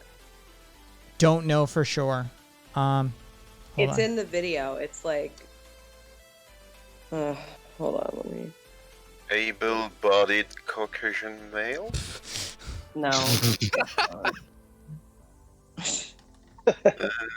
I mean, it's not a specific firearms term. Hold on, Oh I'm yeah, trying yeah. to- Well, I mean, it could be that. Estrella. It could be the lettered agencies. Oh, Ooh, FBI. That's what I that's thought. a good That's idea. what I was thinking, but I wasn't sure if it was like crypto anti-LGBT Don't know. plus. Yeah, or without if it was Like the alphabet soup or FBI, whatever? Yeah. ABC man. Yeah, Yeah, ABC man. The- ABC men. Okay, yeah. that makes Men's sense. planner. Good. 8814. That is a fucking 8814 is a very suspect nickname though. It's Why do you not. have It's not 8814? suspect. It's no. It is literally Heil Hitler and Adolf Hitler. 14 words. Fucking, Well, that's Where's why I brought it up 8814? earlier. Yeah. Oh, there. Yeah, that's fun. Where was okay, Um, he's on his trolling account. Fair enough. Please switch though, because that shit triggers the fuck out of me. Please. Why? Yeah, Joe is German. He doesn't like I'm a Nazi hunter. Deal with it. 88 very much. I don't think he likes 14 very much either. I see Nazi. I want to punch. Okay, I'll get off now, but yeah. Yeah, as you wanted to share that stuff. with yeah, you. as you if you collect anything or you put it I'll send it your way. For yeah, sure. yeah, toss it my way. And yeah, cuz RV's actually engaged this Magnus idiot. Yeah. A And few of us have. yeah. Yeah, I have. yeah. The Boogaloo are like following me now, so like on Twitter, so Oh, they like damn. see all my anti-Boogaloo's like sentiment. Well, see, what I want is like RV, careful. do they know that you're anti-Boogaloo or are you just poking? I think if they were to look, they would find out within like 1 minute. Okay. Yeah. Nobody has followed me. Nobody has really commented or replied until tonight when I was kind of like calling out Nico, like, "Hey, what the fuck are you doing, bro? Like, you're not gonna challenge him. You're just gonna, make him comfortable. Good job." And then he's the one who replied rather than Nico. Yeah, I that saw was- that. I saw that. Yeah, you called Nico out and Yeah. fucking Magnus hits you. Yes. Yeah, be fucking careful, guys. Be fucking. Yeah, watch these yourself. people are actual domestic terrorists who have shown that Yes, they are willing yes. to execute people summarily. So just Oh, know yeah. that. Yeah. Viva. no, I get I it. I admire your fucking commitment and shit. But Yeah, just no. don't that's all. just please don't just laugh it off. It is literally I'm concerned for your safety. Yeah. No, I'm no, aware Yeah, of it, what I'm um, doing, don't me. This is a very serious thing. Hey, I don't I'm need you to sorry be if nice I'm to me. being I a know little what bit I'm doing. aggressive. Yeah, you're being Yes, condescending. I I'm being do know what condescending. I'm I'm sorry. I'm sorry. But I'm like, please be careful. Sure. Joe, go sleep it Thing off. is, like they're Yeah, like sorry, we're sorry. like Yeah, I'm being sorry. yeah. I'm The thing a is, little like we're kind of like sorry. we're engaged in conversations like with them. So if they were to Okay.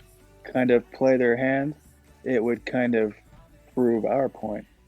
Right. So- I don't think that that's what they're True, trying to do yes. because they're trying to convince us right now.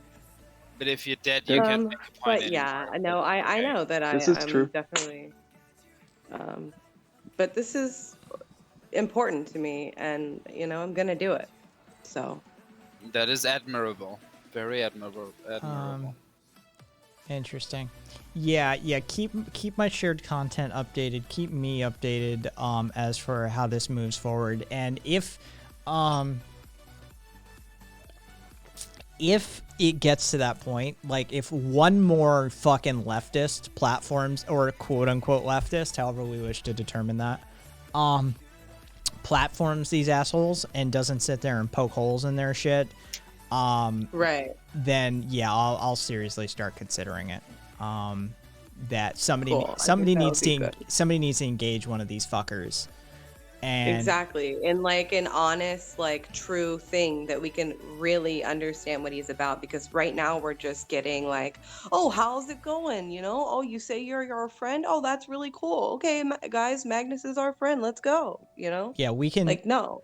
we can sit down beforehand if it does come to that. We can sit down before that and we can have just a folder full of shit and just be like, Yeah. this point number 474, this that sort of thing, and just overwhelm that, like, it isn't a small, like, extreme minority within your movement. The core of your movement is this, up to and including yourself. Get in touch with the SRA. if you haven't already. Again, we're not going down that road. I'm sorry. Okay. Thank you guys. I will be in chat. All right. Thanks for stopping by, Salamander, and thanks for doing sure. the good work. Later, Thanks. Sal. Bye, RV.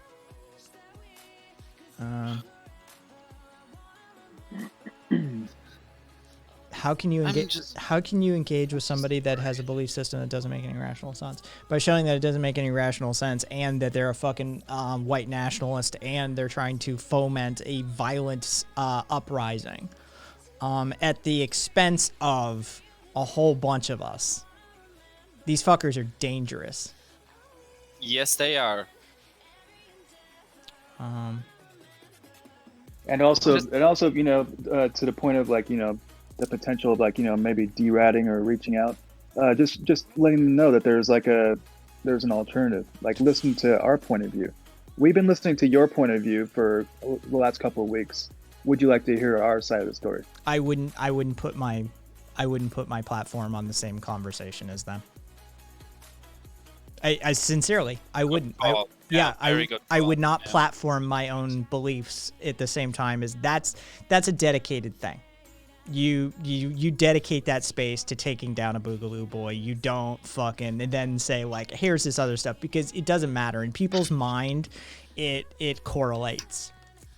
And so yeah, I wouldn't breathe a word of it. Hey Shala. Okay. Yeah, go on the offensive, call them out. Yeah, like you take them down. Like that's what it's dedicated to, is, you know, taking down their bullshit, because nobody's calling them out, it seems like.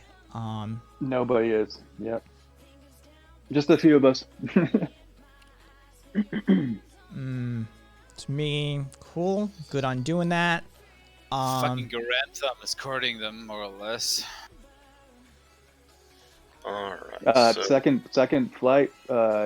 It's primarily civil rights versus property rights.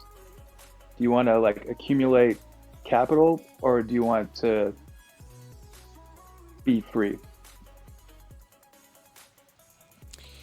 But Kai will probably be able to answer that. much better. I mean, that is the core essence of it. A libertarian is far more focused with their stuff. A anarchist is far more focused on uplifting the social element through the individualistic element. They are concerned with civil liberties and egalitarian goals and humanitarianism. They see a role for social programs and social welfare through systems like mutual aid. They see the point and purpose of lifting up the group, whereas a libertarian is what we would call an individualist. They aren't about the group. They're about their own individual freedoms. Whereas an anarchist is about my freedoms in coordination with your freedoms. It's about lifting us all up. And through that system, coordinating in that individual liberties, in that individual freedom, to provide for and take care of society as a whole.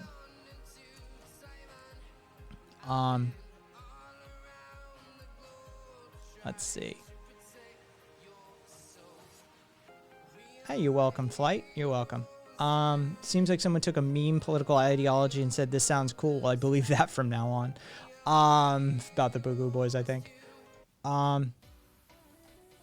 Let's see. See, that's the thing that to me it's like it's dangerous about that, because like you can laugh about it, like you know the igloo, or like the, you know, the kind of the symbolism that's on like that propaganda pamphlet or whatever. Yeah. Or like the fact that it's a meme, but you know, what are their intentions? So that's the part where it really makes them. And their intentions are a yeah. violent overthrow of the United States Yeah. government and a fomenting Exactly. of a second civil war. And by That's the way, literally what their name is based on. yeah, it's Civil War II, Electric Boogaloo. That's the meme. Yeah. And Funny, right? and you want to know where that Civil War is? What lines they've drawn for that? Despite their support for BLM and people of color and all of this sort of stuff, as soon as you get into their communications logs, as soon as you get behind the scenes, the first thing you find is a whole bunch of racists. Funny, huh? So, yeah. Ha ha ha. Bakunin, the oppression of an individual is the oppression of all. That is correct. What did Viva say to somebody? Viva was saying,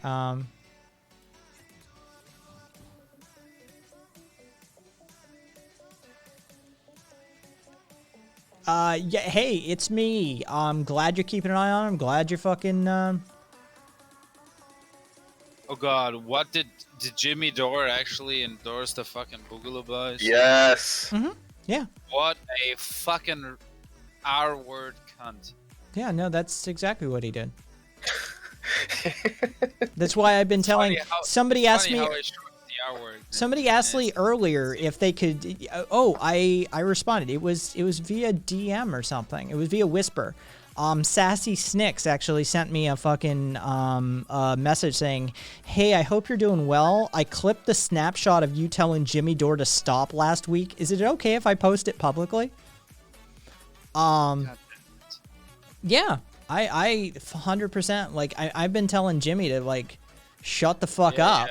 Since that first started, like he needs to just stop and like stop trying to be a political commentator. He sucks at it. Just go back to him being a mediocre hack stoner comic. You were doing way less damage when you were doing that. Fucking see Graham Elwood's new documentary Graham Goes to Russia, Total Putin Propaganda. I have not seen it.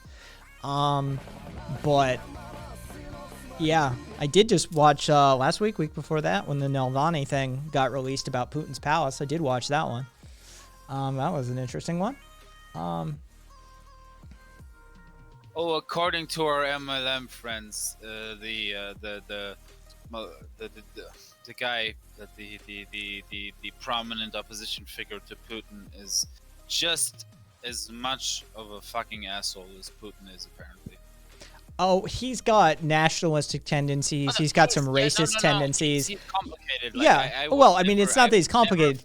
It's that he's a bit of a shitbag too. But compared to Putin, who's actively executing dissidents, you know, bit different. But either way, he has a point. Let's just leave it at that. But yeah, no, I would never support that dude. That dude seems suspect as fuck. Seems we have a theme tonight. Don't support authoritarians just because they want to overthrow other authoritarians. Yeah, just don't support. Yeah, yes. Ironically, that's what those people that I was bitching about earlier are doing. But okay. Oh God, back to this, Joe. No. Well, why? I mean, it's a valid thing. It's done. No. I'm over it. I'm gonna talk to them if they want to talk to me. But whatever. So far, all I experience is immediate bans if I poke too much. It's on Rockfin. I asked Graham about the doc he made. Told him I noticed no dissenting opinions. Interesting. Yeah, I haven't seen it. I'm not familiar with it, so I can't speak on it. It's me, but good to know. Let's see. And Viva, a while ago you said, Viva, you agreed with me, the paintball thing. In Germany, I see people with Black Sun and other stuff tattoos in big groups every time you go play paintball. It's in their own comms. That's where I'm pulling it. This isn't some like leap of logic, like, oh, they're training, the best place to train is... I just clicked through a few fucking links. I was just like, let's look at this group. Let's look at this one. Let's look at this one. And they keep bringing up fucking paintball. It's kind of a given. It's not really a surprise. It's known. I fully understand that. I don't know Second Flight. Astrea. I don't know. Let me look. That's crazy. Astrea. I saw that. State militia that recruited off the Boogaloo server. Yeah, that makes sense. I haven't seen... I don't see anything about him caving. I think people are like anticipating that he will, you know, because he's he's got a red hat really underneath that blue cap.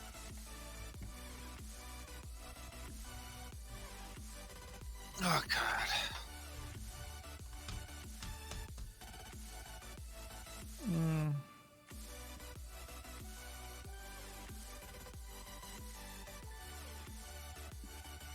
I mean, he's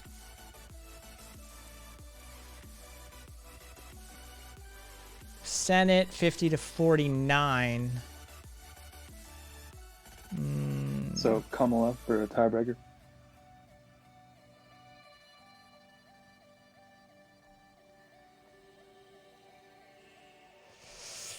Big question heading into Tuesday was if Joe Manchin would vote to support the budget resolution. He said in a statement that he would, but he warned that he wants a, quote, targeted relief bill.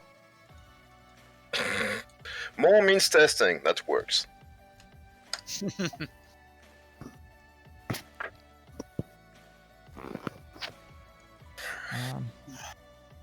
Hey, Ramsey. Hey, Ramsey. What's up, Ramsey?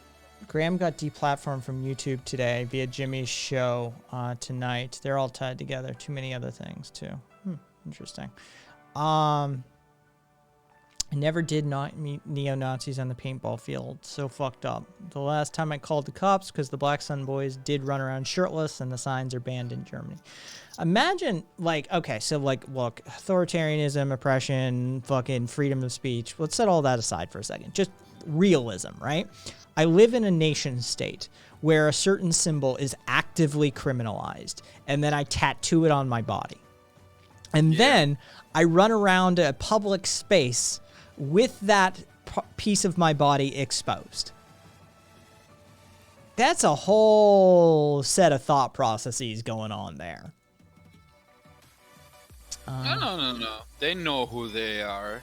They know who they are.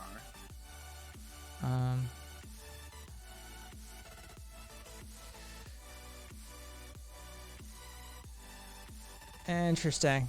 All right. Well, I don't even know who this Graham Elwood is. If I mean, any of you fuckers know? RV?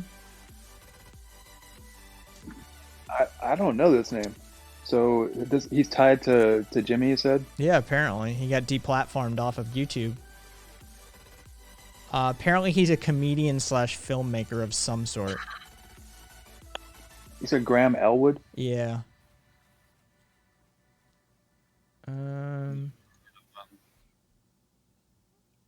Although, no. Yeah.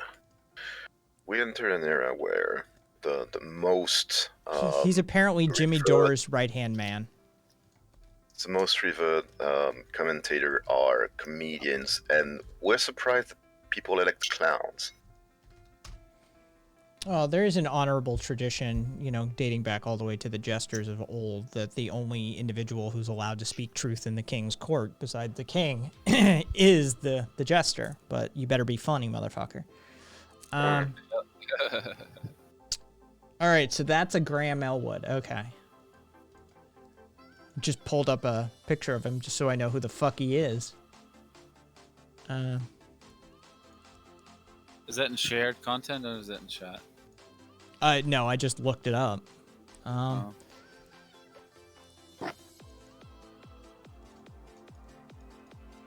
They finally collapsed fuck off ANCAPs on Reddit. Okay. You mean neo-feudalist? Attaboy. Fair enough, yeah. Neo-feudalist. Absolutely correct. Stream Elements automatically did it. Nice. Oh, yeah. Yeah, perfect. Graham is a comedian, used to have a pop culture movie podcast, ran around with Doug Benson. Yeah, I saw that. That apparently he was in Super Jaime. Don't remember him. I am Jimmy Dore's right-hand man. I will die for that man. Well, thank you for the follow, Second Flight. I hate to be the bearer of bad news, but Jimmy needs to go back to being a mediocre hack stoner comic and stop running his mouth off about politics. Let me just put it that way. That's a really dumb thing to die for, but okay. Thank you, Flight. Well, let's see. I'm just thinking of fucking some of the stuff that came out of tonight. Okay, they're just memeing. Okay, cool. Whatever. It feels like I need to add fucking. That's too big of a section. Fucking sounds like I need to add a Boogaloo Boys section to the cheat sheet, but honestly, fucking, I gotta put stuff that actually matters long term first. All right. I'm gonna sign off. It was fun. I'm gonna go sleep it off. All right. Catch you later. Sleep well. Drink some water. Catch Take you later. care. I'll keep listening. See you Right, later, Joe. guys. Take care. And peoples and whatever. Going to bed at 1 p.m. She's probably been up all night, quite frankly. Yeah, I know. Oh, let's see. I know, right, Squid? Just, you know, you gotta prioritize. Little understatement there. Yeah. Let's see. There's so wait. Is it Graham that's is involved in trying to start that new fucking People's Party thing? Am I conflating two separate topics? Clarify for me, please. It's me. I think Dory is involved in the People's Party bullshit. Is it Door? Yeah, they have like a lot of people that are like involved, like in the platform, but none of them have real on the ground like organizing experience. Like a lot of them are just tangential, and then we have people that are just, you know, just coming from out of left field, like Jimmy Dore. So he's one of those. Jesus Christ, talk about being next to a name that you don't deserve to be next to. They joined Dr. Cornel West, Jimmy Dore, and many others in joining the People's Party. Susan Sarandon, Rose McGowan, Justin Jackson, Dr. Cornel West, and Jimmy Dore. No, Rose, no. What are you doing? I know. Susan too. Like, Yeah, Cornell too. I know. It's kind of crazy. they're gonna run Graham Elwood as their candidate.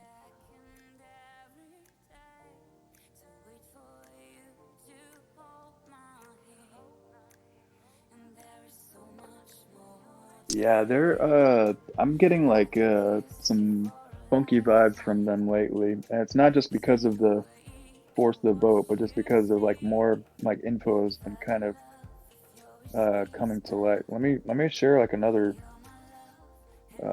post.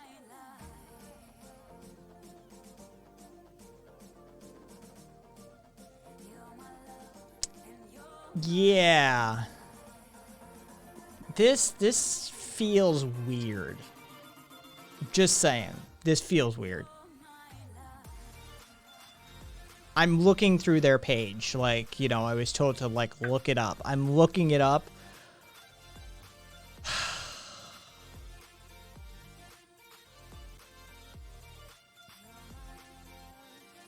Do they still have the gun control kind of on their platform? They're describing Graham Elwood as an aggressive progressive. That's like his thing. Like literally, like they're saying endorsements. Like Oliver Stone, filmmaker. Fucking Dr. Cornel West, Harvard professor. Graham Elwood, aggressive progressive. Like that's his qualification.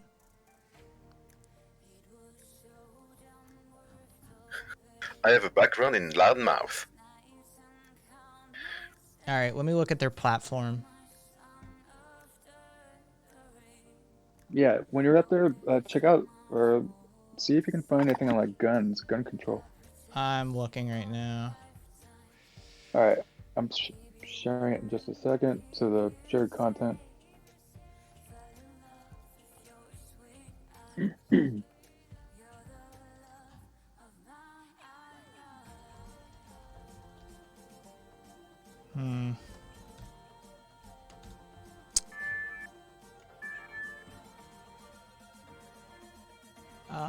Let's see. Just shared. Now keep in mind this is from like the Green Party, but it's Still. very interesting. They've at least got some legs on them.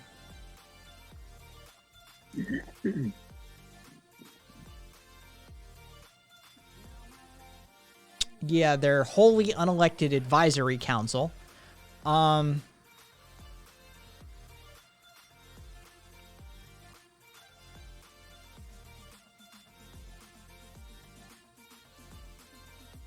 Why is Jimmy Dore on their advisory council? Like, that's just fucking Justin Jackson, NFL running back. Jimmy Dore, host of the Jimmy Dore Show.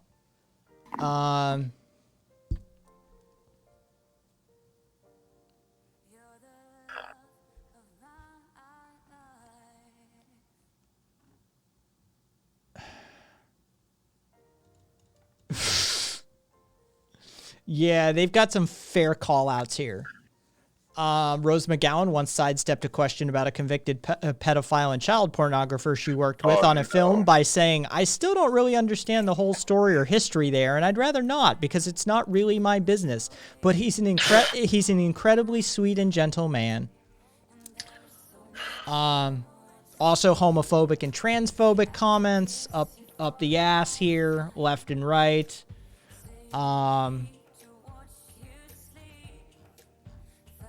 Yep. This is fairly comprehensive fucking as far as like, yeah, People's Party my ass.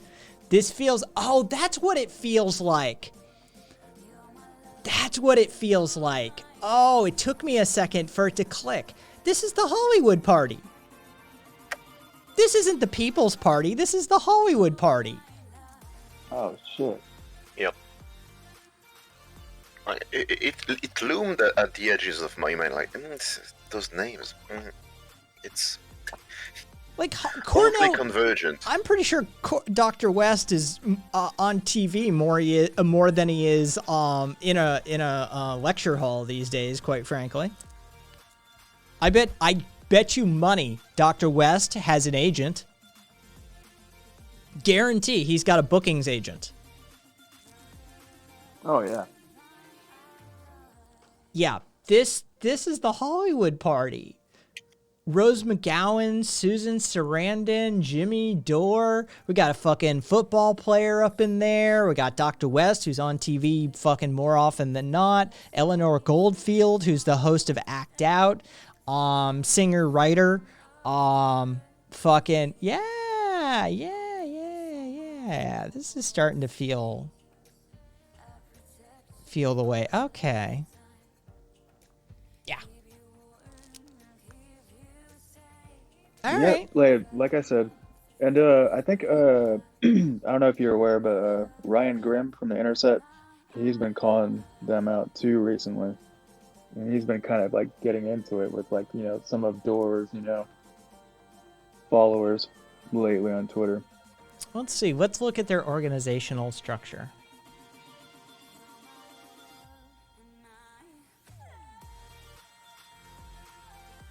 Straight up hierarchical, straight up authoritarian, dictatorial as well. Everything that a working group is responsible for accomplishing. Committees, subcommittees. All creation of new circles and their mandates must go through working group coordinators. You get your own Slack channel where they can monitor you.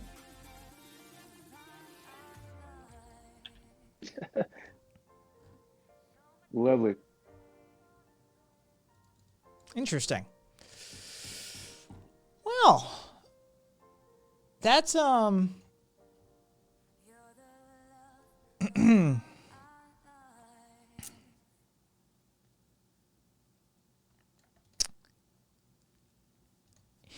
its goal is to advance an independent party free of billionaires and corporate influence. All right, now, I don't want to be too nitpicky here, right? But isn't, like, Susan Sarandon a corporation? I'm just saying, as far as like influence goes, right? Isn't an NFL player like when we're talking about influence, right? Like these are people that run their own corporations that have their own sort of things. Like they're worth millions upon millions of dollars and have pull within billion-dollar industries.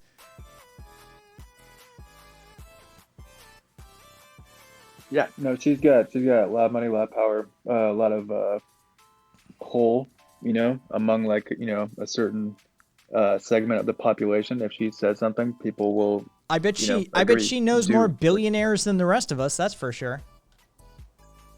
Mm-hmm. Authoritarian as fuck. Got him. In short, centrists. Yeah, that's what this is reading like. Oh yeah. Let's go through their platform. It's fucking stupid long. They believe in Medicare for all to an extent.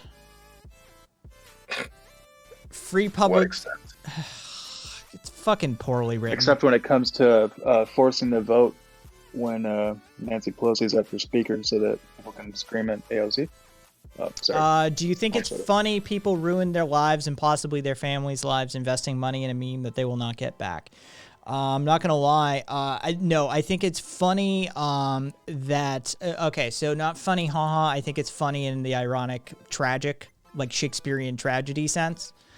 That people weren't educated enough, and I think it's a tragedy of our educational system that people could fall for that. That a simple pump and dump took that many people. So. Free public college and quality education, immigration reform, disability rights, respecting disability rights, which is weird language, civil liberties, secure, transparent election. Of course, is there going to be anything about fixing the... Nope. Oh, okay, so they want to change to ranked choice voting rather than approval, which is better. There's like a lot of good things. I remember looking at this. There's a lot of good things that I can really get behind. And there's some weird, just like maybe not so good. Public banks, okay with that. Workplace democracy, democratize the workplace, worker cooperatives. This is the thing. I'm okay with a lot of these economic bill of rights. Oh God, there's the animal welfare. Oh. Yep, Oh, there's the PETA. 100%. Sarah McLachlan commercial. Yes, cue the Sarah McLachlan music. Talking about fear and pain and depression and resentment that animals are feeling, by the way. Okay, that's a thing. Let's see. Promise and peril of accelerating technology. Toward what? See, this is the thing. They're saying a lot of the right stuff. They're going to get a bunch of people on board with this.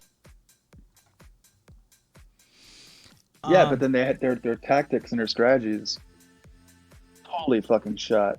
I mean, it just seems like they're letting Jimmy Dore spearhead their strategy for getting Medicare for all. Let's see. What am I getting told here?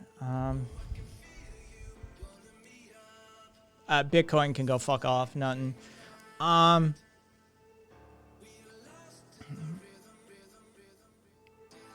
Don't know. Can't tell you about Nina.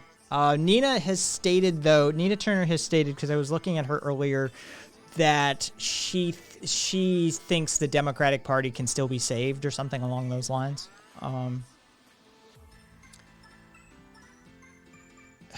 As far as I know, she's running as a Democrat this year. Yes, she is. I hate their organizational structure. That's the first thing I can tell you right about this fucking People's Party. I despise their organizational structure.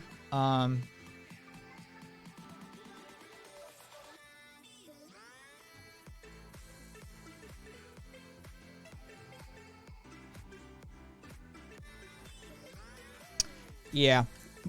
Watch that space and we'll see. That's all I have to say about that matter.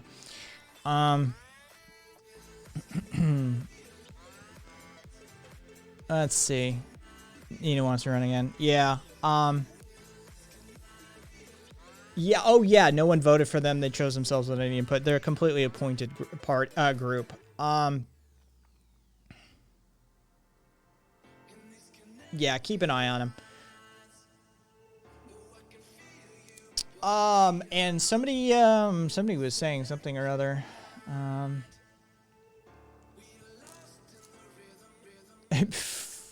Squid. No, I don't remember that, but it doesn't surprise me.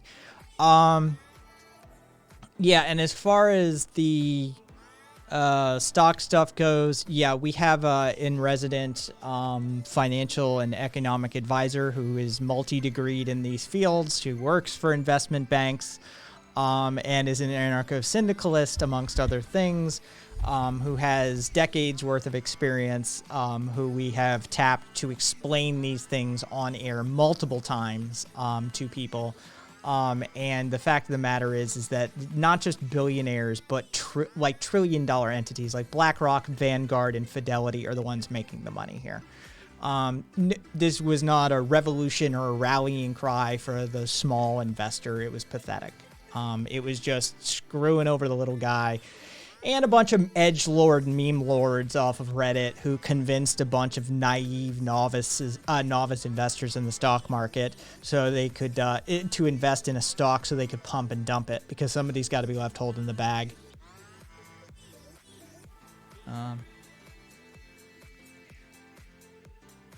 It's a bit of a controversial kind of edgy take of Tolstoy. We're seeing a lot of that like on the left right now.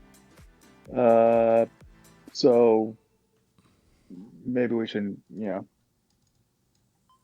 get into that too much. What is that about? I saw some AOC stuff, but I didn't really like. What is it about? That's RV. Well, I could understand him. Can anybody else? Did anybody else have trouble understanding RV? Should I adjust volumes? I could Estrella, speak louder. No, if that helps. Estrella's got you. So, not the only one. She was in the bathroom and said she was about to be attacked. Yes, okay. Everybody else can hear you just fine. Yeah. And apparently, Ed Ramsey is saying, Tolstoy, good to see my favorite troll again. People are weaponizing... Hey, thank you for the follow. People are weaponizing AOC's sexual assault revelation and traumatic experience at the Capitol against her. Oh, okay. Yep. Nailed it. Goya, nailed it. Well, that sounds like a very admirable, egalitarian, humanitarian sort of position to take. Because... hold on, wait, what was the position? Let's see. We need great leaders to be fearless, not shaking and fearing for their lives. Teddy Roosevelt was shot in the chest during a speech. He finished the speech. That's the kind of leader we need. The fucking So masculinist bullshit. So how about those of us that don't want to be led? How about those of us that aren't subservient bootlicking followers? Like, where's my position to take? Right? Like, I don't need AOC to lead me anywhere. I need AOC to help pass legislation that can reduce suffering and can enable leading edge policies that can erode capitalism from the inside, that can increase people's ability to organize and engage in mutual aid networks. I don't need her to lead me anywhere.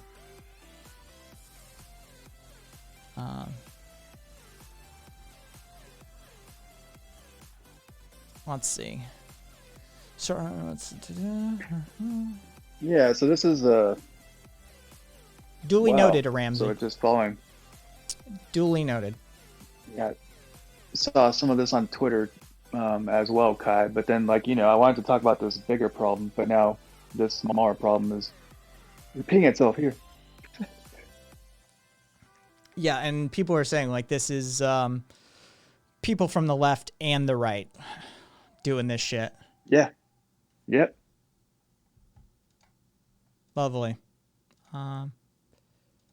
Gematria. Okay, you don't have to, support her, Tolstoy, but just don't like mock her or like play down like what she experienced. That's all we're asking, or all I'm asking. The guy on the phone, the other guy that's addressing you. Write what you want. Okay. Nice. See, that's the thing, is it's an interesting thing that you'll write what you want, but there's a technology in place that can prevent you from writing what you want. So, in essence, actually, it's more up to the community than it is you.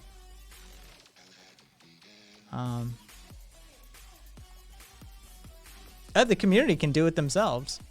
It's a simple point redemption, and you're gone too. It's fairly democratic.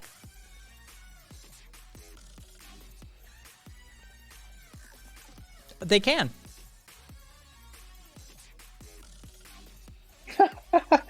Aww.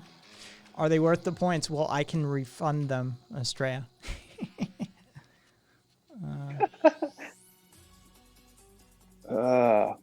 That's the funny thing about those point redemptions. We can refund them.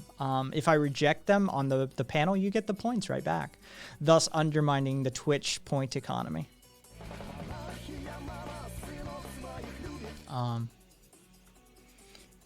Thank you for the follow, Sorenzo Yamas.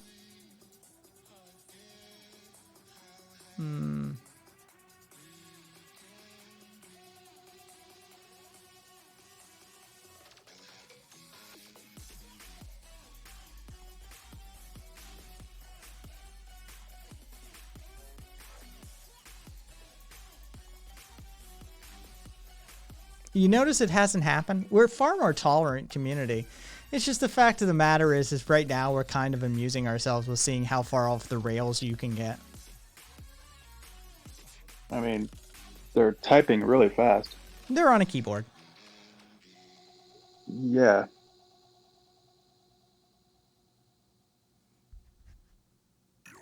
Yeah, Gematria it is. Well, right now it is. We've got Fertus with me as well, who's also right now muted, and RV and myself. And yeah, the chuds always come in groups. I'm having quite the loud snack, so I don't want to pollute the air with my munching. No worries. Yeah, Donk. Yeah, Donk. I asked you a couple times. But yeah, I finally figured it out. Tolstoy also trolls right-wing Twitch. All right, fair enough. Just don't be boring.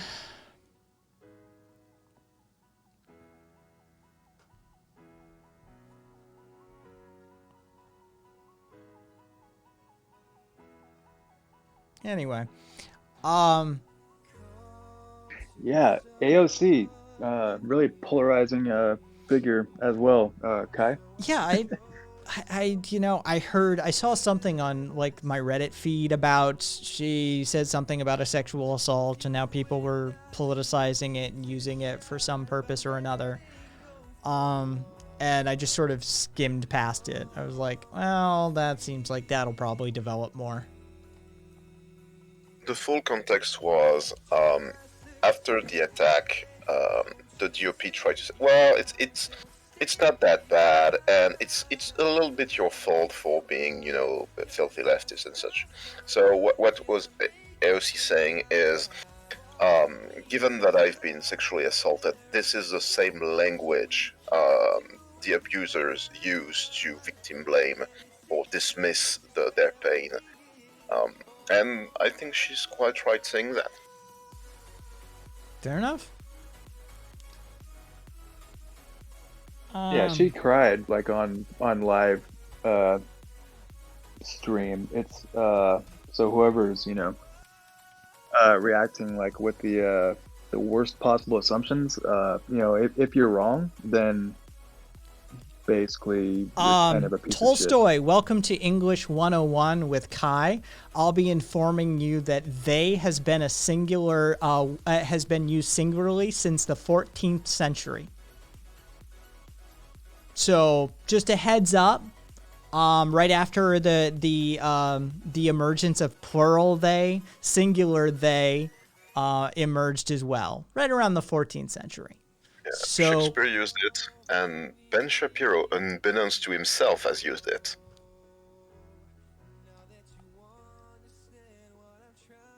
is the Oxford English Dictionary good enough?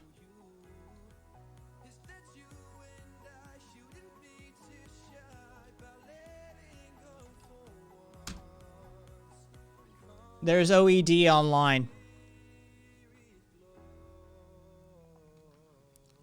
If you take, for instance, the phrase, if anyone wants to start And shit up, they here's- are welcome to try. And there's a Well, Wikipedia article on the singular use of they as well that also correlates and references the Oxford English Dictionary 14th century use of singular they.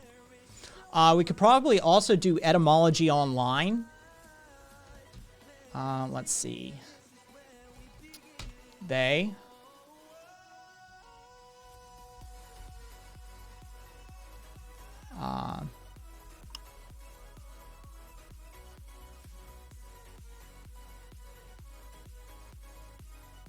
Yep. And there's etymology online for reference to 14th century usage as well.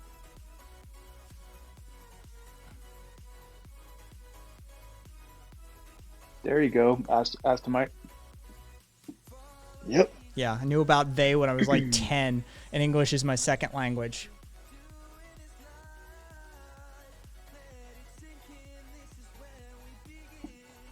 You're literally just in the wrong. Tolstoy, shut the fuck up, dude. Or person. Fuck off. You don't know shit. Jesus fucking Christ, dude. Sorry.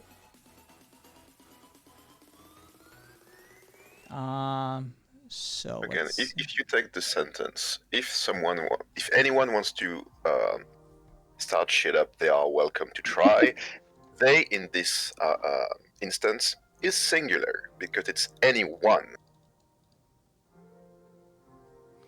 do you guys agree that both sides of politics work together to deceive and control us? No, I'm not an enlightened centrist. Only answering to aristocrats, oligarchs, banking cartels, and corporate conglomerates like Big Pharma. How do you define both sides of politics?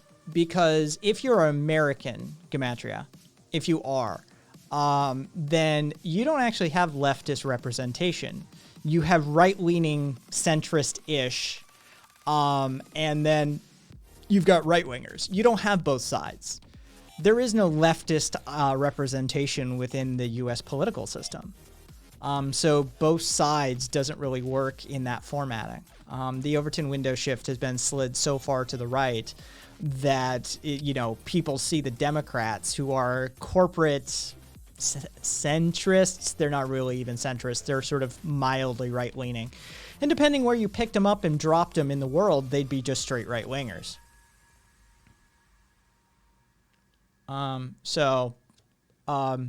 Yeah.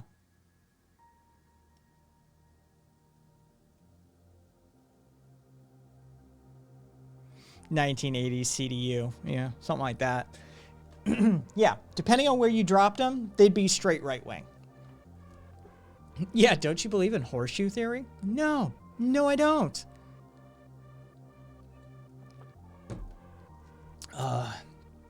Yeah, in the UK, a few would be straight up Tories.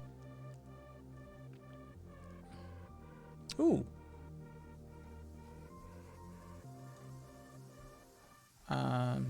I don't see where you... Sal, still awake. There we go. Sal drank some coffee, came back.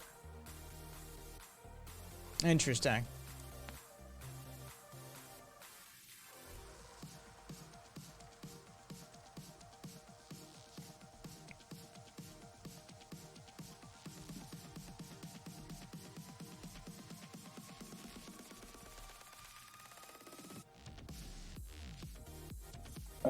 Kai, can I just make this simpler for the community? Are we okay with this? Wait, what are you we feeling gonna what do? I'm feeling? Oh, Just read the paragraph.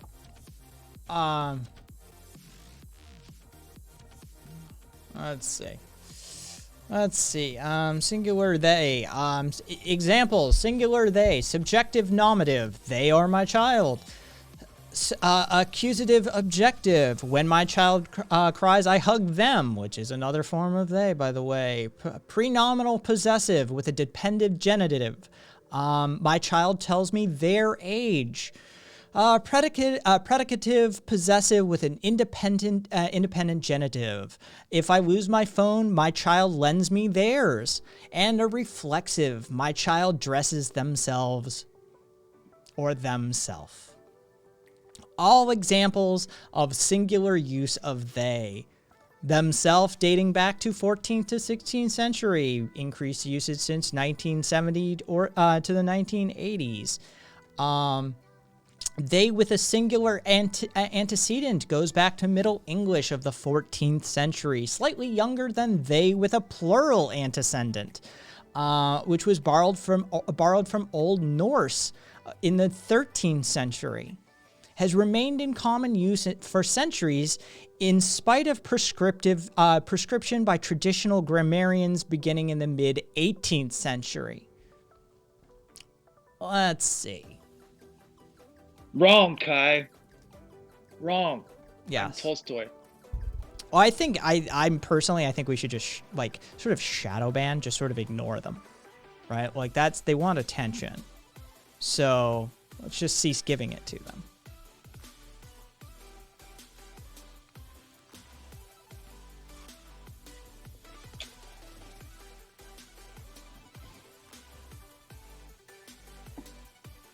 You're the boss.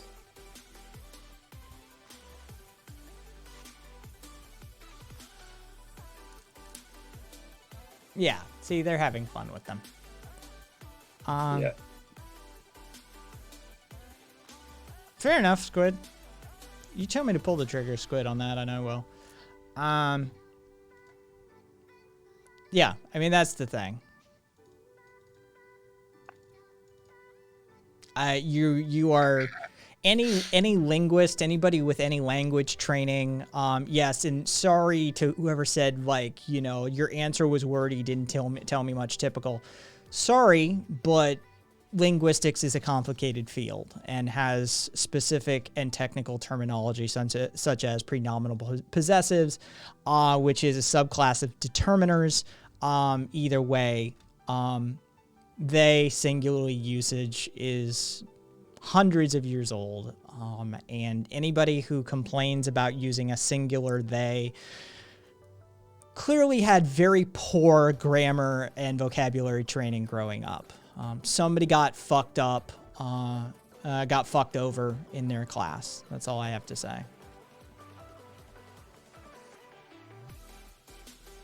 What the fuck is going on with EOD? I don't know. I don't understand what's going on. I don't know what So I'm they. just looking at Yeah, the I chat. saw. Yeah, political correctness has nothing to do with singular usage of they. Sorry. And I doubt your uncle is a linguist. Quite frankly, I think you're probably about 14 to 17. And if not, that's kind of tragic.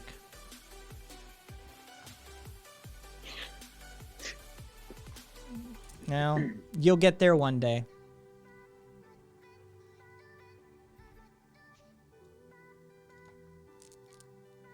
In lowliness of mind, let each esteem others better than themselves. Ah, that's a singular usage of they. What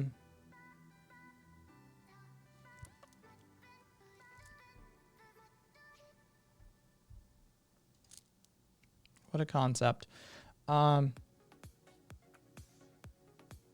Yeah.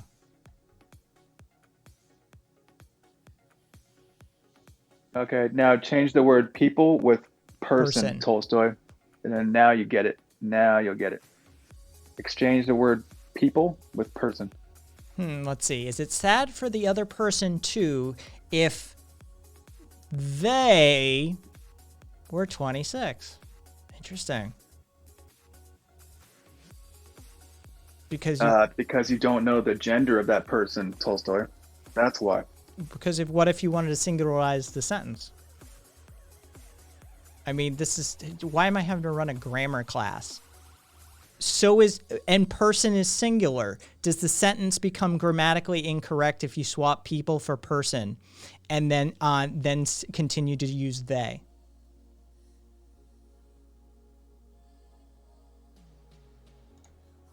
We're done. Yeah, fuck this. Sorry. Sorry for cursing, guys. It's okay. Congratulations, you earned a ban from another chat. Faithful Patriot. We've been putting up with a prescriptivist for quite some time who incorrectly is prescribing language. So those of us that have a fundamental grasp of the English language, including people in chat who speak it as a second and third language, yeah, we're mildly annoyed at this point. But Faithful Patriot, libertarianism means to accept the purpose of the person. No. I mean, etymologically, no. Political science, no. I mean, it's just derived from libertaire or libertas, which we have somebody who speaks French natively on the line right now who could tell me what libertaire or libertas means. So it's freedom. Freedom. It just means freedom. It doesn't have that intention. Now, if you want to talk about it in a specific technical terminology, as in political science, now it has a meaning to it, but it doesn't mean that either. So, sorry? Yeah. I really like it's the problem with those large empty words. So most of the time I find that freedom is weaponized to just say, I want to do what I want. I can do what I want. No, you can't. It's as simple as that. And for all its ills, I kind of like the French motto, which is liberty, equality, and brotherhood. Which yeah, it has its problems.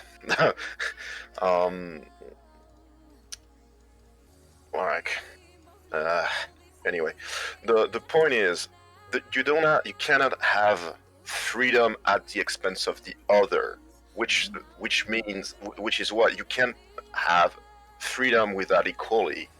Which is what libertarians, or at least neo-libertarians or American libertarians, seek to possess. They seek to possess freedom at the expense of others.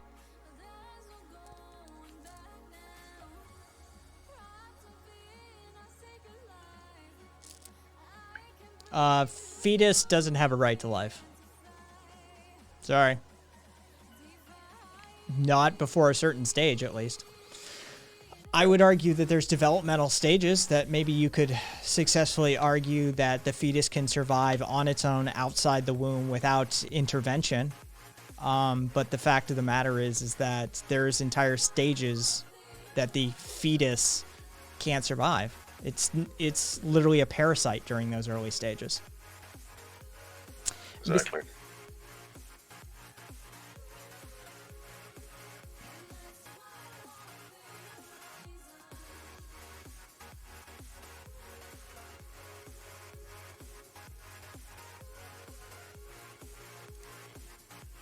Really, we're gonna do this now? Yeah, we're gonna do Abortion?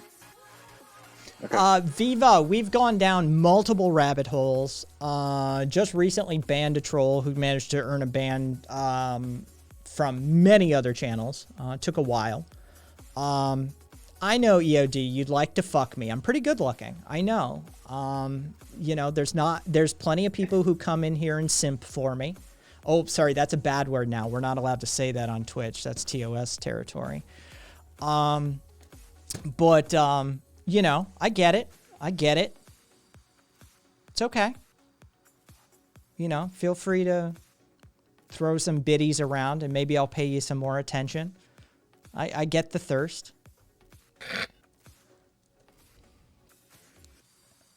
Thirst is real. Hey, boss.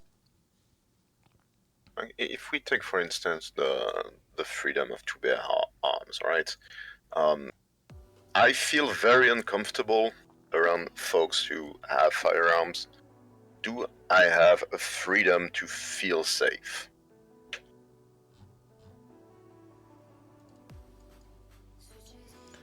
Here's the brass tacks, right? Here's the brass tacks for the abortion issue. It's a personal property issue. Early stages of fetal development are biologically akin to parasitical relationships, right? During those stages, you have no argument to tell someone who owns their body, personal property. You either own your body or you don't. So if you own your own body, then you have literally no legal, moral, or ethical standing on which to argue that a mother cannot abort that fetus. You have no ground. It's just the way it goes. The only grounds you have might be religious, and I hate to break it to you, the only passage in the Bible that talks about abortion is instructions on how to do one. So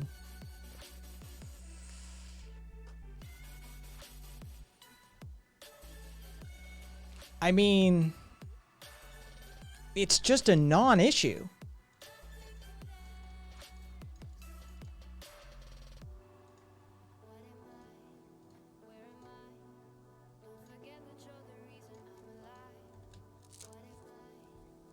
Bible-based? Oh. There's no grounds on which to argue abortion. No, it doesn't. It's not a legal person. It's not a real person. It can't be born outside it can't be taken outside the uterus at those early stages and survive. It just can't.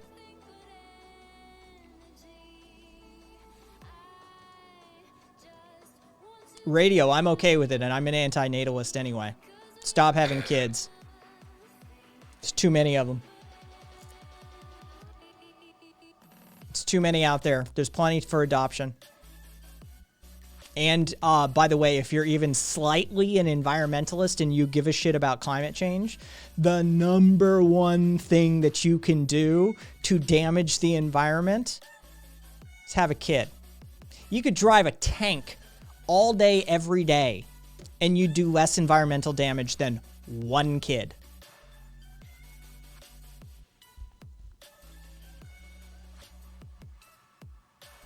You already answered the question.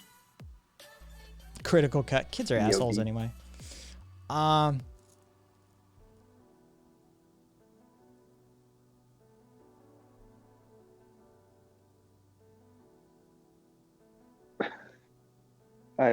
hate this discussion. It's something about Can it. we go back to the boobs? Stop having babies and be an incel today. Well, luckily my boyfriend he's not really interested in having children. See, fascinating how that works.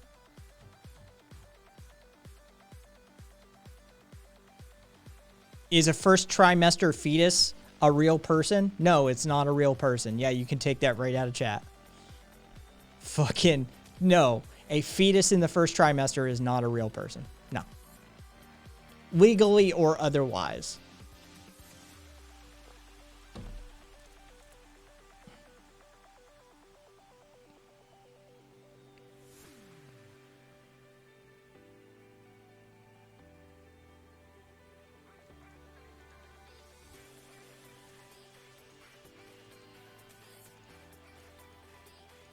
Why are you, EOD, why are you so obsessed with what other people do with their bodies? What's with this weird authoritarian bent? I don't care whether somebody has an abortion or not. That's up to the person, right? But you want to step in and tell somebody else how to exist. Oh, that's right. You think you're on some sort of holy crusade of some sort. Sorry.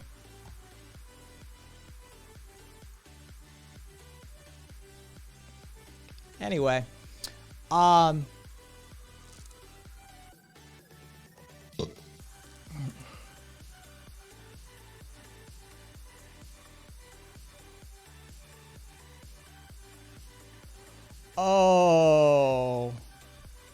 faithful patriot, I would love to have a conversation with you. I'm an ordained minister.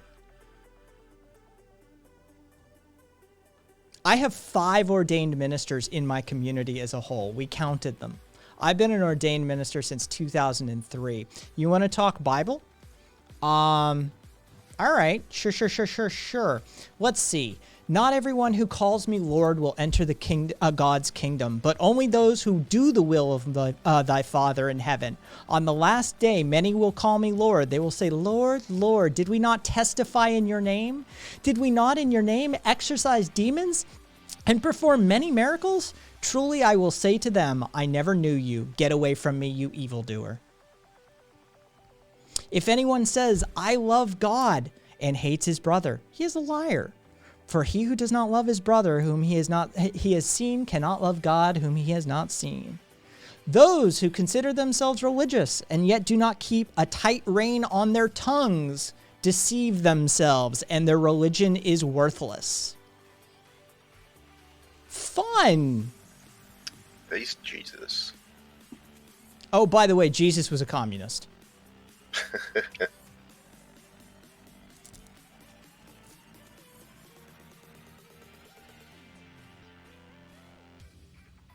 Theocratic, authoritarian misogyny. Nice, RV.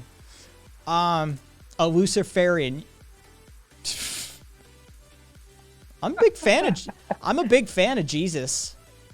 But the fact of the matter is y'all don't follow Jesus. You don't. And yes, Estrella, yeah, the Satanic Church does great legal work. Yep. The truth of the matter is we know. that POD. so let me see. Have you recently what's a good one? For there was not a needy person among them, for as many as owned lands or houses sold them and brought the proceeds of what was sold. They laid it at the apostles' feet, and it was distributed to each as any had need.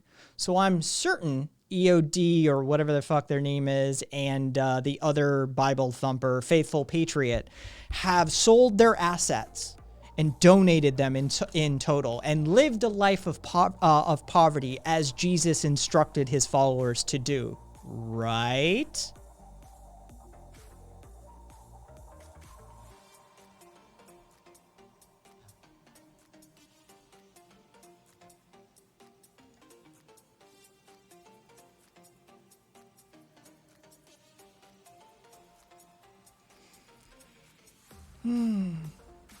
Estrella with the question. Oh, I didn't even.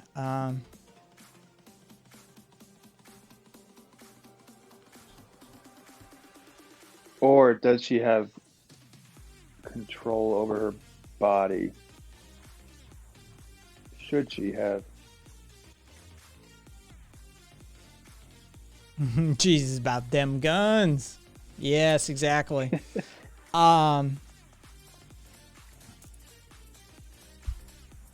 Yes, and I support for the immigrant and the foreigner, and a skewing of capital, rendering one's entire worldly possessions unto those that need them more. Yeah. It's honestly, Jesus was super based. The only thing I don't like about Jesus was the comment about obeying your slave master. You could see the fucking the control mechanisms behind the scene coming through in those passages. But yeah, now the whole group of those who believed were of one heart and soul, and no one claimed private ownership of any possessions, but everything they owned was held in common. That sounds eerily like something else I may be familiar with. But things in common, like how are we? What would we call it? Like communism? It's Yeah. Um.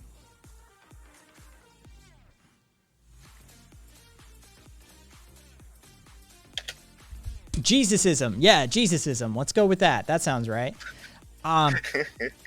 No one can serve two masters, for a slave will either hate the one and love the other, or be devoted to the one and despise the other. You cannot serve God and wealth.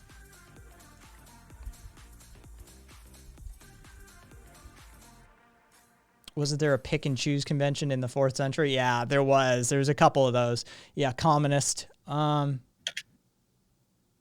I didn't learn much here. Have a good day, everyone. Well, Gematria, I'm sorry we failed you.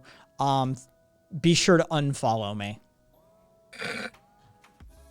You're following me. You followed me a half an hour ago. So be sure to unfollow. I don't want to waste your time in the future.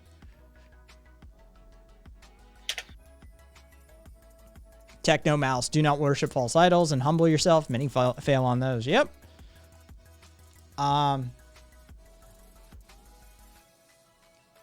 Yeah, it's always, I always love the Christians that roll through and tell you need Jesus. You're like, pretty sure he told you to shut up about that shit. Good old hypocritical Christians, though. And by the way, that hold your tongues one is straight out of James. That's fucking James chapter 1, verse 26. Those who consider themselves religious and yet do not keep a tight rein on their tongues deceive themselves and their religion is worthless. Straight out of James, New Testament.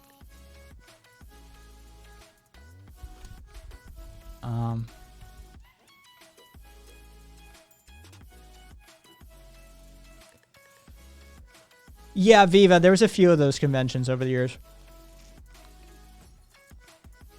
Oh, yeah, George Carlin on the 10 are fucking brilliant.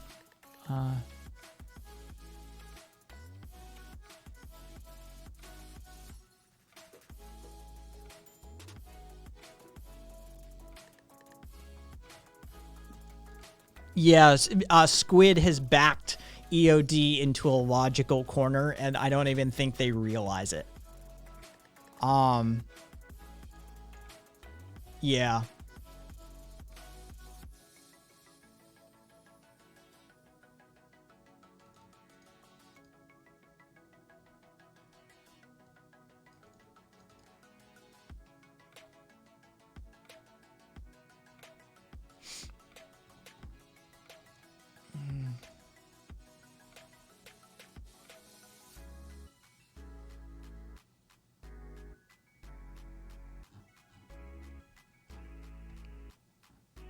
All right, cool.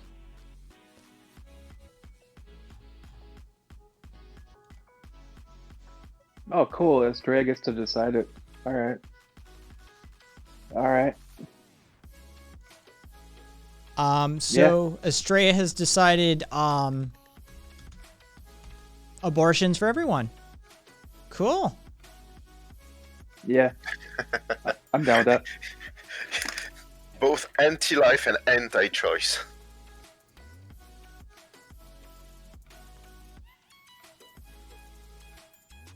I'm a Jesus. Is it not that Jesus? Is it Jesus? Being forced to go to church as a non-religious person really fucked with my head. My father tried to get me some religion after the divorce, and really was enlightening. The first church he took me to was a Catholic church, and it was a Knights of Columbus ceremony. Yeah. For those that know Knights of Columbus, during Mass, it straight up look like Three Musketeers, motherfuckers. Like fucking swashbuckling, sword on the side, feather plumed hat. Like it's straight up Three Musketeers shit. So yeah, that's like, I've had some really interesting religious experiences. Not Jesus came to me, but going around to different churches and that sort of thing. What do you, Astamite, sorry. Tagging me was probably the best way to go, but what do you think of turning capital-owned businesses into co-ops as a political goal? Do it. I think it's a worthwhile goal. Yeah. I think redemocratization of the workplace is the first step we need to take. So. Yeah, Richard Wolff has some points about it. Like in North Italy, they have the most rate of co-ops as overall businesses, and they have mechanics that companies that go out of business can be bought back by the workers. Good night, it's me. And I think it's what Corbyn tried to do in England as well, Britain. Yeah, boss, you know.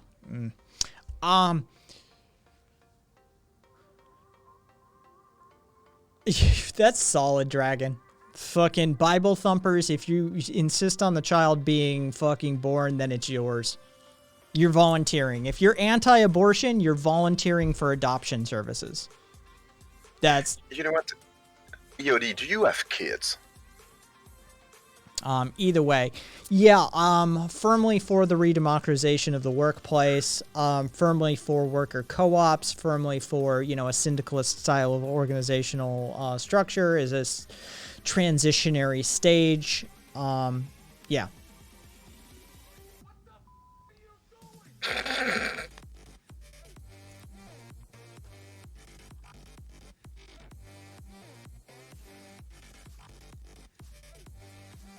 I mean, I'd be for, again, Astamite, I'd be for it, but I mean, you know, as an anarchist, it's education, education, education, education. I don't mean schools. I mean, it's literally educating the populace that they have this as an opportunity. But, you know, yeah.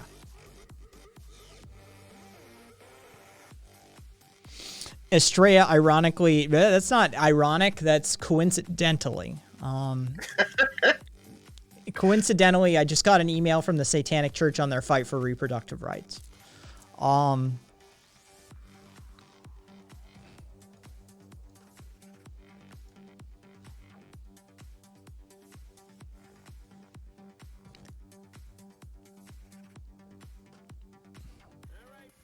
love the George Carlin bit on irony. Yeah, we abused the shit out of that word. I'm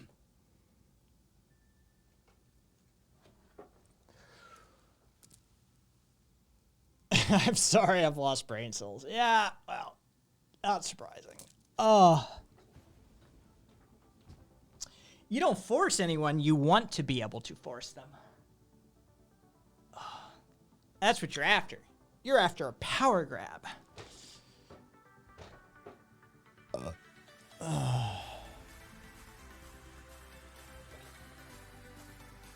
Note that they still haven't answered whether they have kids or not. On Like the coward they are. Naomi, you're welcome here, but do not think that your beliefs or philosophies or ideologies will not be challenged. They will be challenged vigorously. But yeah, you're welcome here. But you know, we're at the end of the fucking stream basically. So unless you say something truly fucking whacked out and crazy, then chances are nobody will come after you. But like I said, they will, the community, and myself will challenge you on that.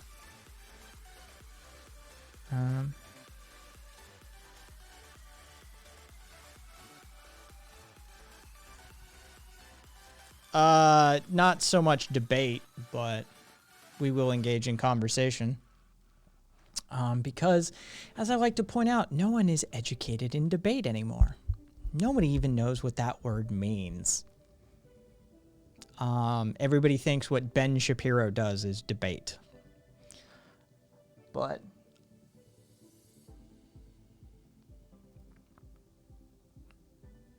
you love Ben Shapiro. Boy. Go with God.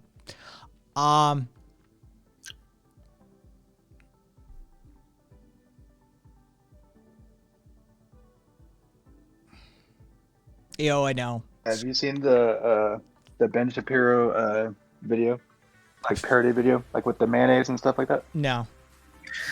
What? I don't know if you're in the mood to watch it or not. Sure. Let me see if I can find it though. Sure, find it. Ben Shapiro does, he does fire hosing and sea lioning, and then he also buries people in technical terminology, which is a tactic I admit I use from time to time. But I'll define the terms for you, so I'll reverse my flow and actually go back to them. But Ben Shapiro is sort of a master of fire hosing and sea lioning. He will ask you question after question after question, source after source after source, and he will speak at a pace and in a manner that buries you to the point where you have 97 points of contention, but all you can get to is the last one. Ooh, goody, we got that chat. All right, I got that link. Hang on. Is this a lookalike? Because I caught it there for a second. Goodbye, honey. Have a wonderful day at work. As a doctor at the doctor's office, she's a doctor. Hold on 1 second. I've just been trying to make sure about. Let's see. Perfectly dry, as it should be. It's perfectly dry. She does not have a wet SP word. Let's go. You can't these trolls. Actually, my wife, who is a doctor, says that it would be a medical problem if it got wet, or it would mean that she tinkled her pants. Guess what? My wife is potty trained. Checkmate, liberals. Honey, why is this chicken wet? You know how much I hate wet meat. Well, the only reason their P words would be wet is because of liberal tears, probably. Oh, they have a Bernie bumper sticker, of course. Do you have any idea that Bernie dropped the fuck out of their goddamn race? People who vote for Bernie get so triggered. They're fucking stupid. Oh, you're not supposed to be filming right now, actually. And that was straight facts, and none of them cared about your feelings because facts don't care about your feelings. Sorry, liberal. Where's the main? Oh, there it is. Gosh. Oh, it's hot. It's hot. Did you put black pepper on the chicken again? God damn it. She's probably been watching CNN again. Oh my gosh, bumper to bumper again. I thought Los Angeles was supposed to be progressive. This traffic's certainly not progressing anywhere. Write that one down so I can say it on Joe Rogan's podcast. And you're blocked.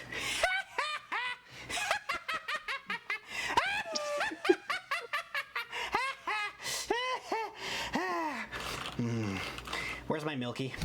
Go! I'm gonna be late for Joe Rogan's podcast! I have to extinguish it somehow. Wait a minute. Honey, why does the mayo sound like wet P word right now? Oh god, it's Cardi B again on the radio. Cardi B. Her mom should have taken Planny B. It's well known in the medical field, which my wife is a part of, that having a wet-ass P word means you either have trichomoniasis, vaginosis, or yeast infection, or you're simply anti-Semitic. What is this mayonnaise called? The Last Dab? This is hotter than a gefilte fish straight out the jar. That's it, I need some milk. Where's my sister? Somebody's saying they sent me nudes of my sister to... Oh no, that's definitely not her breasts. Get out of here! These liberals are literally on their phones all day long. Hold on, somebody's tweeting at me. I gotta clap back. They really changed the name of the street to Barack Obama Boulevard. Barack Hussein Obama. It literally sounds like a Muslim fucking leprechaun or something. Why isn't there a George W. Bush Boulevard? That's what I want to know. I want to understand that. The name of Bomb Boulevard should be changed to Boulevard Broken Dreams, like the Green Day song. And the Green Day song, American Idiot, should be about Barack Obama himself. If he even was American, that is. Oh my gosh, why is it so hot like some kind of Mexicana Latina? Gel, listen, we don't eat the left wing in this house, we only eat the right wing.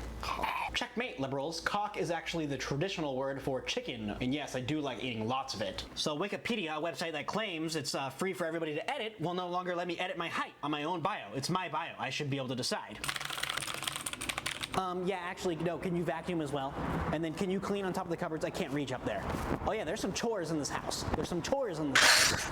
Exactly, no, it's like the Cardi B song. She says whores in this house. There's chores in this house, yeah. This is the university. What? Yeah, it looks pretty closed. Well, how am I supposed to do my talk on how facts don't care about your feelings? They locked the gates even. That hurts my feelings, and that's a fact. Look, I don't even care about USC. I don't need to do a speech there. Their mascot is the Trojans, for God's sakes. And I hate contraception. I'm Orthodox, so I don't like condoms. Look it up. Nutritional facts is basically just another type of regulation that liberals have forced upon us. For instance, it's all lies anyway. 59 servings. It does not last 59 meals. Let's Google BBC so we can learn about liberal news, and go. And this is just disgusting. If you Google BBC, don't hit the videos tab, whatever you do. I need to check some of these out. Get out. Get out. My wife is a perfectly dry P word. You saw me check when she got out the car. Yeah, no, I saw that. It's 100% dry for sure. Yeah. That's what I'm talking about. Yes, if you look closely at the nutritional facts in this, actually there's 0 trans fats. That's right. Checkmate, liberals. If only we could make the country have 0 trans fats. Next election. They are the ones that can change things dramatically if they show up and vote. November 3rd is our time. They told them the date? Be heard. Vote for real change. What's poppin' LA? It's your girl Cardi B. No! No! We should have been happy Medicare for a long time. And the wet-ass P-word ladies on the radio right now! 3LA.com. Keyword change LA.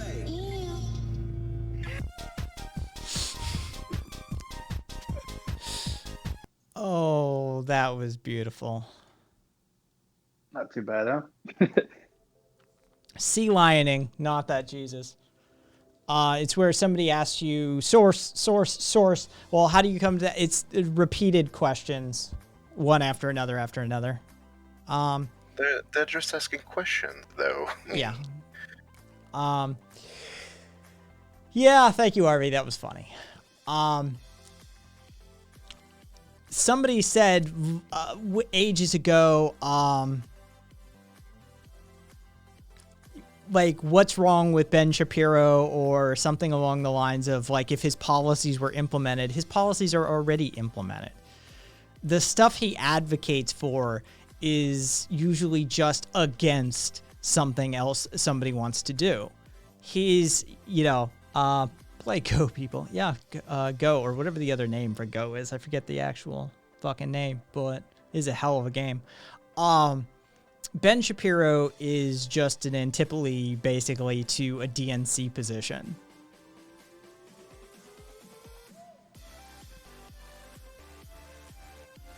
Change is scary. Ben Shapiro in a nutshell. Badook? Alright, interesting.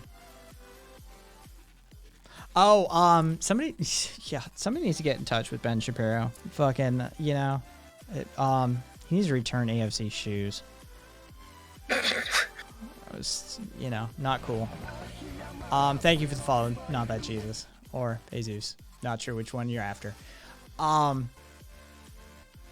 He's a classic conservative at this point. Like, right? I mean, this is... Hey, Estimite, thank you for the follow. Glad your millennial attention span held up through all of that.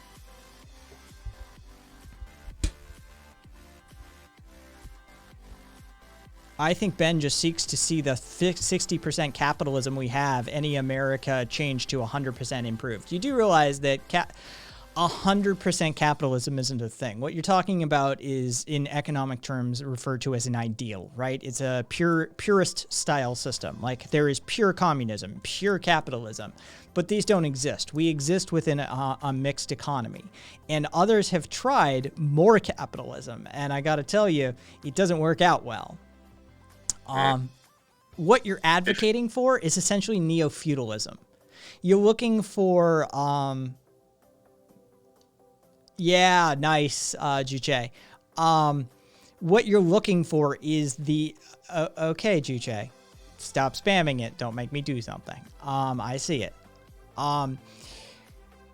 What you're looking for is a system in which the wealthy rule, right? Like, under capitalism, you're advocating for, like, pure capitalism with no social infrastructure, no social welfare programs, under this 100% pure capitalism where everybody lifts themselves up by their bootstraps, which, by the way, used to mean an impossible task.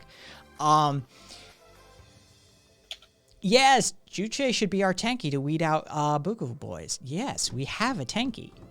Juche, we have an assignment for you.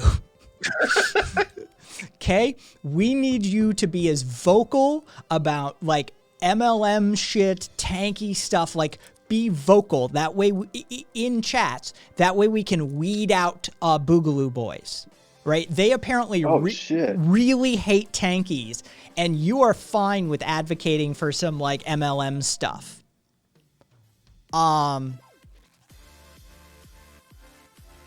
Salute you, Juche. Yes, that's what we need you to do, Juche, is fucking weed out those Boogaloo Boys. Just quickly, Yeah, those if someone tanky emotes. if someone is actually advocating for 100% capitalism, I want them to look up the Ludlow Massacre and the Battle of Blair Mountain. That's what hyper-capitalism looks like. Your mission, should you choose to accept it, yeah, oh god, here we go with the Vosh super capitalism. My pillow guy.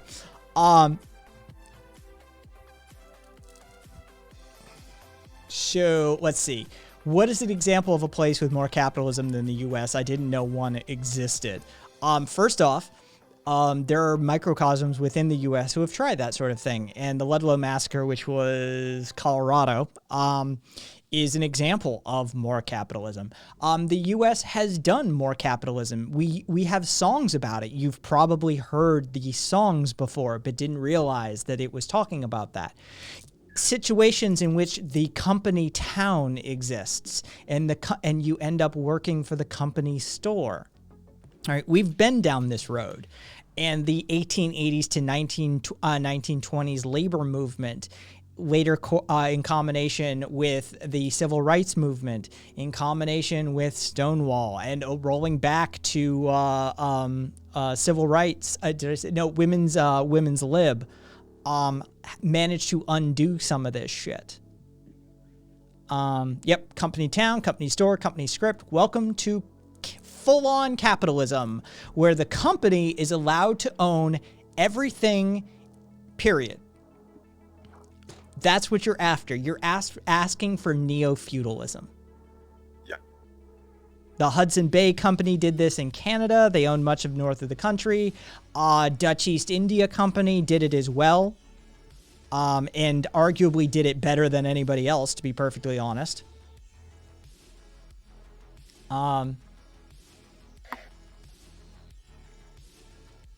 As to might, apparently the U.S. public has amnesia with regard to its own labor history. Amnesia would imply that they knew.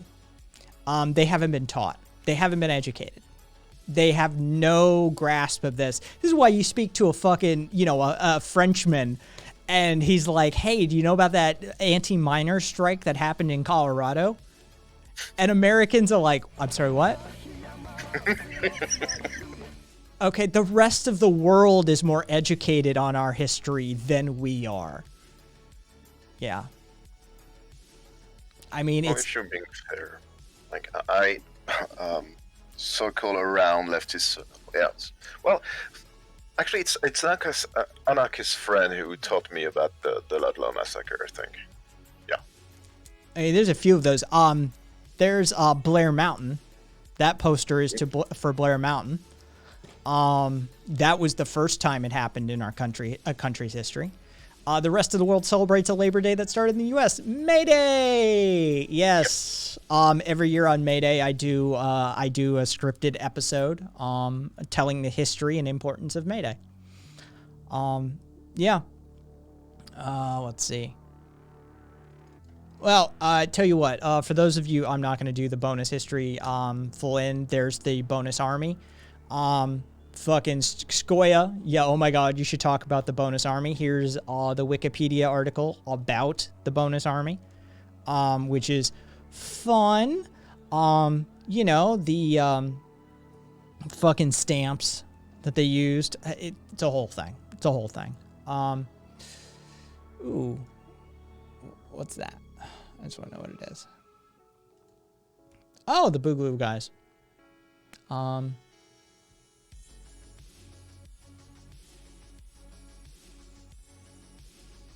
Yeah, they don't teach us anything important in school. Railroad towns, mining towns, yep.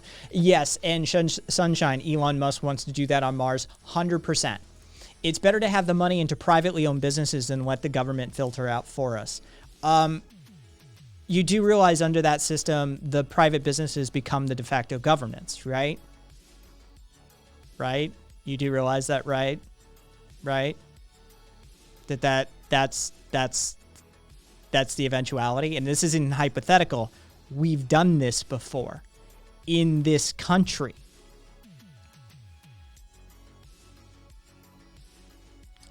That's what happens, is the company becomes the de facto governance. And we fought for generations to overturn that. Many of our ancestors died because of that stuff.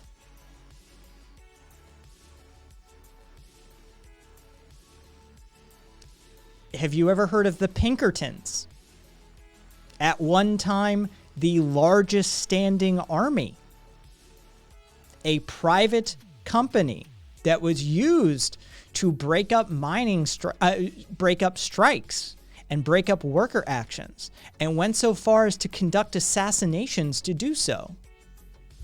And got fingered in the Mayday stuff, but we were never able to prove it.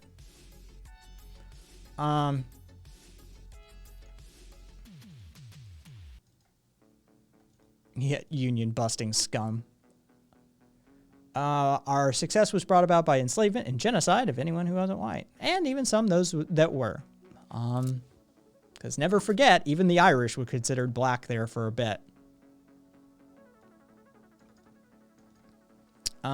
Before, I only knew Pinkertons were detectives from noir novels. Now I know they're mobster muscle. Yep. They worked exclusively for, hey, Squid, thank you for the gift sub, and Boss, congratulations. Went to you. Thank you for the follow, Captain. That's going to happen here in a second. Juche putting in work already. Juche, love it. Are they doing work in chat, or are they off doing? Oh, okay. Oh yeah, I see it. Yeah, Juche putting in the fucking work. It's fucking. It's like I'm thinking of like Hellsing, where fucking she just tells her like lift the limits, like, you know, limit 3 removed. Like we're just like go, Juche, just go. Oh. Again in fucking sure. Again in Canada, railroad companies had their own cops. I'm sure it had nothing to do with seizing indigenous lands. CP Rail still has its own police to this day.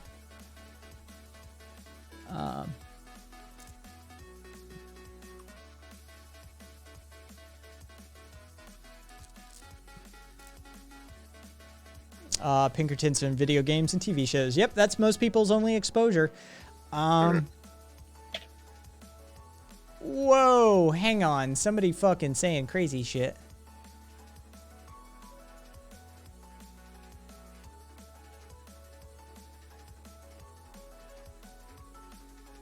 What the fuck? Radio to fucking Naomi, do you support the... Apparently there is... Oh yeah, do you support the BLM movement? Radio said, respond to it, do you support killing black people? And Naomi said, no, but 90% of black people do. We have to put an end to this. Is someone forgetting that most homicide happen on racial lines, so white killing whites and black kill blacks most of the time? That, and it's an environmental bias, right? Like you lock a bunch. If I took 10 people out of this community and locked them in a fucking, like in a city center, and gave them no means to escape that city center, basically, and then violence erupted, and we said, well, see, it's the proudly radical community killing each other. Well, yes, but no. You're leaving out decades and hundreds of years worth of nuance. You're leaving out conditions that need discussed. You're leaving out a whole host. The fact that poverty plays into this.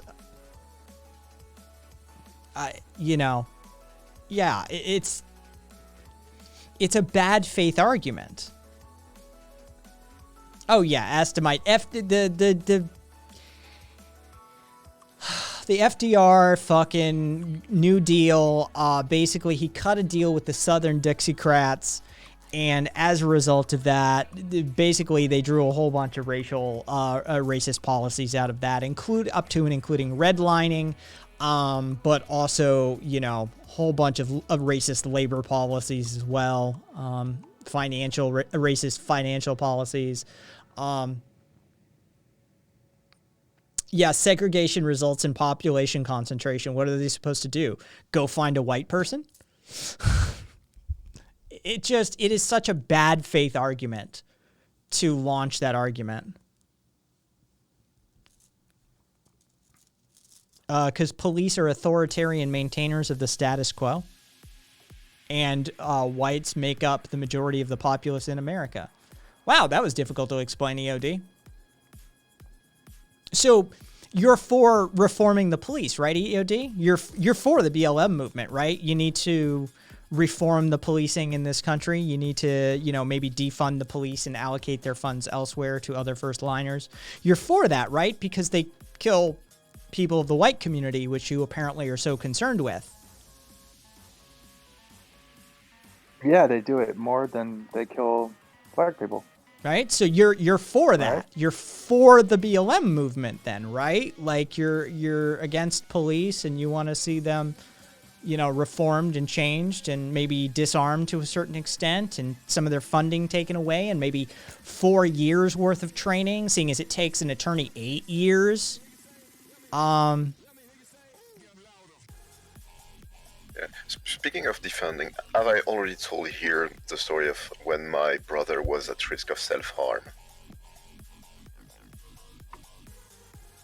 Okay, I might have not. So, basically, his coworker were concerned that he might, he didn't show up to work one day, and it was just up on sleeping pills or something. He didn't wake up. Well, he was he's been in his bed all day basically. And who showed up to do a wellness check? Welfare check. No. Check on his wellness. Yes, we call them. Yeah, we go with both on those. But go ahead. All right. So, who did that? The firemen, because the emergency responses on health is done by in France is done by firemen because they have the ambulances, they have the means to enter a building by force if there's an emergency and so on and so forth. Those checks should not be performed by police. No, most of what police do shouldn't be performed by police. Yes, Squid, that was Juche that I was Juche just got me on that one. Yeah, that one caught me. What can I say? We need to completely eradicate welfare. We've got to improve the schools in their areas. You do realize that public schooling is a form of welfare, right? It's a social safety net program, right? Well, more than that. If you want to have a free people, if you want to have people who engage in social life with some degree of self-determination, free will, you need to educate them. You need to give them a proper education. Therefore, even if you are an ultra-capitalist, you're in favor of equal free education for all.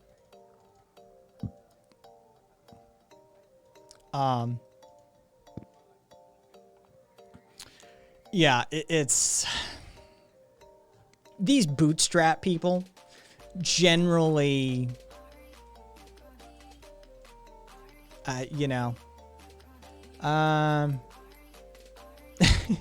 premarital. Desegregation was truly the downfall of the black community, not the entrance of their poverty and lack of equality, but their sense of community. Yeah, I know, right, Ace? Jesus Christ. Before I go, have you seen the Nazi propaganda film produced by Jack Prospiak, published in October 2020? I don't think so, Skoya. But drop it. Let me see. It's the holy vacuum of Bootstrap. Yeah, I know, right?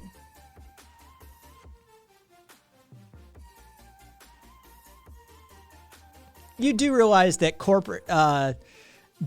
corporations and large scale entities get far more subsidies than that.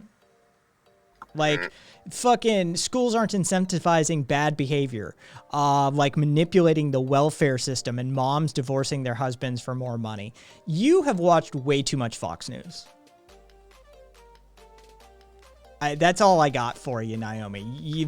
I don't think we could derad you in one stream.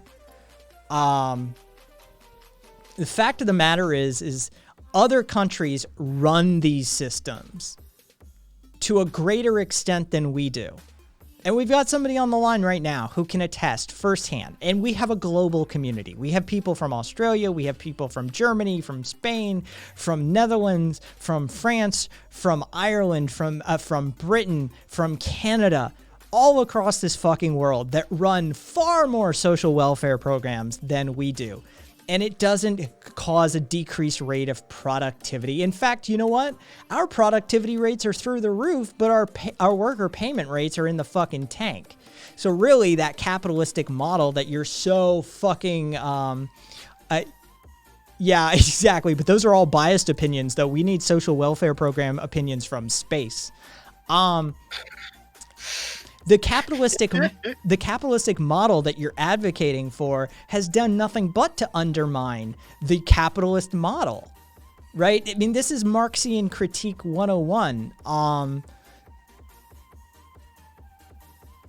Yeah, the welfare system is blamed for this, while corporations get more in a similar way that people are told that it can impact climate change when we'll never compensate for the pollution produced by the military. I know, Carpe.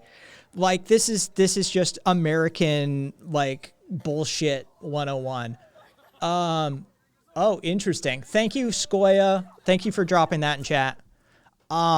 So, I mean, socialized programs, should we get rid of all of them? Should we have, like, privatized fire departments? Should the cops be subscription based? Because like, you need to have a private fire department. So, like in ancient Rome, like the firemen come to your fire blaze that is your house and haggle for what you're gonna pay to take it out. That's the free market in action, baby. So, should the cops be subscription based? Because if so, can I just opt out of that subscription? Because how full on are we going to take this?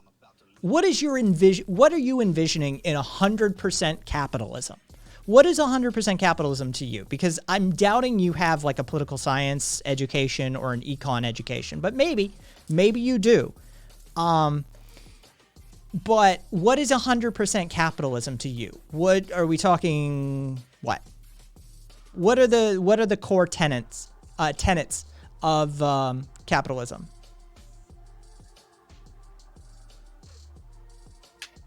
Because should there be no governance? Should the United States government be eliminated entirely? Like, what would its role be if it is, you know, some sort of minimal entity?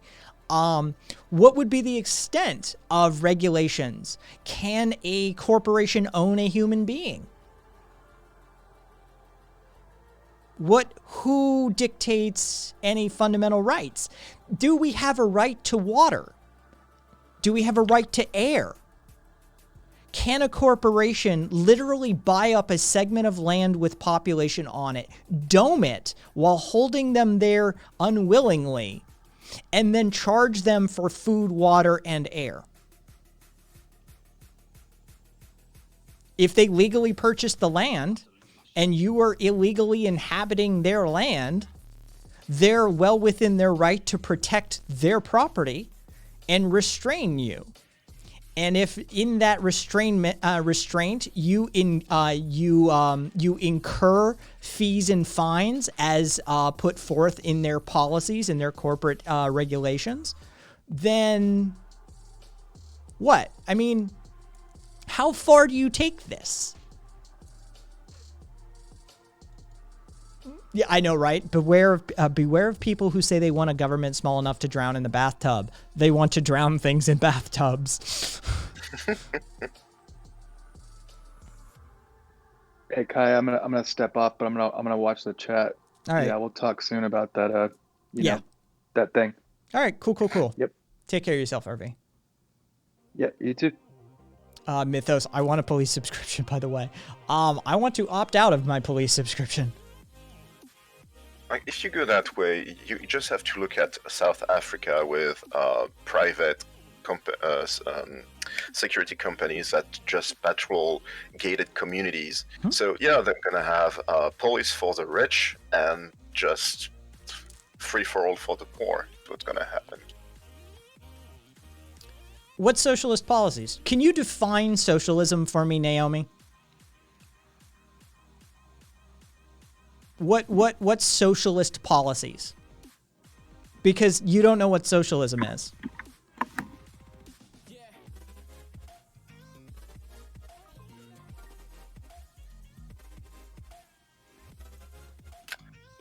Socialism is when the government does stuff. Yes, exactly, not the Jesus.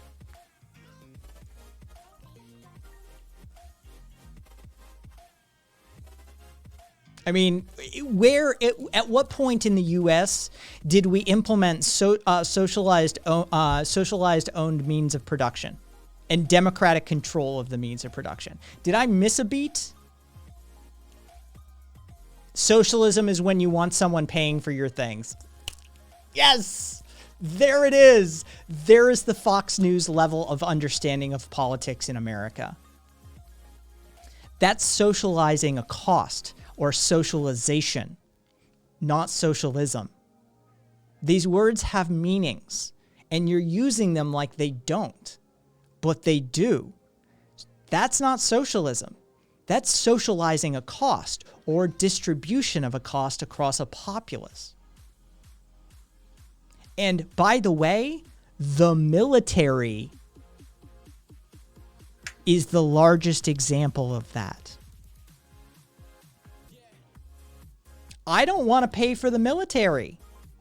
And if you go that way, the internet exists because of socialized costs, because ARPANET was a military program. So, yeah. Thank you, social spendings. Critical cut. Words mean things. If only we could teach the judge this simple lesson. Welcome to learning. That's not what socialism is. It never has been. It never will be. Ugly dog. Hey, I know things. Chud smeart.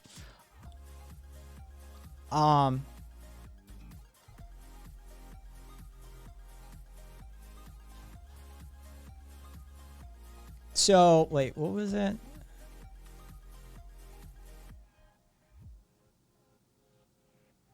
Oh, Jesus, Astray, I just caught that.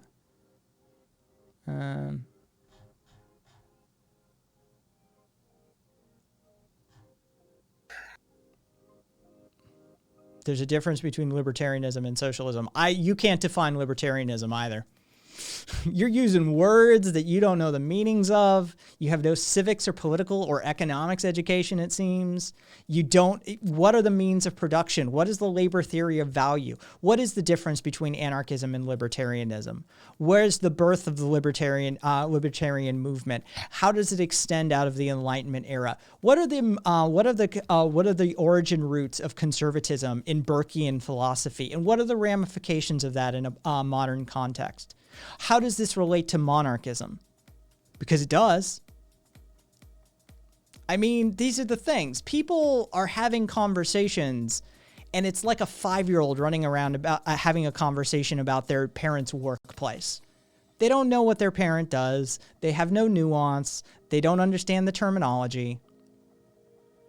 What leftist policies would I like to see be implemented?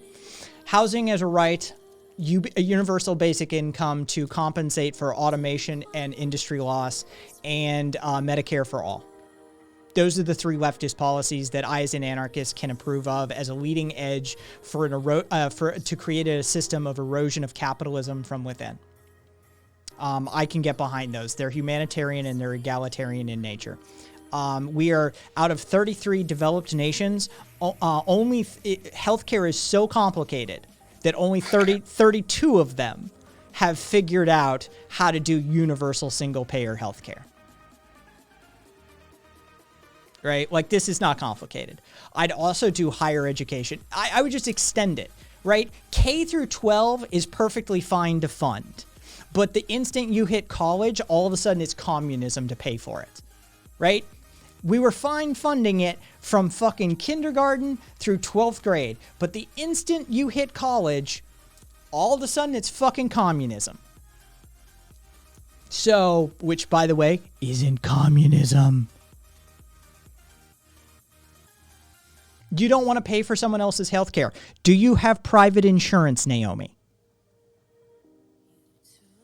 Good night, boss. Take care. Or good morning, boss. Take care. You already pay for someone else's health care. Welcome to how private health care works. Jesus Christ. Mm-hmm.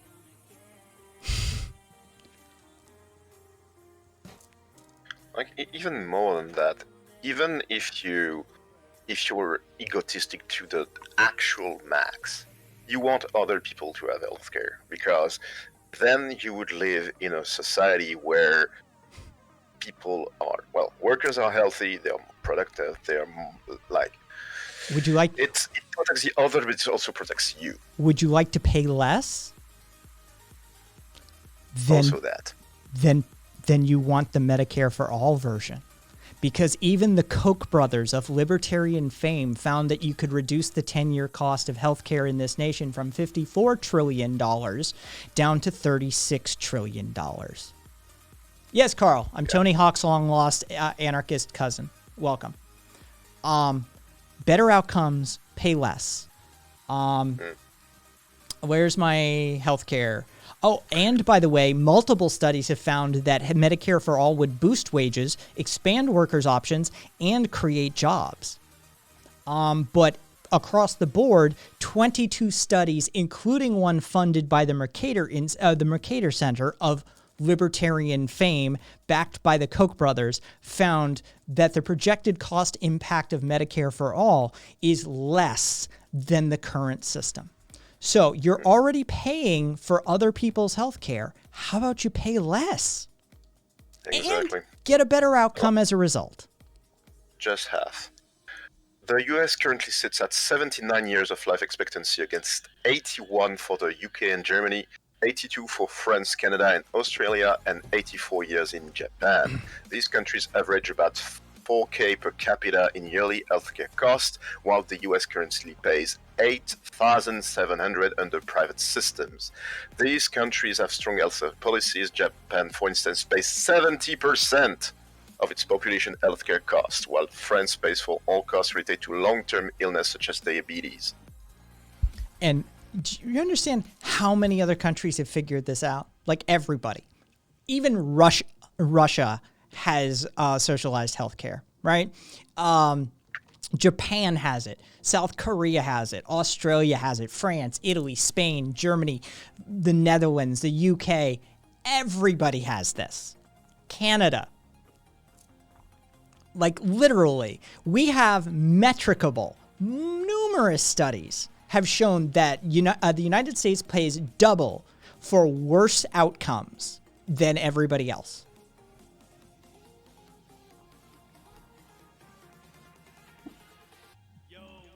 It is a losing battle, even for a libertarian, to argue against it.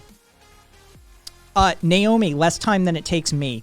I have progressive small fiber neuropathy. I had to wait 12 months to see a neuromuscular specialist in Las Vegas, Nevada.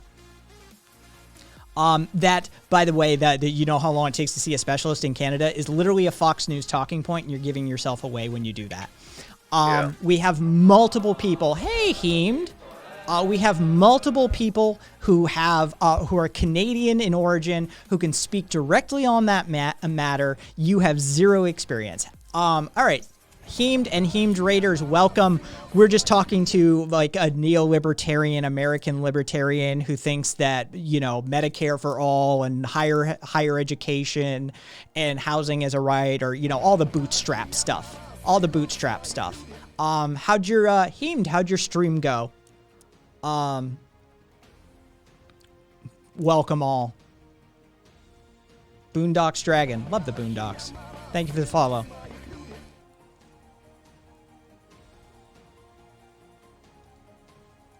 Oh, also, we've got a conversation happening in chat that's going to be difficult to follow because it's been going for ages. It's weird as fuck. Don't try and figure it out. Yeah. And incidentally, the Canadian system isn't that good. If you look at what's happening in Europe, like for instance, I know in France, time between first diagnosis and for cancer and first treatment, it has a median wait time of 2 weeks. 2 weeks. So there's firsthand account. Thank you. Oh, thank you for the follows. Rec, Mr. Fidsaid, and Purple Squirrel. And thank you for the sub, Evil Dead. And that is Jesus Christ. Naomi, the fact of the matter is no statistics line up, whether they are whether they're Evil Dead, whether they are UN statistics, whether they are national statistics, or whether they are international statistics. None of them support your argument. Like, literally, you're arguing up a wall here. Like, there's no winning this argument. Even the fucking Koch brothers disagreed with you. Right? Like, this is how much of a losing argument you're arguing. And you've had to pivot so many times on this argument, right? We put you on your back foot so many times at this point. That, you know, first it's I don't want to pay for somebody else's health care. Well, you're already paying for somebody else's health care through private policy. So, oh, shit, well, let's change that. Let's change it to, you know, come on. You do realize that socializing we've been through this. Socializing a cost is not socialism. Is our military socialism, Naomi? Is our military socialism? Is the United States military socialist? Please answer that. Is the United States Army socialist?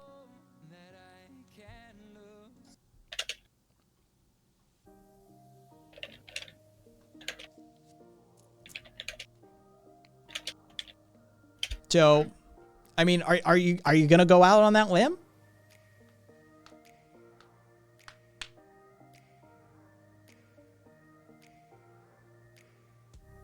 Welcome, Lily. I don't know how much more of this I've got in me. Plus, I need a bathroom break. I like my socialist healthcare here in Japan. Mm-hmm. You're using the military as a reason to argue why I should pay for your healthcare. Well, if paying for healthcare for my fellow Americans is Ladies socialism, Alex Jones here. I will be back. Radical. Since I owe Kai a few favors from back in the old days. Shit, I probably shouldn't talk about that. Wait, why are you still recording? Fine. Just be sure to edit it out. Anyways, as I was saying, this is Alex Jones, and I just wanted to teach the proletariat a few things about anarchism. Anarchism isn't about chaos. In fact, it's quite the opposite. Anarchism is about the people. It's about solidarity and mutual aid. It's about removing unjust authority and hierarchies. We should all be anarchists. The world would be a better place. Now, I'm going to apologize again to all those parents whose lives I ruined because I'm such a douchebag. Jones, out. All right, Kai, this has got to make us even for that incident you helped me out with. All right. If we go to the Health Quality of Ontario website, and we look at the breast cancer wait times. So 80% of patients were treated within the target time. I think the target time was 2 weeks. Alright. Patients who should be treated within target time of 84 days within an average of 35 days. 90% were treated within target. Okay, so target time was in fact 84 days, but were treated on average by 35. Patients who should be treated within a target time of 28 days within an average of 18 days. 89% of patients were treated within target time. And patients who should be treated within target of time of 14 days within an average of 15. 61% of patients were treated within target time. So different priorities. Oh, okay, so I get it. Anyway, the waiting times in Canada meme is just wrong. It's false. Hello, friends. Hello.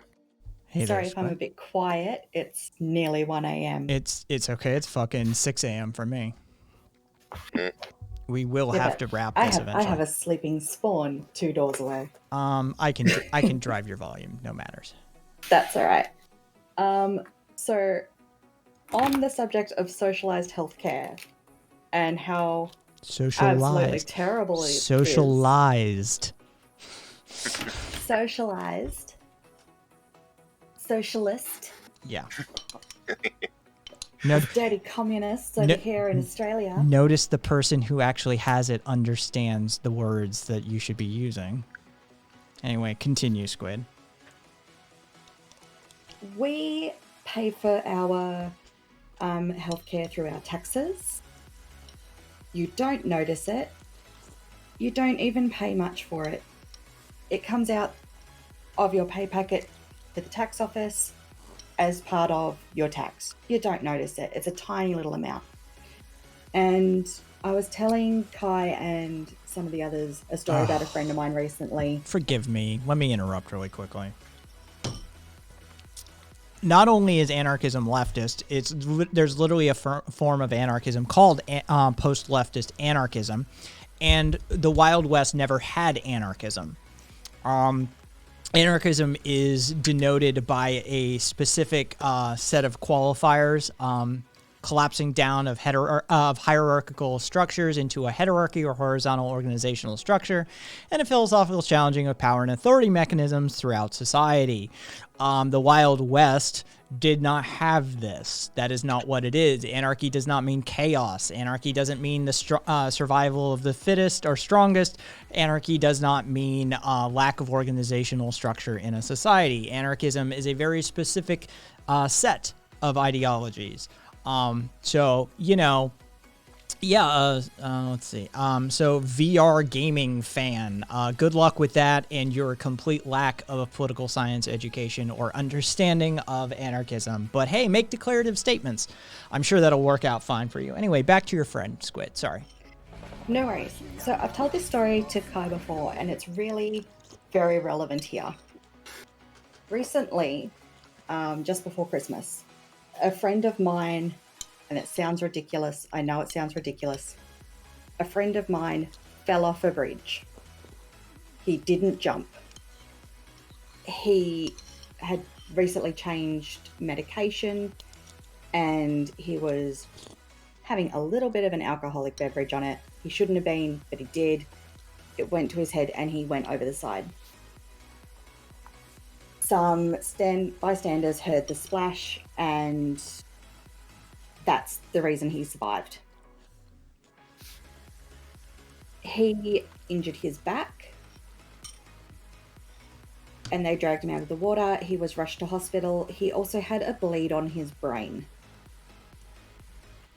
He wasn't able to be cared for at the first hospital the ambulance took him to, and was airlifted to another hospital a couple of hours away in a helicopter, where they had to give him brain surgery, drain the bleed, and he ended up with some staples and stuff in his skull holding his head together.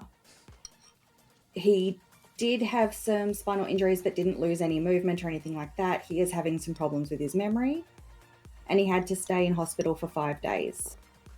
He was on some very, very happy drugs, very happy painkillers. He was a delight to talk to through the entire experience. Good night, Skoya. And they sent him home with a bag full of these drugs. So he had to stay home from work for 6 weeks, and his medical bills came to $0. Interesting. So he got immediate treatment. He got helicopter transportation, flight for life. He got neurosurgery. He got pharmacological care. And MRIs and CTs. And yes, and of course imaging. And he paid, let's see, what was that again? How much? $0.00. Interesting. So what you're saying is your system is clearly inferior to ours, in which you would have $1 million bill at the end of that, right? Yes, very much. And he didn't have any private health insurance. This was all done through our socialized Medicare system, which I paid pittance for through my tax. It is staggering to speak to Americans on a regular basis who speak with authority on these sorts of things. And it's like, well, Canada's this way. When's the last time you went to Canada? Well, I've never been. When's the last time you spoke to a Canadian? Well, I think that yeah, exactly. It is astounding. And I mean, you were there. You watched the entire the pirouettes, the pivots, all of the changes. It's always first. It's my pocketbook. Well, I don't want to pay for somebody else. Well, you're already paying for somebody else. You have illogical consistencies. Well, the price would go up. No, in fact, the price would go down. Everybody agrees for this. Well, the outcomes are worse under those systems. No, in fact, everybody up to and including the UN and multinational studies, including the US, who have looked at this show that outcomes are better under those systems. Well, it's utterly astounding. Like, I don't understand how there are Americans that don't get this. That I try and tell them it's like shopping at Costco or Sam's Club. It's buying in bulk. What part of this is difficult to understand? It's basic economics of scale, right? Like, if you're buying healthcare in batches of 10,000 or batches of 300 million, which of these do you think costs less? But again, it blows my mind. It really blows my mind when I hear people in America talk about the healthcare situation that you guys have, because in my head I can't get past, but you should be able to go and get care. You should be able to go and get emergency care and have it. Just have it. I can't get proper treatment for my neuropathy. Just the diagnosis, which getting diagnosed was jumping through multiple doctors, multiple hoops. When I finally got to the guy who could order the test was $11,000, not covered by insurance. 11,000. Mm-hmm. Just the test. Not covered by insurance. Had to appeal the insurance, and the insurance paid something like $137 or something like that. Yeah. The insurance was like, oh, yeah, okay, we reviewed the decision. We accepted your appeal. We've paid what we'll pay. I'm serious. It was like $100 and some odd. I'd have to look it up. The only diagnostic I've ever had to pay for was one MRI for $400 over years of diagnostics. Yeah, it is astounding. Yeah, useful idiot. Just look at medication cost. It was a non-essential MRI. That's why it cost you, right? Yeah, that's why it cost me, because it was something that was optional. Which came first, the anti-doctor American or the massive medical cost? Had gallstones and got free surgery in my country. My American friend couldn't afford surgery, so instead got expensive meds to treat the symptoms. Yeah, sounds about right.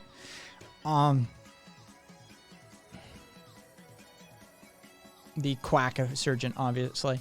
No, it is utterly astounding having these conversations with Americans who can't.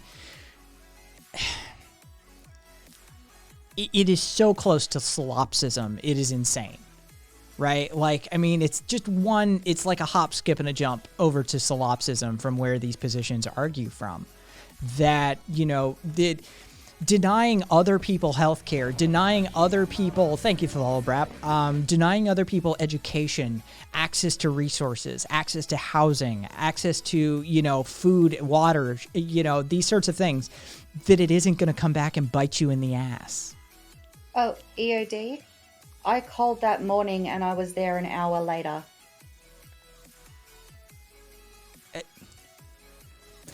Fucking Americans. Viva. I have never had to wait more than 2 weeks for a specialist appointment. And again, I've had to wait 12 months for a specialist. And by the way, my primary insurance wouldn't cover them. And since it was denied by my primary insurance, my secondary insurance, also private, that I have to pay for out of pocket, would denied it automatically as well. Squirrel, as an American, I agree. Fucking Americans. I mean, it's utterly astounding that Americans will ask real fucking questions. Real fucking ignorant questions, maybe. This has been covered time and time again. Like I said, there are 22 comprehensive studies, including the Mercator Center, which was funded, founded by the fucking Koch brothers' money. Include this. Like, no one is... The only people who are on board with that bullshit are the ones profiting from it, and the ones that are too ignorant to understand that they're being profited off of in that way. You're being raped. And I'm sorry to, not to diminish the term rape, which, I mean, it does, but, I mean, to death in many cases. In many, many cases. This system kills people because of its greed. Inherent, baked in, built-in greed.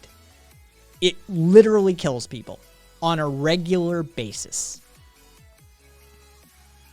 It does. It's really depressing to see from the outside that Americans just let themselves get sicker and sicker and wither away because they can't afford to get care.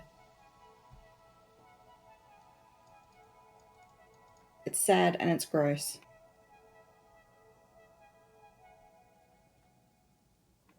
EOD, what study have you done on this? What reading have you done? Or have you just taken a Tucker Carlson talking point and run with it? Did you read the Mercator Center study? Have you looked at the UN statistics and studies on patient outcomes versus payment requirements? Have you spoken with people from these countries?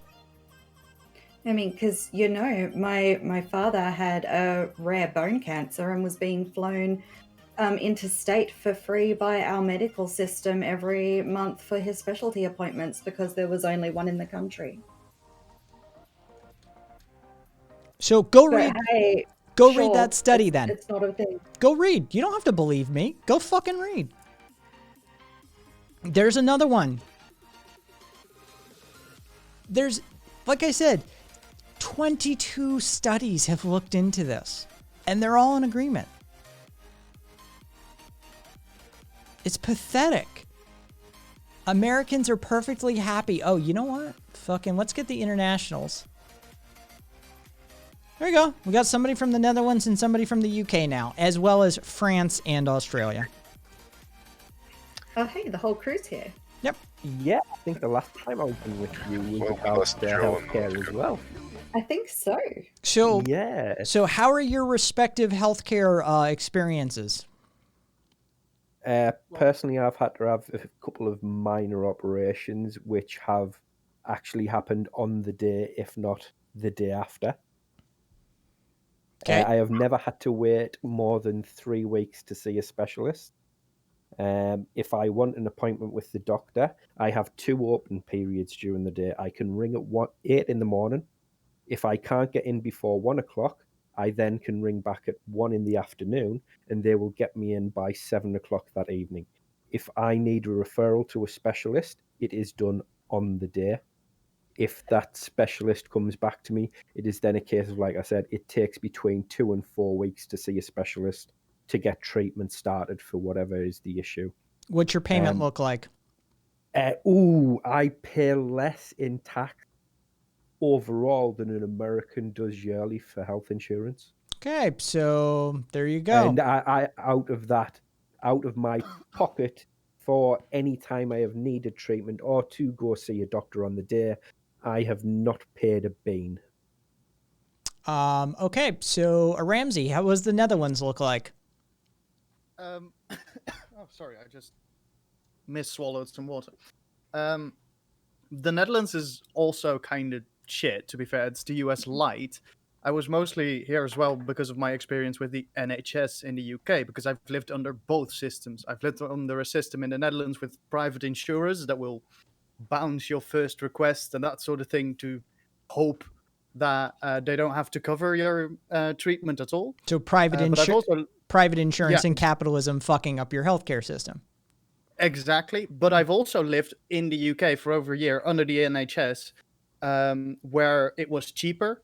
What I paid in taxes towards the NHS, because I was a foreigner, it was like, it's super clear, and it was super cheap compared to what I pay over here in the Netherlands. And in the Netherlands, like, I get like fucking co-pays and all that sort of nonsense, like on top of it, added on as well when I need treatment. And even in the Netherlands, it's still better than in the US. But yeah, what Moomin said, completely correct. Like, you know, you can basically just walk in the same day. They will help you. It costs nothing on a per month basis. It's loads cheaper. I mean, added to my point about seeing a doctor on the day, if you can't get into a doctor's office within office hours, we have out of hours services as well, where you can turn up at pretty much any hospital and you will be seen that day. You don't even have to go to your own doctor's office. You can show up at any doctor or hospital. For Toos, what's France look like? I'm fairly certain if I wanted a doctor's appointment, I would get it within the week. I wouldn't have to pay anything but a couple bucks if I have my electronic card, which would route the payment from the insurance agency to the medical professional. I'm fairly certain. Well, I think last time I had to do something with my teeth, I only had to wait a couple weeks. Same for an appointment for a urologist, and likewise, the price of the consultation would be deduced. Well, a significant portion of the consultation would be deduced through electronic payment. So, yeah, it fucking works. On that note, I'm gonna leave you all. I'm gonna go and pretend I have a job. Have a good rest of the stream. Take care, everyone. Catch you later for Toos. Have a wonderful time. See ya. Yeah, take care. You spent 3.5 years in a lab where they're determining if you have COVID or not now. Wow, congratulations, EOD. That has nothing to do with policy setting, finances, or other... Can I ask, is that a private or a socially funded lab? Well, given a 20... Because the outcome on either position could be suspect if it's a private lab. Yeah, even conservatives in Canada do not dare touch public health care. The U.S. are so screwed. Yeah, no, we're arguing against fucking brick walls for all intents and purposes. People that have literally no experience outside of it and yet are arguing against it. Like, yeah, that's the main thing that's pissing me off about this, because I've lived under both systems, and at first, when people sold me like the Dutch healthcare system, when I was taught it in school and that sort of thing, how shit worked, they were like, oh, and it reduces waiting. Like, I've heard all the propaganda about like waiting times and nonsense, but then I actually lived in the UK. I experienced the other healthcare system out there, and it's it's a massive change. It's always frustrating to me when people who have no idea what they're on about try and defend a system which is screwing them over and their family. I worked in America between 2007 and 2008, And in that year period, I spent more on private healthcare that I never used than I had for the previous 20-something years of my life. Fucking A. Where were all you fuckers earlier in the stream? Like, I'm gonna have to pull this fucking average up. I'm gonna have to stay on for another goddamn hour. Hey there, Momo. How you doing, Momo's people? We're probably gonna raid into somebody, like, I'm gonna find somebody with like 2 viewers, and we're gonna raid in with like 100 plus. Fucking bam, bitches. It just, like, I'm done arguing this point. Like, the other one, I'm pretty sure Naomi went the fuck away. Maybe Naomi's still there. But I mean, there's no winning this argument. This is the truth of the matter, is the only argument you have is that I want to be cruel to people and fuck other people, right? Like, that's, I want worse healthcare for more cost and more people dying as a result of it. That's the argument. Thank you, for Unwed Cats.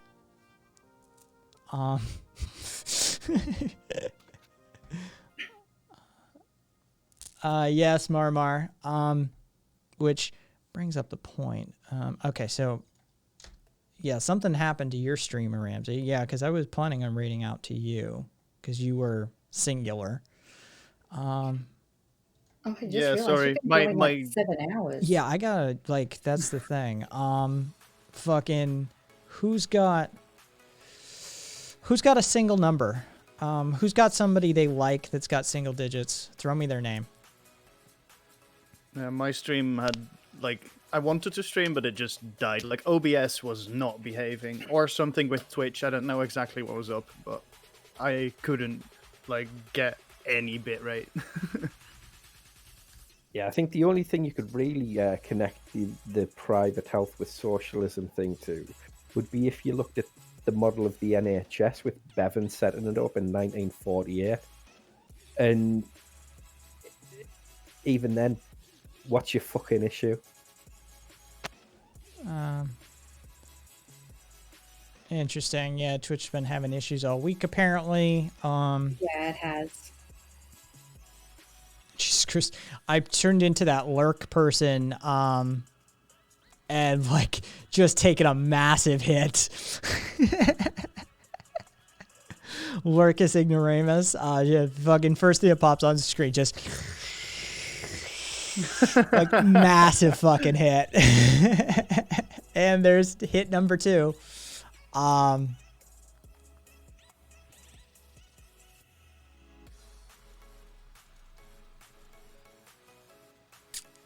Let's see. He talks about the average American, about their political. He talks to the average American about their political leanings all day. You'd need it too. Rock on. All right. Well, fucking A. Hemed people that still are here. I've officially hit the brain melty stage. The healthcare debate did it to me. It just, I don't understand these people. I'm on 5 days a week, Monday, Wednesday, Friday, 5:30 p.m. Pacific, Tuesday, Thursdays, 11:30 p.m. Pacific. You can catch all of my stuff at kaisthings.com, kaisthings.com. I think what we're going to do is we're going to raid out to Lurkus, because, Jesus Christ, there's another hit. Holy shit, this motherfucker is going to be baked. So we're gonna raid out to Lurkus. Everybody, be kind. Clearly, they need some something to. Apparently, they deal with polling and that sort of thing. So I can only imagine dealing with Americans on that regular basis. What the fuck? The raid counter is not going up. It's stuck on 0 for me. Oh yeah, it is over here as well. Canceling raid. I'm refreshing the stream manager. I'm gonna go fucking do the raid again. Let's see what happens. Stuck on 0. Maybe it'll take everyone over anyway, because I am seeing, like, the purple countdown bar thingy. Well, yeah, I have the note. Let's go see what if this works or not. And yeah. Mine did this not long ago, and it said I rated out to someone with like 4 people, and I had like 30. It was so weird. Well, we'll see. It'll go anyway. Happened coming into games too. All right. Well then, everybody, thanks for hanging out. If you aren't following me, go ahead and follow me. If you came over from Heems, if you're coming over from Momo's, chances are you already do follow me. But either way, thanks guys. I hope you're as well as you can be. Till next time, let's raid the fuck out.